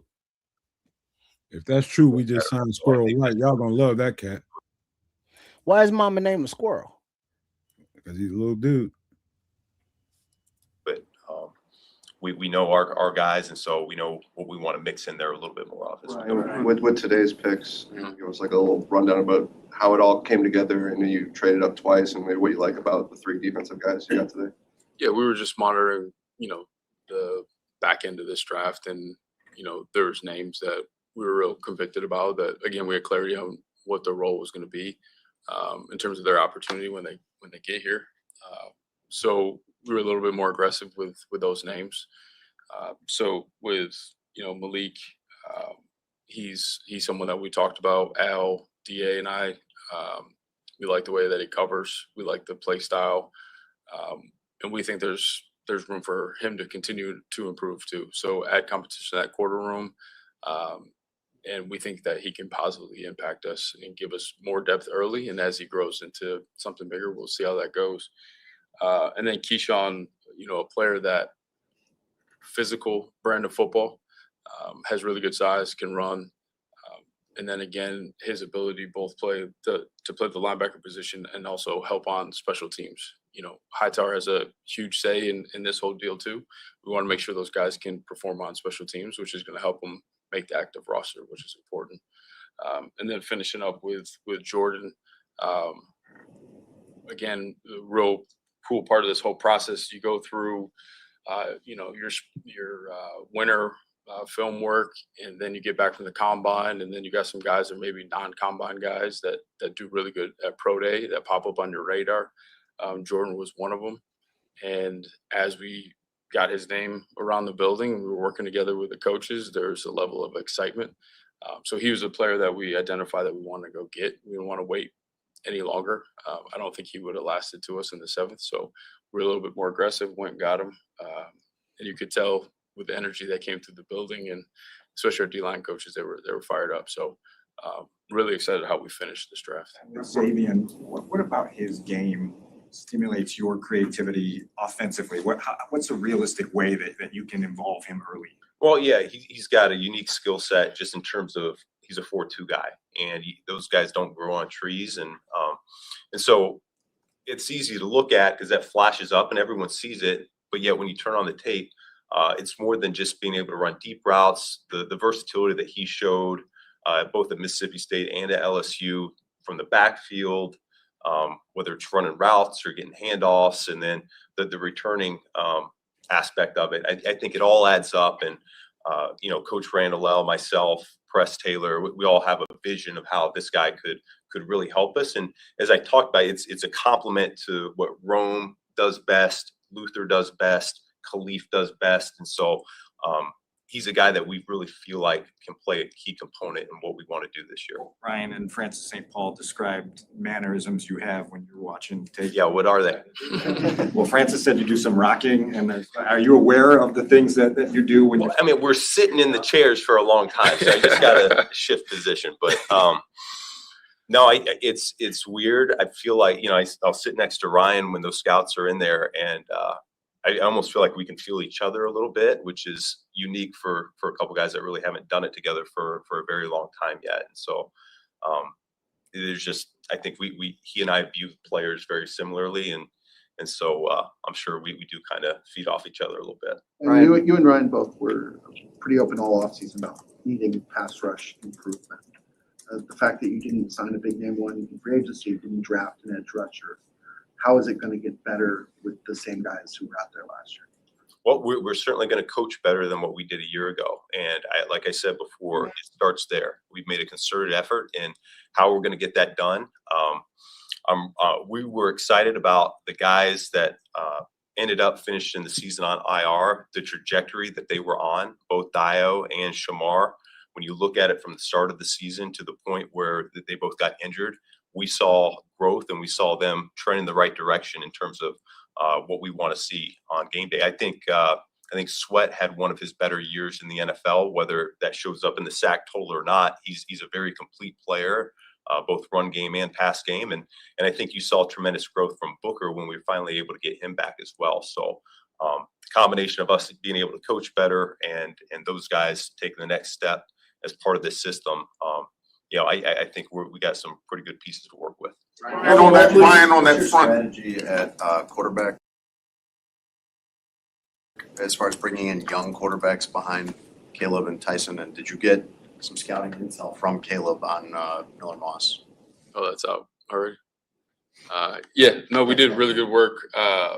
Again, JT and some of our scouts got together and watched, a large stack of quarterbacks and trying to identify ones that could come here and compete and perform. It's important to keep working that quarterback room and making sure that we got guys that can come here and again add to the competition and guys that we want to pour into so that they can develop, and then we'll see where it goes. Ryan, with the need for a defensive line, was it difficult to stay disciplined to the board, and will you go back and reevaluate whether you would have liked to be more aggressive in parts, or just what's your take about the defensive line in general and your approach to it? Yeah, I thought we were disciplined. Again, we said this a few times, just following the board and the best player that was available to us. I think one thing that we take real seriously is each year we'll go back and review our process and review the draft and see where we could have done something a little bit different, learn from that, and then just keep getting better as we go. But I like the approach that we had. Came away with some really good players. And like I've said before, with any position, we're going to stay active, see what opportunities pop up. And if we can improve our football team, we'll do it. Throughout the process, as you're talking about the players that you identified having that competitiveness, what are things you do, whether you're talking to a player or you're talking to Ryan and your scouts, how do you kind of figure out guys that tick the way that you're looking for this locker room? Well, I always think it starts with the tape. And so it doesn't take long. I think normally within the first 20 plays, you kind of see whether those traits show up. And if they don't, then you keep looking. but eventually you kind of make a decision whether you should stop or not. And so I think our guys have done a great job identifying who those guys are. We look at the personal character, the football character, the makeup, and all that, and that checks the boxes. And then, fortunately, we're able to get some guys in for top 30s, get to know them a little bit better. The combine's a huge part of that process as well. And like I alluded to before, we sometimes send coaches out to meet with guys individually as well at individual pro days. So I think we do a pretty good job, but it always starts with the tape, in my opinion. I think that's always the number one thing that we should be looking for. And with Roush's tape specifically, what were those things that popped to you? Oh yeah, I mean he's a finisher through the whistle, and I think that showed up on a consistent basis. It didn't matter who he was blocking; could be a big guy, could be a little DB, and he consistently finished through the whistle each and every play. And you always love it when you take a player and you get a text message from somebody. One of his coaches at Stanford said he will crush himself to do whatever he can to help the football team, and it just verifies what you all already thought about the players. So I feel good about that one. You said with the defensive line, you expect better results because it'll be coached better this year. What needs to change with the coach? Hey, let's hit pause right quick just for YouTube purposes. Any thoughts on what you're hearing? Nah, nothing. I'm waiting to get. They haven't got to the heavy hitting questions yet. I'm sure somebody will start to ask them. If not, Courtney Cronin will just drown them all out. I'm sure she'll ask some heavy hitting stuff, man. But they're waxing poetic about the guys that they got, and that's what I would only expect them to do. All right. They're going to tout these guys and give their sensibilities as to why they're here. But I know the folks in the chat got sort of more specific questions to ask, and I know these media folks got some specific questions to ask. We'll get there. Go ahead. You can go ahead. Keep going. All right. With the coaches this offseason, what did you determine would go in a different direction? How do you get there? Well, it's the deal when you're a first-year staff. Not everything's going to look the way you want it to look, and it didn't matter if it was offense or defense. Fortunately, Coach Hightower had been here, so he had a lot of time on task with a number of guys in his unit. But for us on offense and defense, you look at the self-scout, and it doesn't look the way we want it to look. And so, to me, that's a reflection of coaching. And so we made a concerted effort on both sides of the ball there to make sure that we're going to get it to look more the way that we want it to look. And so that's natural. I mean, I don't think year one, when I was a first year play caller, did it look the way it looked year two or year three. So that's natural. That's how you get better. We're always striving to improve. And I think the things that we emphasize, we're going to see improvement at. Dan and Pat, close us out. And back to Courtney's earlier question on Logan, whether it's in his rookie season or 2027, what's his path to becoming a starter that can be reliable, the role with all that you put on that position? Yeah, we'll see. We do load guys up, and that was something that we talked about when he was here on the top 30. He knows that center position is, I don't want to say it's unique to what we asked them to do, but I would say we're probably on the higher end in terms of NFL teams and what we ask those guys to be able to handle. And so I know he's up for the challenge. We'll see where he's at when he gets here and how quickly he takes to it. But yeah, you certainly take a player where you take him, and you see a future for him. There's no question about it. I don't know that we've mentioned Caleb Williams' name, which might be a record. I did about Miller Moss. Oh, about Miller Moss. Okay, we brought up Miller Moss. How do all these pieces fit around Caleb? Whether it's a center he can grow with, a tight end that can help protect him and catch passes for him. How do those pieces fit together with a quarterback who you know a lot more about today than you did a year ago today? Yeah, well, I think just for his sake, it's going to give us a lot of flexibility here on offense. We're going to have the ability to go heavy, go 13 personnel, keep a defense in their base structure, or we're going to be able to get a little bit lighter, and we got speed on the outside. So I think it gives him a lot of versatility to work with, and we can dictate some terms to the defense and make sure that we're always attacking. His big goal here is going to be to make sure he can get up to speed with these new pass catchers and continue to refine his chemistry with guys that we've already had, which he's been working at already all this offseason, the last few weeks. He and I kind of talked about. I think he got all the guys out in California, and so I know he's been working on that. But we'll hit the grass. We got one more week of phase 1. We'll hit the grass for phase 2, and we'll really be able to hone in on some of those details of where he can get better with his teammates. Awesome. Thank you. Thank you guys. Yep. All right. That's it.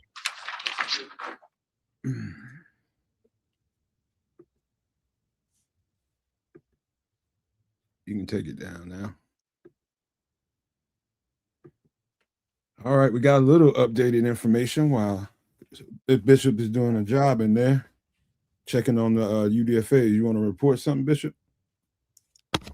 Yeah, right now, what we have as far as UDFA signings, starting from the top, Jaron Crump, offensive lineman, Utah, Caden Barnett, offensive guard out of Wyoming, Miller Moss, quarterback, Louisville, Casey Ezemume, cornerback, Gabriel Palacencia, kicker out of San Diego State, Coleman Bennett, running back, Kennesaw State, and now recently, Skylar Thomas, safety out of Oregon State.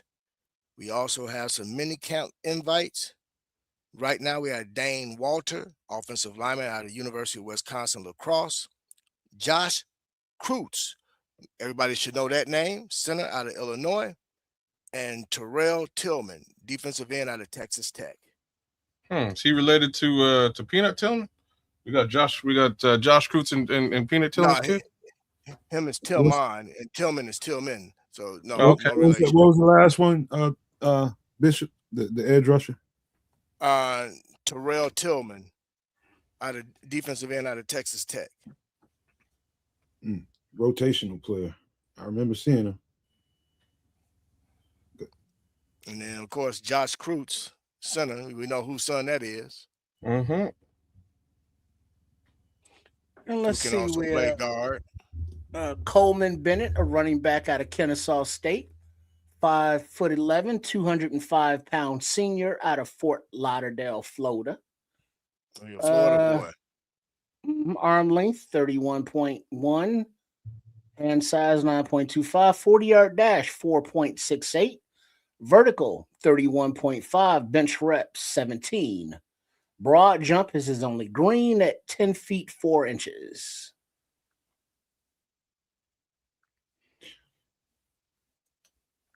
Coleman Bennett. So what's your thoughts, guys, so far? I'm familiar with the safety from Oregon State. Skylar Thomas? Yeah. Here's what I took away from the presser, if I may. They're staying true to their identity as they are putting things together. It appears to me that right now they are really set on what they, and you keep hearing this word, our DNA. So they have in their mind the type of players they want, what type of football they want to play, and regardless of what anyone else thinks, they're going to stay true to that. That's the way they ought to be. That's the right way to be. Oh, I don't disagree, but I say that because we sometimes as fans get ourselves worked up in a tither because we're not hearing the names that we think we should hear. And it goes back to what we were saying early on. Of course, I came in on day 2, but if you think about it, early on, we've been saying all along that they're going to stay true to who they are. And that's what they're doing. That ain't. Go ahead. No, I was gonna say, and if you think about it, some of the names that I'm gonna give you guys credit because I wasn't able to partake with you guys this off season with a lot of the breakdown. Now I did go back and watch the breakdowns when I had the time before I either went to work or whatever. I'm gonna give you guys a major shout out, man, because you guys really broke down some real fantastic tape on players and very close in regards to what the DNA is for the Chicago Bears. So you guys got that down pat. Of course, I just want to continue to encourage you guys to keep giving the fans that type of information, man. Nobody else is out here doing that. You know, you guys are doing what is passionate and true to your hearts versus just trying to get clicks and followers. So stay on top of that. And speaking of information, the Bears are expected to sign former Iowa tight end Hayden Large. Was an honorable mention all Big Ten selection. Hayden Large, tight end. It's going to be an interesting camp. I wonder what size he is. Not small or medium. Oh, and check this out. Papa Lord, big shot of the East Coast. The Detroit Kitties are signing Illinois quarterback Luke Altmaier. Oh, they need him. I like him. They ain't done. They got I don't know how many. They got to add. I forget how many players they got to add to have a 90-man roster. So they got and some of these guys are just being brought in for a workout. Yeah, but like I said, that's why I made sure I put down those. I address who are mini camp visits versus guys who are actually UDFAs. There's I can't find it now, but there was basically a post saying that Tennessee Titans tried to trade Mayonnaise, as well as the Colts tried to trade Anthony Richardson, and they got no love. You know, not even for late round pick swaps. None. Man, Illy, I'm trying to tell you, man, I don't know if you ever heard me say this, but it's worth repeating. And a lot of ire gets pointed at polls for whatever happens, whether the selections are this or that, whether they're that. In a good, healthy relationship, it's not the actual GM that's making these decisions. It's the point man is always the coaches, always the assistants. And he goes out with that information and goes and finds those guys. But at the end of the day, why in the hell would he drive something that the coach doesn't want? Why would he? That relationship ain't gonna last very long. Right. So, I mean, I understand where you're coming from, but anything you don't like here, you just blame the coaches because this is what they want. You know, and I don't understand the concept of I'm the general manager. I like this prospect. I'm drafting them. Coaches figure that shit out. That don't make good sense. That's not a fruitful relationship. That is not gonna last if that actually is the case, which I doubt. Did Gabe Akers get drafted? I don't know. I don't remember seeing his name get called. Yeah, he got drafted way earlier. By who? You don't remember? I can find out, but it was in like the offhand. I can find what out. is this? The offensive lineman Caden Barnett, 6'5", 320 pounds. Gabe Akers went to the New England Patriots at 55, 2 picks before us. There you go. 1 pick before us. I thought it was 2, but all right. 1 it was. No, it is 2. Sorry, my bad. No, there you go. So it's like, yeah, we got to get out of that habit of saying, hey, a good pick, that was Ben Johnson and them. Bad pick, fire poles. It's a team effort, so to speak, literally and figuratively. Yeah, the Patriots, man. I mean, I like what they're doing. If they like it, I love it. You know what, man? I'm going to say this, man. And I think we said this last year at the start of this new regime.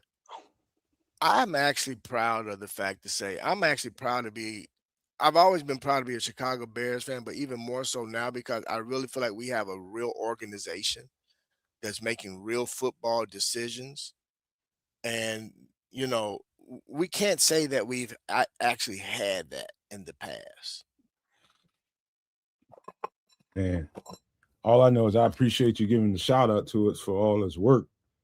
It's been a Oh lot. man, yeah, boss. I mean, you know, and trust me, brother, it was killing me not to be able to do a mock with you guys, man, or jump in when doing what we enjoy doing, which is breaking down the film and evaluating these players, man. But you know, from afar, like I said, I was always, you know, I go on late night because I get off at midnight, so I'm up till 3:30, sometime 4 o'clock in the morning, watching the show, watching the breakdowns and everything, and you know, you guys give the information to the fans to be able to make an evaluation based off of, because I know that most of these fans don't watch as much football as we watch, you know. So you guys shine light on players that were probably most the average fan not even paying attention to. And you know You what? know, so Give these two guys some credit too. They got their eyes on more tape this year than I knew, and I'm used to. They helped out quite a bit, man, with some of them evaluations. They got their eyes on tape, man. So I ain't claiming nothing to all for myself. It's what we do. Shout out to Leo Factor with the love here. Give me a second. Big up, Leo. yeah, well, big ups to kids.